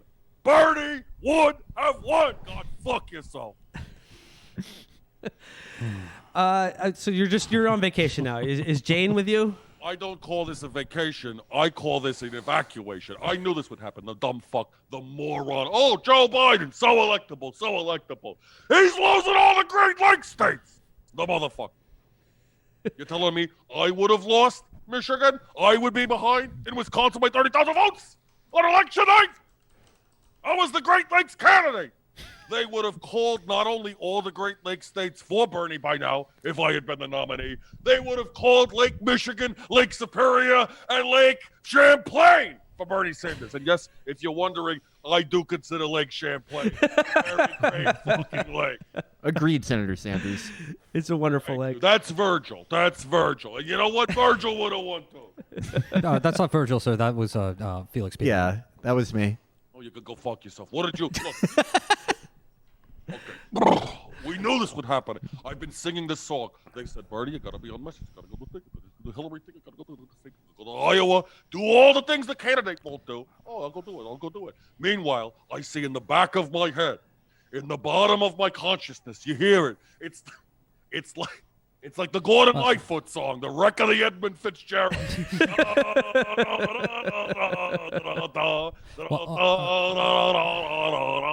Well, Senator. Leaves of November come early.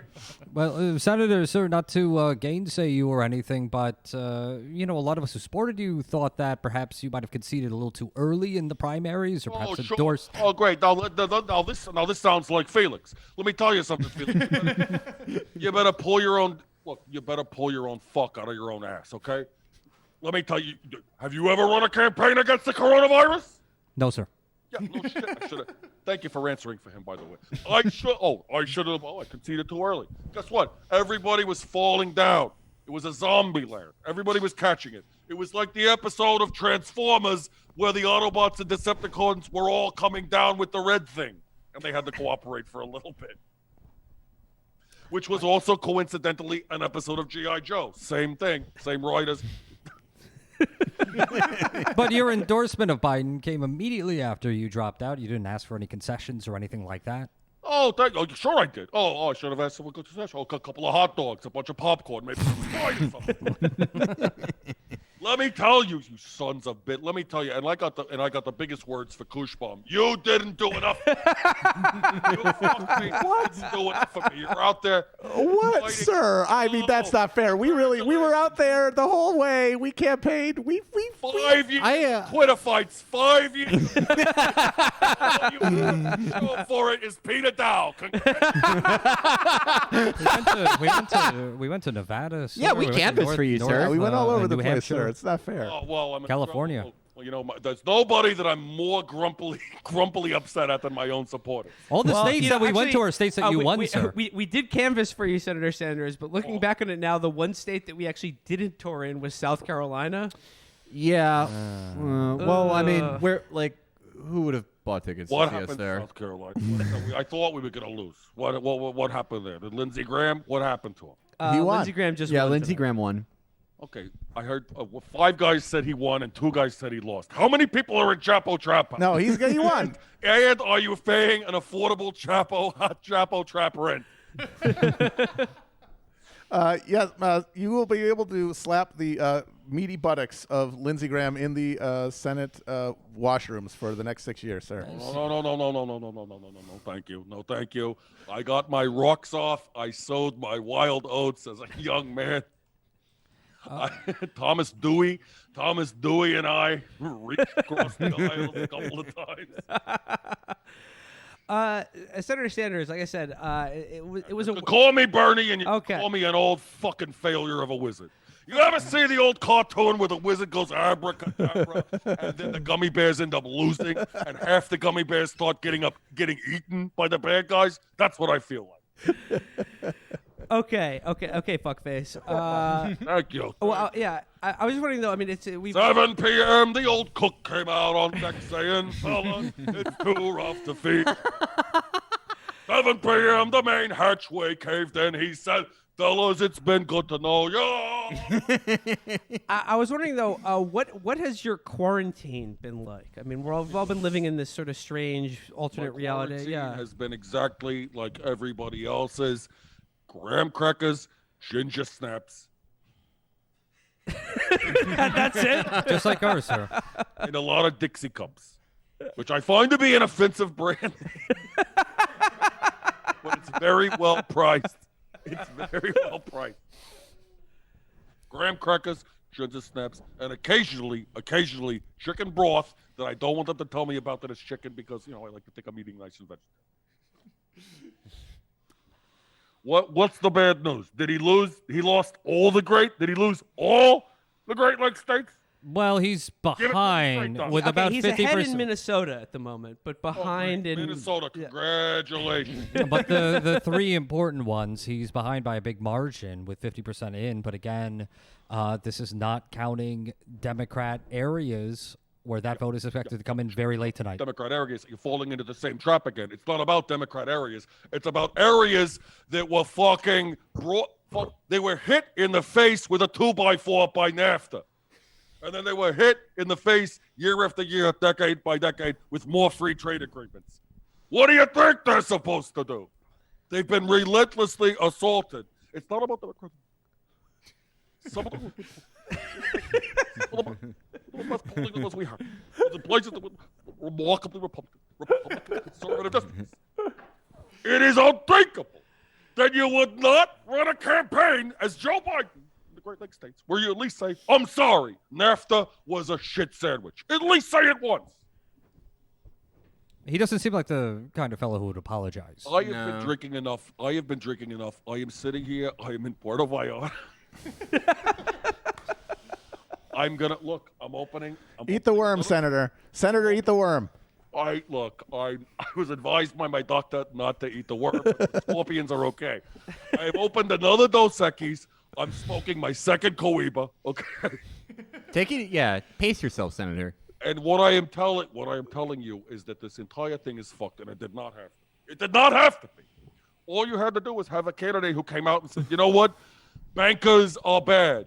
Corporations need to learn some lessons." Guess what? A lot of you liberals, a lot of you extreme, the left wing, you guys, the socialists and everything, you go, "Oh, Bernie was right on the issues." And you go, fight. Bernie was right on the issues. Guess what? More important than being right on the issues, I talk in sentences at this exact cadence.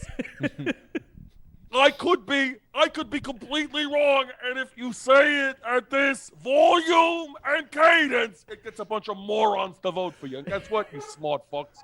Learn the lessons of what I did wrong. I conceded too early. I conceded too fucking early. And I played ball too much. I wasn't radical enough. But the one thing I fucking got right, and you can fucking put this on a tape recorder and shove it up my ass into the grave. I got the fucking cadence right. You did, son. Yes, absolutely. Yes, you did. Sir. When the gales of November come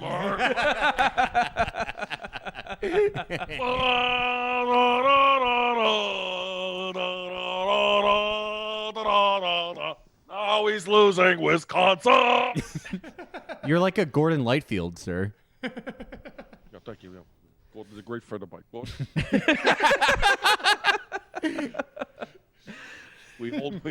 Believe me, I've seen the Pony Man on a few occasions. Yes, sir. Well, Bernie Sanders, I want to thank you for calling in, just giving you just good news. Biden has pulled ahead in Virginia. as I'm getting off the phone with you. Oh, congratulations! Congratulations, Raytheon Acres. You guys did well done, Northrop Congratulations. Grumman's estates. Yeah, congratulations! All the retired CIA agents have pulled Biden out of the hole in Virginia, of all places. Not just the retired ones. Yeah, some of our coworkers too.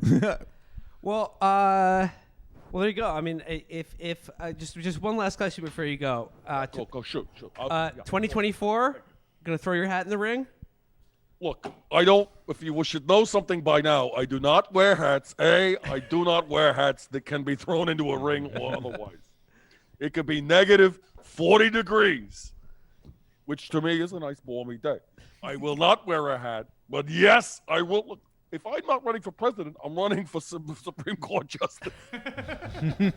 I might be running to pack the Supreme Court with myself. Goddammit, I might do an 8-year dismount as governor of Vermont. You're not fucking done with me. I might not be president, but I guarantee you, I might be the fucking nominee of a new party that might not win the presidency, but very well convincingly might come in second place above the goddamn limp dick, worthless fucking pie in the face, slip backwards and trip over your own ice skates like Goofy fucking Democratic Party. The fuckweights. Well, Senator, I wish you the best of luck. I wish you the best of luck tonight with your narrowing chances to be a committee chairman in the next Congress. Let me tell you something. I got a real quick plan to fix the country. Everybody still alive who voted in the Congress, in the Senate, or the Congress to approve NAFTA back in 1994 should be thrown off the top of a ziggurat. Well, who's going to pay for that ziggurat? Pay for the fucking ziggurat. I'll get it straight from Vegas. Yes, sir. Thank you, sir, once again. Thank you so much for your time. And I think if enough of us still vote, if the wires made a tunnel downtown. If enough of us still vote for you, you can still win, sir. Hey, good job getting Ryan the proud socialist and Peter Dow to come over. Hey, thank you, sir. Good night, Senator. Thank you for calling in. Good night. Thank you, Senator. Good night, Senator. The greatest. Oh boy. There we go. We love Bernie. We love Bernie, don't we, folks? We still love him. Bankos goes to the fucking banquet. Whatever happened to that guy? We might have is that Alex Nichols on the line? Is that Lone? By God, is that Lone Afshin's music? You got that Lone Afshin on here? Alex, we can hear you. How are you doing, sir? Is Trump gonna win? Yeah. Yep. It seems that way. Oh yeah. Maybe not. Maybe. I'd say by the end of November he will be declared the winner by some court or another, and people will have hashtag dealt with it somehow. They would have all they're gonna fight and scream and yell and caterwaul, but over that time, slowly a digital pair of sunglasses, because they won't even know is there, is going to be slowly lowering towards their faces. And then when the Supreme Court issues their 6-3 ruling, or maybe no, I'm sorry, it'll be 5-4, and Roberts will dissent to remind us that he's there for the institution's legitimacy, and he will become the new RBG for the second Trump term. He will be announced the next president. I think the race is far closer than it deserves to be. All of the reach states are pretty much out of Biden's grasp at this point. Arizona being the only state that it currently seems very likely he is going to flip from 2016. So ultimately the race is going to hinge on the blue wall states of Michigan, Wisconsin, and Pennsylvania, which of course gave Donald Trump his margin of victory last time around. And which are going to see contested late ballots if it's close, where which the is Trump, what where the Biden going votes are going now. to come in late. In Wisconsin, again, they have said Milwaukee County, they will not be reporting results till 6 a.m. This is like when Mr. Burns assembled the dream team to defeat Homer Simpson at the No, softball. he assembled the dream team to defeat the Shelbyville nuclear power Yes, plant. exactly. And he's like, 10 misfortunes? Yeah. Never. Certainly will never occur. I would like to be with Ozzie Smith right now in the We are. negative We're zone. Yeah. in the mystery spot right now. We're the Black Lodge, the mystery spot, whatever you want to call it, whatever liminal space that we're all floating through instead of living political lives that we pretended we were. that we thought we were living. Yeah, but Burns won that. They did win. So won? Biden might win. We're talking softball.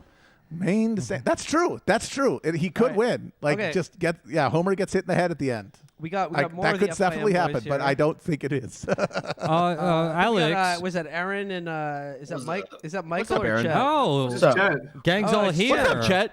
What's up, Chet? Welcome to Team FYM. I want to give a quick shout out to the Mahoning County in Ohio, Youngstown. Went for Hillary last election, flipped to Trump this year. Shout out Youngstown. You guys did it. Hell yeah. Hell yeah, baby. I just want a party. The last mafia stronghold in America. Beam me up. Beam me up, Jim Trafficant. He's in heaven. He was the guy. He was one of those guys. He was the prefigurative figure of this time. We're all Jim Trafficant now. We're all being beamed up. I drove the barn that he solicited from somebody. I drove by that every day on the school bus on my way to middle school. We got a. That's the barn that got Jim Trafficant in trouble. I missed it. They made you drive the we school got Michael bus? Hudson, Jesus. on the stream. Was as well. was it next to the tractor he fell off of that killed him? What's up, Mike? That he literally died falling off a tractor. I'm not kidding. He did. He worked, Uncle. He was, hey. What's up, Michael? Well, we've just been hanging out for the last 4 or 5 hours here. We've been here in the Garmonbonzia zone. As I said before, we've all been doing big boomer energy. We're all simping and taking L's. That's the biggest one. We're cringing. We're doing posting cringe nonstop, folks. We are cringe posting. We are cope posting. Yeah. We are cringed. We are soy. It's everything right now. I was at B-Dubs sharing liquor bottles that I brought to there with the waitresses, just kind of chilling. I've only been drinking Johnny Vegas's all day. 23 shots. I'm just kidding. Chris Lowville style. Did you guys see the new Lowville drop tonight when he keeps? No. Hell yeah. Let's get some good what shit is it? going Please, with the please Lowville. share with us. So his new move is going to the ATM and holding his movie magic money, his motion picture Amazon. He holds like $100 bills up to the ATM, but he's not quite sure where the cash comes out.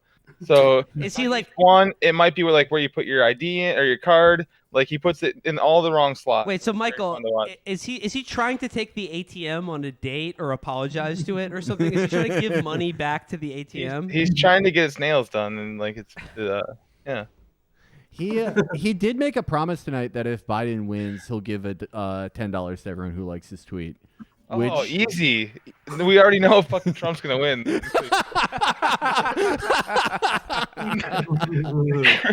Chris never loses those.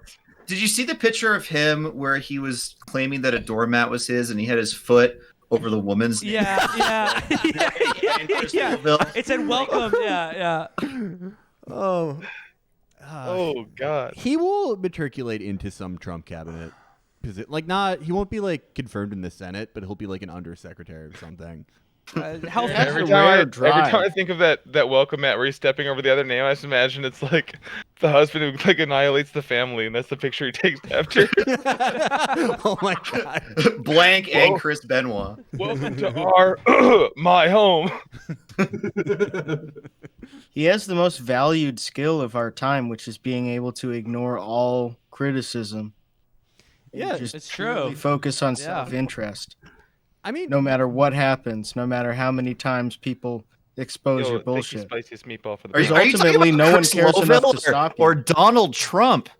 Well, about both, brother? Isn't Lowville blow your mind? Isn't Lowville a Trump analog? Because it's like people have incontrovertible evidence that like this lifestyle is made up, and it's just like, nah, just keep going, and like you get enough of a margin of people like that enjoy it, and you're like, okay, I can ride this out until the rest of my life.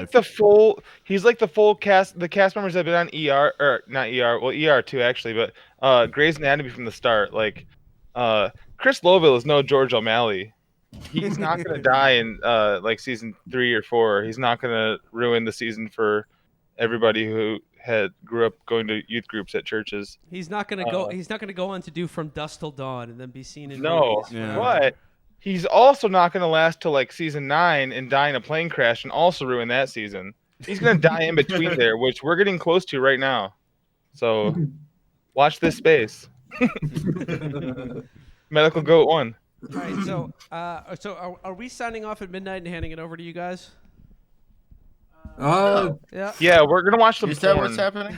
I mean, we do have 27,000 viewers, so we probably should take over. I do have a little bit of positive news right now. Okay. Nithya Raymond is currently leading her race. Who's this? For Nithya Raymond, Nithya Los Angeles City Council. Okay, this is actually a important. 6-point lead. I don't know how much is in, but that's good. That's good. That would be a little. I mean, honestly, Two-time Chapo guest. if electoral politics has any efficacy in the moment, we now know it can only be at the very, very local level, like city council. That's where you're going to be able to see anything like a worthwhile effort to invest time or money into. The national politics, even state politics, I think. Yeah, it's just a realm of the senses. Some bad news. You can't get some bad news there. Grist in the mill. I agree with you, but though some bad news. Prop 22 currently 57.6%. Yes. God damn it. I mean, and Ohio has just been called for Donald There it Trump. is. Yeah. We love him. We love him in Ohio, don't we, folks? That is we're now even. Me and Hollywood Matt Christmas. It needs to be reminded, though. Like, for anybody who wants to look at this and say a vindication for, like, the idea that Trump is, like, at representing any kind of revanche for, like, the American working class as a project, like, going to bring back jobs, anything like that. That is dead, because how did he campaign in the last month? Did he get more fucking checks? Did he do anything to try to the fucking money? They didn't even get the fucking money. He talked about Pavarotti and flushing giant shits down the fucking toilet, and people still voted for him because class is detached from experience, like material experience. It is pure cultural consumption. That is what class means. It's not even a class matter. It's happening. It's not even a class the matter. Republican Party is becoming a working class party, but working class is just cultural bullshit now. But even beyond class, elections would be shifted based on how the fucking economy is going. That's what caused the last few, every single past Democratic win has been because of how bad the fucking economy has been in the past 40 years. And now they've defeated even that. And this has been destroyed, or perhaps destroyed. But I mean, this was inevitable, right? This is still not a very good outcome. The DLC project was doomed. Like, it's the logic. The DLC project was the short-term logic of ironically, crisis capitalism. Like, oh shit, we've lost the unions. They're not there anymore. Well, what about these college-educated kids in the suburbs? What about getting money from corporations? Well, you're never going to be the number one party of capitalism. You can't be. And so when populism becomes unresistible, when capitalism cannot be resisted politically, you lose your reason for existing. And so the Democratic Party, as constituted, is no longer, it has no raison d'etre, but its top levels are still controlled by people who cannot be dethroned. And so the only thing that can happen is it can destroy itself. And they're running themselves aground. They're smashing themselves to pieces. But the thing is, there's nothing there to pick up the pieces. There's nothing there to pick up the pieces. It's just smash now. There's nothing. Because we aren't a political body anymore. We're 130,000 consumers, and we have no conception of ourselves beyond our personal pleasure. And that means that we cannot be constituted as political subjects. And that means our politics will be empty and cannot be filled with anything. Well, allow me to offer this. Doug Emhoff was the compromise. Fuck around and find out. John Ossoff. Let's go, baby. Well, cast off. Real quick though, because we have Chet and Michael here, and I just wanted to get their perspective from two very important bellwether states here in the Midwest. What was this last week here? Were you guys paying attention? What did it look like on the street for you? I actually got to vote in person this morning, which was awesome because my absentee never came, and I have no immune system, so I got to go into a little school. I arrived there at 7:19 a.m., 19 minutes after the polls opened, and it was already park a mile away, and there was 2,000 people inside. God damn it! A lot of people in scrubs getting ready to go to work, that sort of thing. Yeah, Now, were you intimidated? So wait. So Michael, you're saying is you didn't do your civic duty, and like you did not. No, I stood in line for an hour and 45 minutes this morning. Jesus Christ! I did vote. I was twerking the whole time and intimidating everybody else. I was shouting slurs, anything that can come out of me, just to make sure I can like AOE everybody around me with slurs. Yeah, just to keep that bubble. The funny thing is, there were so many people. Like, okay, you can't really tell a Democrat voter in line. It's like whatever. They don't show themselves. The Trump voters, obviously, they're wearing swag. They're wearing merch. They're wearing their stupid. Okay, every Trump guy in line was wearing a fucking stupid one of those white neck gaiters, pulled up just over their mouth and not their nose. And the reason why is if they pulled up over the nose, they can't stop fucking talking in line, so it'd fall down just a little bit every time. It was so fucking annoying to watch, man. I couldn't stand it. Yeah, and anyway, I love voting. I love voting for Biden. Never ruined any lives. Good. God. I'm not coping. I love it. I love politics. I love my duty. Everything's really good. I'm a Colorado resident, so I am 100% vote by mail. So it's been great. It's been awesome. But I am originally from Youngstown, Ohio, and as I said earlier, Mahoning County. I believe this was the first time that a Republican's won Mahoning County since Nixon. And I recently had traveled home with to go visit the old man, and him and I went fishing, and we drove through rural Mahoning County and through Trumbull County all the way up to Lake Erie. And as soon as you get maybe 20 miles away from Youngstown, every house you see had some sort of Trump shrine erected in the yard. And there were the shittiest shrines I've ever seen. There were just like wood pallets just painted red, white, and blue with the word Trump on it. Like, that was like every single yard as soon as you get within or outside of 20 miles of Youngstown. So it's not surprising to me that it's this close. I mean, because I've Youngstown in Ohio has been kind of like a hotbed for it all, but it's just the amount of just worship for that man is just insane, and it's just like I don't know, it's really upsetting because well, it's just let's face it, Pennsylvania should jut into Ohio and take Youngstown, so it's like a northern Oklahoma type shaped state. I mean, I am Youngstown is closer to Pittsburgh than it is Cleveland, so I do consider myself a Yinzer. Arcade Chet. No, I gotta update a bunch of shit right now because you just said that. Well, I was just. They really should buff Ohio with more cities. Isolated there in the Midwest. Western Pennsylvania at least has the state income. They need Philadelphia. a few cured Jesus diseases Christ, look at under James Carville on TV river right cities. now. That's all. Look at this fucking mutant on TV. Sorry. James Carville just came on the television. He's wearing a United States Marine Corps hat. I do not think he served. He's wearing a United States Marine Corps hat and an American flag collared shirt. James Caillou. James, Ohio called for Trump, a state that I That's thought. what I call him because he's always bitching. A state that I thought. I call him that because he's bald. I thought Biden would win. My golly, Matt Chrisman correctly predicting Donald So you Trump guys would are win even the for state. tonight, That is the inverse of our Florida I'm picks telling you, man, right Ohio. there. Yeah, that's not a swing state anymore. And as goes Ohio, I believe Iowa will go as Iowa's well. gotta My go the guess same way as is, Ohio without did. knowing any more, that Donald Trump will keep Iowa in his Yeah, column, definitely. and that Teresa Greenfield, the Democratic nominee for the Senate, will lose. Would be my guess. The hog butcherer to the world, Jody Ernst gets another term. Has anyone seen Stakeland? No. Oh, yes, I have, Michael. That's a very good movie. I really like that movie. Yeah, what's her name? Kelly McGillis from Top Gun, isn't it? I'm going to become the Stakeland guy, but for Q people. Parody. Michael, I really like that movie, though. I love it. Larry Fessenden. I think he wrote it or maybe directed it. I forget. Great stills from that movie of like when they're in the field just fucking training with the stakes and shit. Yeah. Did you ever see The Last Winter, Michael? No, but I think that's one that Andrew told me to watch. Same director. It's very good. Ron Perlman's in it. Yeah. Nice. Really?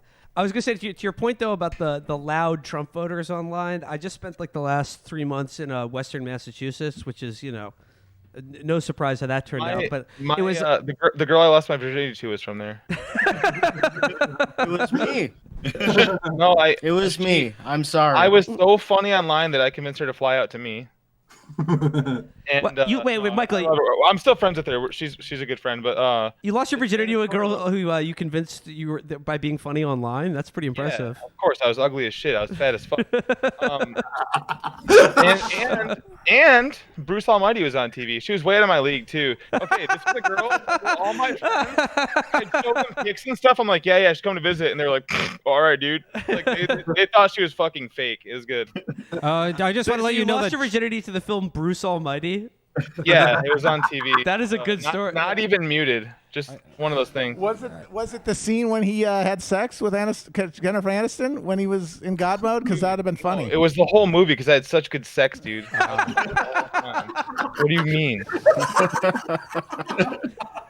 I just want to let you know that James Carville just said America is coming back, hang in there, and then held up a bottle of champagne. Oh my god! And now he's talking about supporting the lawyers out there. Oh We're gonna my have God. a good. I'm just reading the captions right. We're gonna have a good lead going into this. There's more reasons to feel good right now, and I've been on the phone with a lot in Georgia, and they feel good down there, Georgia. Oh, they're feeling good. Let me tell you, down there, Fulton County, they got their That is true. crawdads That up is in true. the A lot floor. of Fulton County, a lot in Cobb County are not in, but it's an open question whether or not that's They enough to got make their a margin for crawdads Joe up in Biden. a bunch. I wonder. All the stuff I see in Pennsylvania feels good. Well, all right, there you have it. I wonder what. Please don't storm my gingerbread ass mansion that I live in the middle of a fucking swamp. I wonder what movie James Carville lost his virginity to. Birth of a Nation. Film. Come on, man. Don't do me like that. A man washing a horse too. Oh, we've got the got train Amber back. video. Yeah. He flipped Did you a ever finger see that and- video he from flipped the a finger in Chechen while War? she was screaming when the train came forward. The real answer you should always say if that question comes up is ants, because people wouldn't like the answer. Oh, not even A Bug's Life. Yeah, the one with Woody Allen, pretty fucked Oh, the up. one where they made the one where they made the bugs look like the actors. Ooh, they gave J Lo a fucking giant jaw. It was awesome. Stallone was in that. She has a strong jaw though. She does. Because I've got Nick Thorburn, Nick Diamond's on the line, who would like to play a song for us. And if we would like to just hang out and riff for a little more, yeah, please. That'd be great. But I don't want to keep him waiting too long. Yeah, so. I think that Nick is going to play us out for the main segment of Chapo Trap House's Election 2020 I can't coverage. think of a And better way to go out. After that, we are going to hand it over to Team FYM, who will be continuing with their coverage until question mark. Until Cool. Yeah. 24 hours change game. But So let's go to Nick. Okay, great. I'm gonna pull him in. Joining. Very special guest. Very special musical guest. Hey, Nick, can you hear me? I can hear you. Can you hear me? Oh, we can hear is that you. some slap on your slap echo? I like to come prepared. Nick Thorburn, everyone, from let's see, let Islands. me- I don't have a beard. Let's see. Yes, but you are rotated sideways, and I'm not Oh quite. yeah, I did that for you. How's that? Rachel, Nick, I want you to know that Rachel was trying to explain who you were the other night and said, he's from this band called the Unicorns. They have a song called Hey, We're the Unicorns. That's just not true.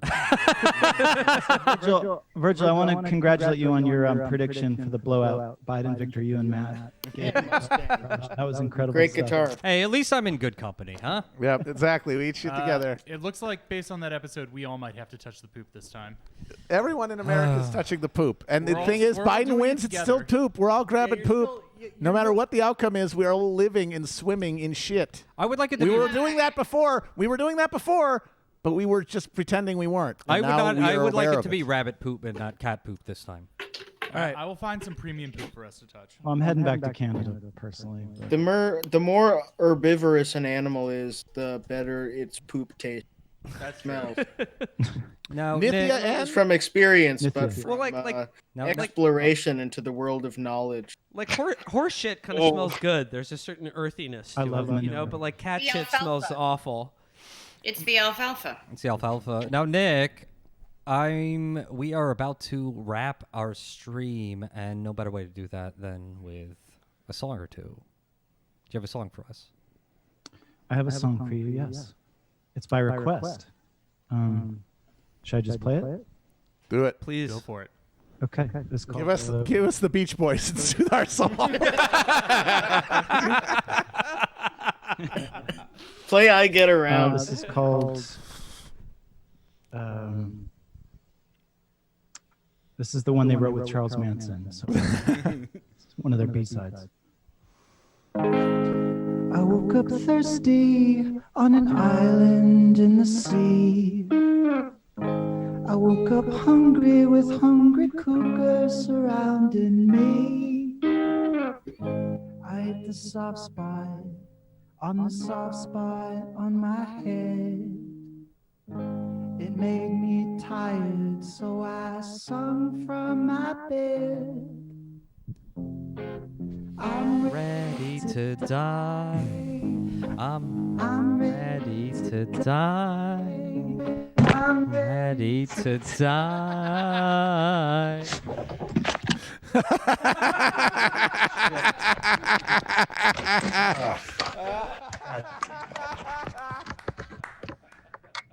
Shit. The fuck?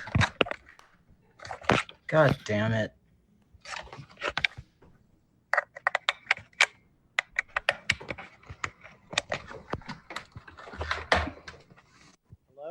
Yes. Hey, we're still here. Not a good omen. Still here. No. Should we try that again? Yeah, With let's feel? do- yeah, let's take it from the top. With feeling. Sorry about that. Might have had a little bit of red wine. I woke up thirsty on an island in the sea. I woke up hungry with hungry cougars surrounding me. I hit the soft spot on the soft spot on my head. It made me tired, so I sung from my bed. I'm ready to die. I'm ready to die. I'm ready to die. A sword, a switchblade, anyway you cut it. I'm not afraid. I know I'm gonna get it. Some makeup of such fine shininess as palm trees in the Dead Sea. Don't pardon me. There's nothing new.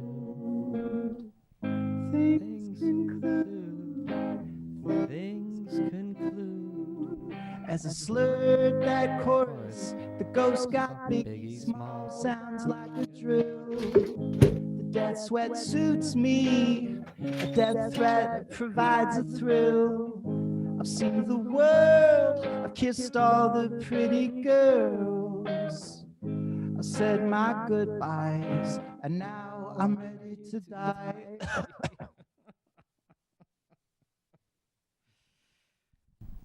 Thank you, Nick. That was very appropriate. Excellent. Nick, thank you so much for playing us out. Well, someone has another request, I don't know, can you do closing time? I would want to take me home. I don't even remember the lyrics. Semisonic. How's it go? It's just a closing time. Just a final wrap up here. Obviously, going to be no results. No, until there's only one result, and this I'm not being joking about. No matter who wins, because Biden could pull this out. He could absolutely win in a couple days. I mean, because these numbers could be big enough, in these early times. They could have banked enough that they can't even do the jump ball. It's too many balls in the air to manage and to create a Bush v. Gore situation, so Biden might win. Either way, though, American politics is dead. It's China versus the United States, and you have to be on the Chinese team. I'm not kidding about this. It is China versus America. We're going to have capitalism with Chinese characteristics or capitalism with American characteristics. And the test case on which you prefer is fucking Corona-19. The thing is, How'd China do? don't- How do we do? China, baby. That's it. I don't necessarily disagree with you, Matt, but my only point is what everyone is doing to impact American politics. Exactly what is that going to do if they shifted their allegiance to China? We're going to post It's not going to do anything. about China. I'm just saying, We're going to hold America Nope, accountable. Nope. It's not like you could post your way to Xi's victory. You can root for it in your heart, but there's nothing you can do to get the great helmsman to defeat the fascist ogre of the NATO global octopus. Well, I would just like to sign off by saying thank you to all our guests. Thank you to Don Hughes. Thank you to Discourse Blog, Katherine Krueger, Jack Merkinson, Jack Crosby. Thank you to TruthPoint, Derek and Dril. Thank you to Donald Trump. Thank you to Bernie Sanders for calling in. Thank you to Office Hours, Tim Heidecker and Vic Berger. Who am I forgetting here? We've also got Dave Weigel. Dave Thank Weigel. you, of course. Thank you to all the FYM people. Thank you to please stick around and hang out with the FYM gang. Nick Thorburn, Nick Diamonds, thank you so much. Also, I of think course, we'll watch people falling through ceilings again. And of course, one more shout out to Dan Beckner for the great Newsnight music, Wagner Coop for our Chapo Newsnight graphics, and as always to Haley Glyphs for the great, insane, creepy, Wonderful art. We love it. Wonderful, wonderful hold screens by Haley. And I'd just like to say thanks for everyone for hanging out with us. Also tonight. Hassan. And Hasan Piker. Hasan Piker. He doesn't need our thanks. He's killing it on Twitch. He's fucking blowing us out of the I water. remember when Hasan was streaming to 15 people off a PS4.